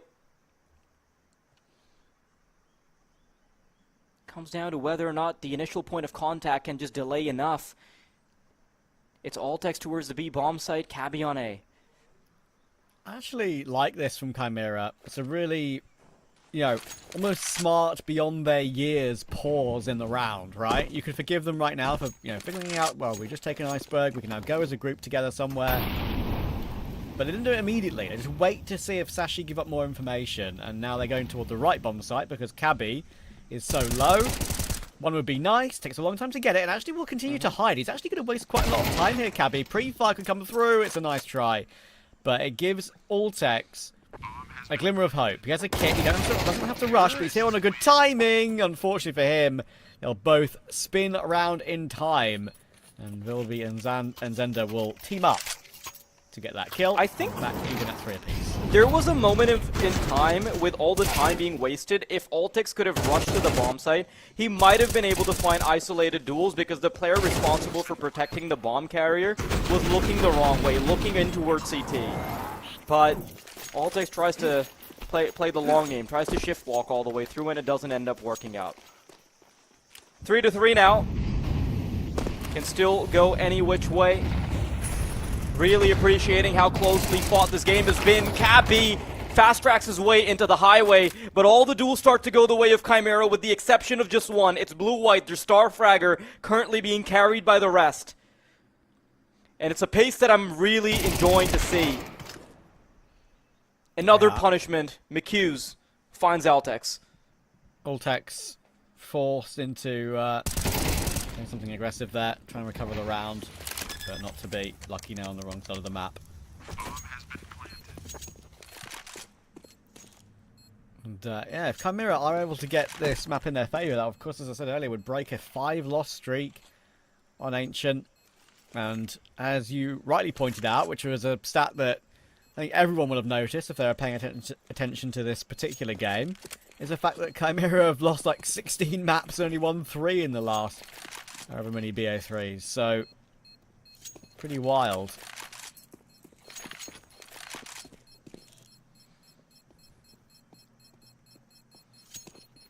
Some formers returning. Terrorists win.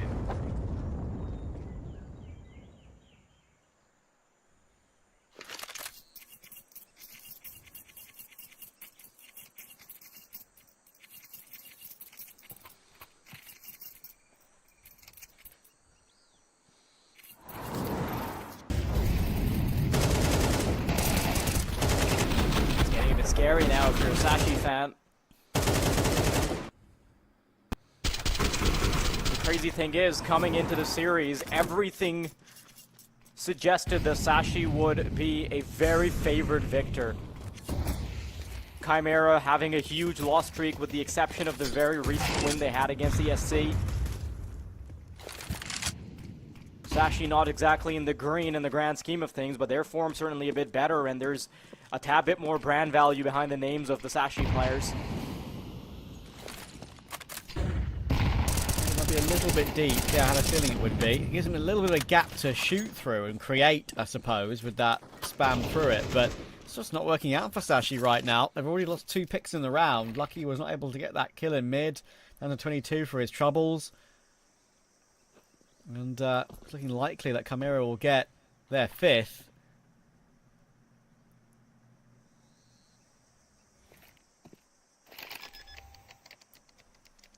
Players around this position. Of course, it is a more of a lower investment round, and Lucky just wasn't really checked properly towards CT, so he will actually be able to deny the bomb plant, but it's not like it was late enough in the round for it truly to be an issue. He gets his 1 kill and realizes, okay, well, I can just Scarper now. I may as well. Oh no, a save. How dare they? After the palate cleanser, they feed us the same thing. What a... I mean, there's definitely a word for that, but I can't think of it right now. Like, getting one thing for ages, getting, like, surprised by a new thing, then going straight back to the old thing. I think you are traumatized by something called love bombing. Oh, God. Or maybe, like, breadcrumbing. No, I'm happy to say I haven't been love bombed. I think that's I really thought you were gonna say, I'm happy to say I've never been loved. And I would have punched my dad. I hope I've been loved, at least at some point in my life. At least I'll say that. Oh, God.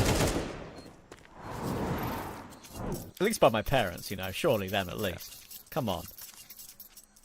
And from me, you can't tell, but I'm doing a little heart with my index and middle fingers on both hands. Fair enough. I'll choose to believe you. Again with the trust issues.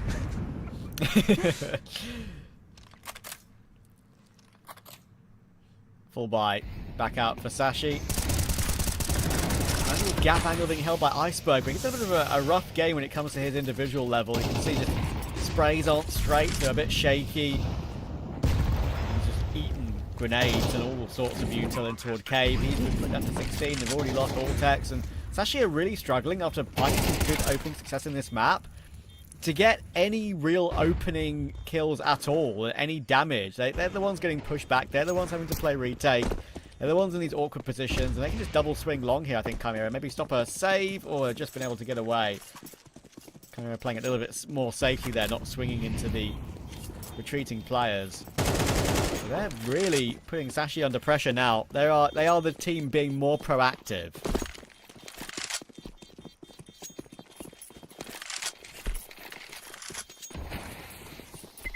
Oh, I didn't realize we were looking at Ancient. I thought we were just playing Inferno with the digital vibrance turned up, with all the saves. A greeny Inferno. Mm-hmm. With a bit of water as well. Look at that bomb floating down the river. Pretty sure that's the only map in the game where the water's deep enough to actually make the bomb move somewhere. Does that not also happen on Anubis? Maybe. Maybe like in edges Spawn. of the shore. Yeah. Maybe, yeah. Okay, fair enough. The water is probably deep enough there, yeah. Fair enough. Maybe I'm wrong on that one, but still. I always just know the bomb just doesn't move, right? You can't shoot it to move it or anything, so... I think there was a point where you could move it with doors, but... Not anymore, yeah. I'm not sure how that works. Too many tiny details in this game, and just don't have a big enough brain to compute all of them. Yeah, I'll say the word again. I'm too Counter-Strike coded, so all these things stay in.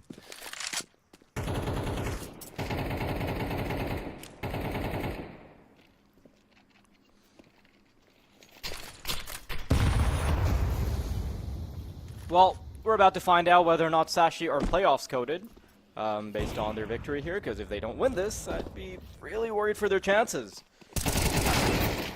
Once again, time and time again, they keep getting punished. At least some resilience is offered by Cabby, but Iceberg coming back into the bomb site, already punished, and it's a bit disappointing to see that at the start of this game I said Iceberg at least had an uptick in performance to kick things off, but now he's still on 3 kills, which pretty much matches what he was doing on Inferno. Yeah, unfortunately he looked a bit rough around the edges, his individual play today. Alltex has got to use his utils to just purely get out of this position, and he's not going to be allowed to do that. Chimera, 7-3, looking just so clean on his T side. Sashi have had no answers whatsoever. Even this round here, right? They try a pistol, they have a couple of players over. This quick push through reds. Cabby does amazingly to get through there, but that again is just down to pure individual ability, not like necessarily great team play. And Iceberg had no clue there was already a Temple player pushed up, so they're being outpositioned, outmaneuvered. And fair play to Chimera, they absolutely deserve this right now.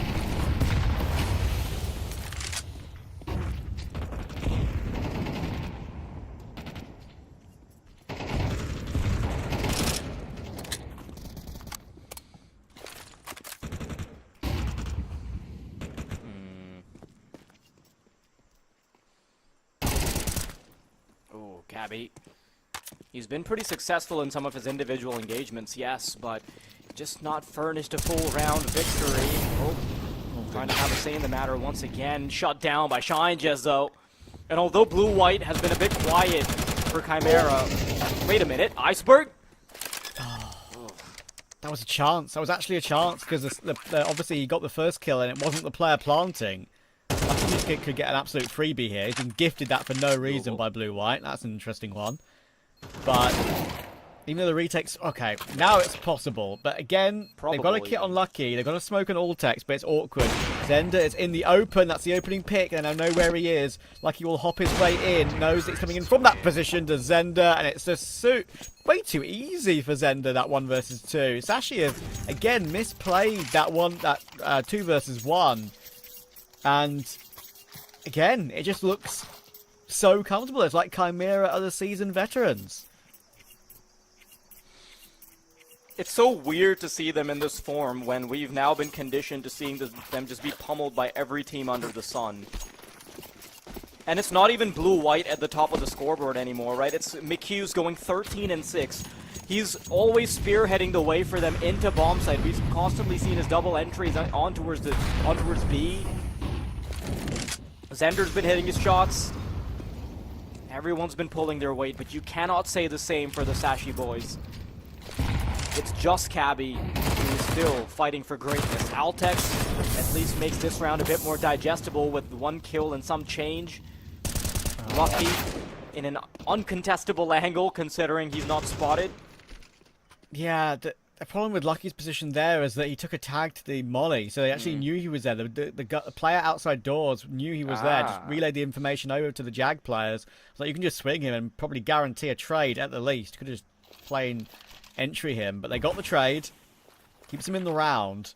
And Voltex, 13 HP, jiggling still. Everyone's here. It's really awkward right now. They know the bomb's being planted, but they could just push through smoke, go for a boost, anything of the sort. But just nothing is working for them right now. Blue-white will get the last, but it's ShineJez with the other 2. Stopping them through the smoke, and the timing. Oh, everything's going wrong for them, man. Nice wall bang. 1 versus 1. Can Zyphon end the Chimera streak? ShineJez on the other side. He's trying to fake him out. He's trying to make as much sound cues as possible to force him into the open, but ShineJez is cleaner. Another headshot, triple kill, 9T rounds. Brilliant showing from Chimera. Winning their individual duels, just playing a better team game, and so many fumbles from Sashi. Only thing we've seen come to light is some of Cabby's performances, but when it's do or die for the Chimera boys, they have been fantastic. The 1v2 earlier from Zender. This one last round. The only real threats we've seen from Sashi have been a couple flashes in the pan at best. Chimera are the ones that are doing the majority of the cooking. Okay. Missed the round, it's so often said, but necessity. Oh, wow. And it's a great start. Zyphon with 2. Yeah, this one's a non-negotiable for sure, and Sashi realized this. They instantly start to bite back, and Chimera, they're not going to have an easy way onto double digits just yet. Some consolation frags being afforded by Zender, but Sashi will still make this a doable affair for them. I mentioned this on Mirage, right? That often, I guess for the underdog, it doesn't look that way at all in this series, let's be clear. But often for the underdog, it looks easier for them on the T side because they are perhaps less versed in their CT setups. I'll be very curious to see if anything like that happens here for Chimera. They are going to eco, it's going to allow Sashi to build up their money, and they're going to be already thrust into a situation where they're going to have a lead to defend. Does that change their play style? I think plainly all I can really say today is that rather than that logic I was using for Mirage, it's more of a T-side's a king kind of day. So, we'll see. We'll see if Sashi is still in this one thanks to that. That's awkward. That should not have happened. It's fine. Mac 10's holding them at bay. Just lost an AK, it's the main problem.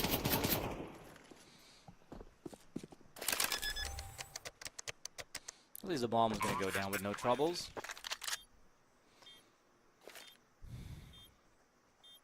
It's all about taking it one step at a time now for Sashi. They've got to replicate what we saw from Chimera, a clean T side. And this is the point where nobody can afford to slack. Man, I'm such a big fan of that Mac-10 skin. It's pretty cute, isn't it?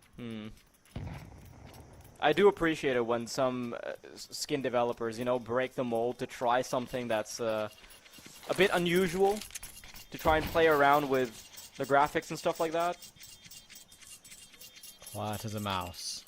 Usually the Mac-10 is not known for that. It's a cute skin. Hiding in the box. Self-proclaimed box of bullets, the Mac-10.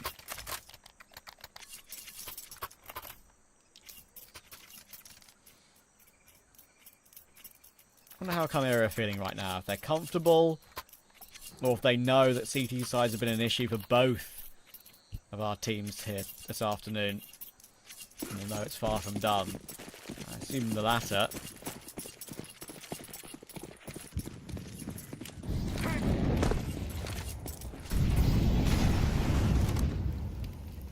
Good nade chip damage means that Zyphon and Cabby, well, definitely Zyphon are susceptible to an instant headshot. Good entry though. Zyphon's been responsible for a lot of the entry work. Cabby's been holding the line. Everybody else needs to sign up for the party now as well.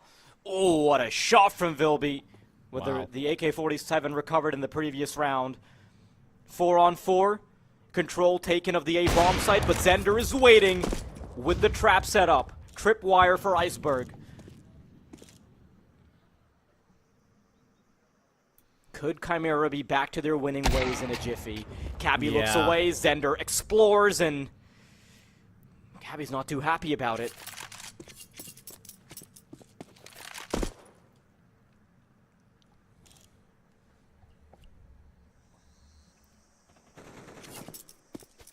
Oh, Ultex. That is a way back into the round, but he's down to 7 HP for his troubles. He's going to have to be lucky. They've got decent util. That's the main thing that gives me hope, but they are going to the site with 2 players. Chimera, very aware that they were on their way away from A for most of the round once Zender got that kill. So it's going to have to be pure entry work. It's a good trade here. Nice headshot angle being played, though, to be fair. 1 kill from Accuse. He doubles down, though. No chance for Lucky to get into a 1 versus 1. If he did, I would favour him, as Zender wasn't entirely close enough to stop a bomb plant. So, great rotations from Chimera. Their 5-round lead is back intact.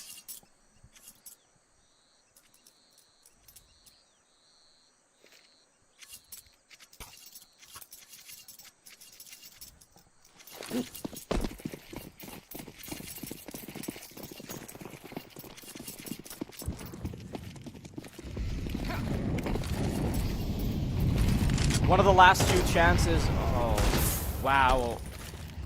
I genuinely thought that Zender might have disconnected with how quickly he got deleted. I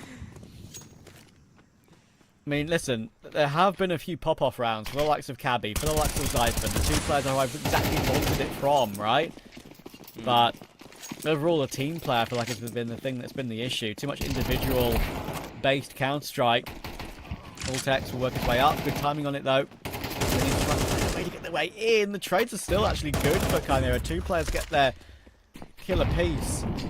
Q stays alive as well behind the site. Good HE. Or awkward, though, for the MP9 Shine jumping across. Cabby's now down to 21, and now is the only one alive. What a kill from Macuse again. Shine will then just push the corner of the incendiary, and you know what? Why not? Because that's just unexpected. They could pincer it from both sides.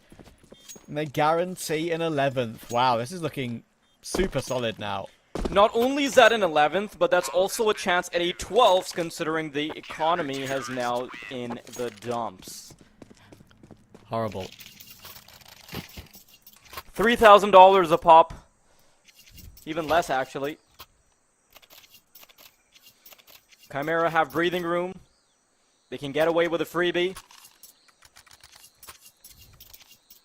Never mind, actually, Sashi, they do not want to play the full hard commitment for overtime. Instead, they're banking on the fact that they can at least get they can either get a round win, or they can get a bomb plant to make it doable in the next one. Chimera playing this very hot and heavy, up close and personal. Shine Jez will deliver. More and more, Oh, Shine dear. just shuts them down, and Vilby and Blue-White are there with the broom for the janitorial services. 12-5, and Sashi, they're backed into a wall. No money, last map, up against a team that is a heavy underdog. And you've got to remember, this is the Sashi rebuild. This is where they are trying to show that they did in fact show up to court for practice. But right now, they're about to slip into the lower bracket. Yeah, that 1 and 2 bracket's going to be difficult to recover from. They can do it for sure, but current form certainly worries me. Chimera have looked a lot better. I'm very interested to hear their reactions on the interview afterwards, talking about how long they've been on boot camp. I think it's a great question. I'm looking forward to hearing what they've got to say, because they've definitely improved their form. And of course, these last 2 rounds of the game for Sashi have been painful with the economy they've had to deal with. Good push to grab the AWP for Iceberg, but he's about to get traded. There's the kill from Blue-White, leaves it all down to Zyphon. That is a bomb in no man's land. When do you ever see it drop there with a minute 15 in the round left to go? He's missed his smoke. It's all going balls up, I'm afraid. Zyphon can still offer them a lifeline. A minute on the clock, but no avail. Shine Jez will deliver the final blow, and that's going to be it. Chimera, against the odds that were presented to us at the start, they're going to shut down Sashi. They nearly got it done in 2 bites, in fact. A bit delayed, but when they came to Ancient, they showed us that they were out here to play. Now, Sashi have slipped into the lower bracket, while Chimera get to march on in a 2-1 fashion. Yeah, that was quite convincing in the end for Chimera, considering their recent form. I think that was, honestly, they were the better team throughout the entire series, right? I mean, Sashi had a good lead on Inferno at one point, and kind of felt like they were in control of of most of the map. But the way Chimera pulled it back, that kind of made it less convincing for Sashi as well. Having that save fest on Inferno. And then Ancient was just an absolute, blow out the water. They had no chance for Sashi whatsoever. And they need to go back to the drawing board again. Like, it deserves to be said one more time, I think, that, for the Sashi, losing a game like this, it's bad. If you want to get some cash in the bank. And they're still in the group stage, of course, 1 and 2. They're not eliminated yet. But, it's still an unranked tournament, so it's not like they lose tons of points like they would do if it was a ranked tournament. But at the same time, you've got to be worried about their form. I mean, like, you don't expect a team with those names to lose against what is the former Aurora Youngblood core, do you? So, yeah, back to the drawing board, like you say. The issue is that it's been a while since they've been at the drawing board, right? Like, it's been a little over a month. And this is generally the point where you would at least expect them to be able to beat teams that are not only a cut below them, but also weren't particularly on great form. But I don't think we can say that about them anymore. I do feel like they've had a bit of a turn, and I would love to get some insight onto how that happened with the interview that we have scheduled for you guys. We're going to be bringing Vilby on the broadcast from Chimera to give us some insight. Welcome to the broadcast, Vilby, and congratulations on your victory. How are you feeling? Hello, guys. We are feeling great. We already week at boot camp, and it feels nice. Day by day, we are getting better, and today was a very good game. It very nice to play against Sashi every time we play, because like last year we were watching a lot of their demos, and it like playing against our teachers. It's like this. That's very fair. Yeah, I was just gonna ask, right? For the past few weeks, you guys have been really struggling, right? So many losses, like losses upon losses. There we go. We got a little bit of a flex in the jersey. Yeah, there we go. Shouting out the org. I love it. But you guys were struggling a bit in the past few weeks. What do you think changed to now finally, suddenly beat a big team like Sashi? First of all, it's about mentality. When you're losing game by game, it getting worse every single lose. And we just when we arrived to bootcamp, we full refreshed, full arrived to train. We did a lot of demo reviews that we lose, and we of course have new players still who have. For example, Xander, he have not that much experience as we do, and he's working a lot, and now is getting better day by day. So obviously, you say you played with Aurora Youngblood as the 3-man core. Now you've of course got these 2 new additions. Would you say is that the hardest thing? Because obviously you've been on that lost streak. Now you're on a boot camp. You're on a boot camp with these 2 new players, which I maybe assume you haven't met before the boot camp, if I'm right in saying. So how have they integrated, like, emotionally and just as a group? Because I assume this will be one of your, like, I guess not first boot camps, but first with this particular 5. Yeah, it wasn't our first bootcamp. The guys are really funny. It's very good to play with them. For example, Zender is our team is the first professional CS team, so he's teaching some new rules in CS, and kinda funny, and we have a good vibe. Everyone have good vibe. The guys who came from other teams said we have insane. Well, Trav, unless you've got any more questions, do you have any more, Trav? No, I'm good. We can let Vilby go and enjoy the win. Yeah, I mean, I was just congratulations, gonna my friend. Yeah, thank you very guys. See ya. Thank you so much for the show. Thank you. It's always interesting, right?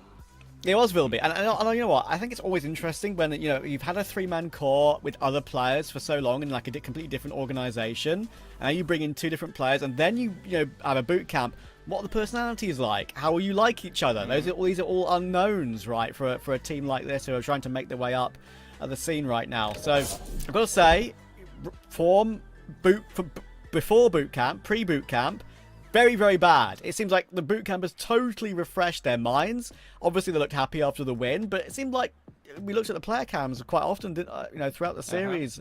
Well, Deity, they look super chill when they were winning or losing at the time. So they look like they were in a good mental state right now. Especially Zender, because watching Zender's camera is kind of like just watching a GIF of him on loop that's just been like pre-recorded, just 25 seconds of it, right? He's reclining, he's chilling, doesn't care, doesn't have a care in the world if he's missing or if he's firing, That's how an opera needs to be, right? You got to be cold-blooded. You need to bring the comms out. You've got the most info as well. Exactly, and it's only looked good for them today. I mean, as you can see, pretty consistent fragging across the board, and that's so important for a team at this level, right? You can't have one person lagging behind, really.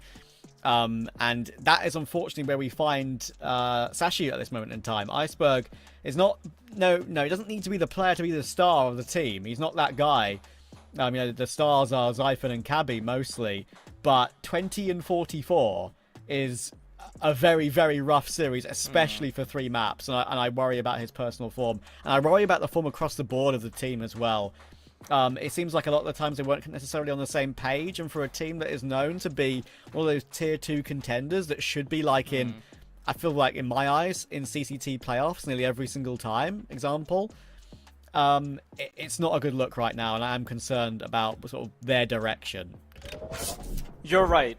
It's the premise that we set at the start of the game.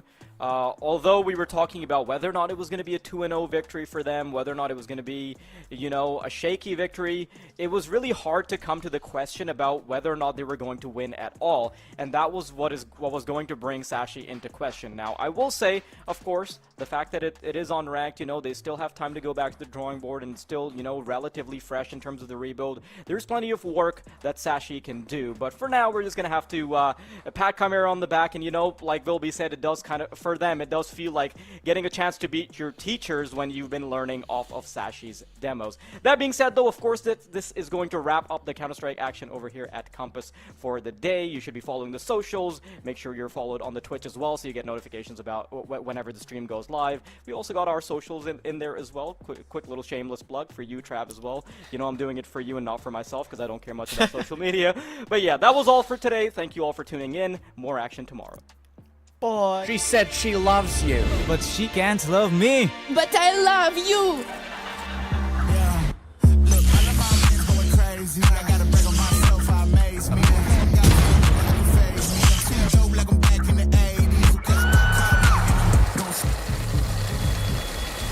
I won't play window anymore. What's going on? roll. 1xBet. On to the next one. YaLLa Compass 2025 season. If anyone peeks through, they're both dead. They're both dead in the smoke! Bomb dropped, coughed up behind it at the edge of...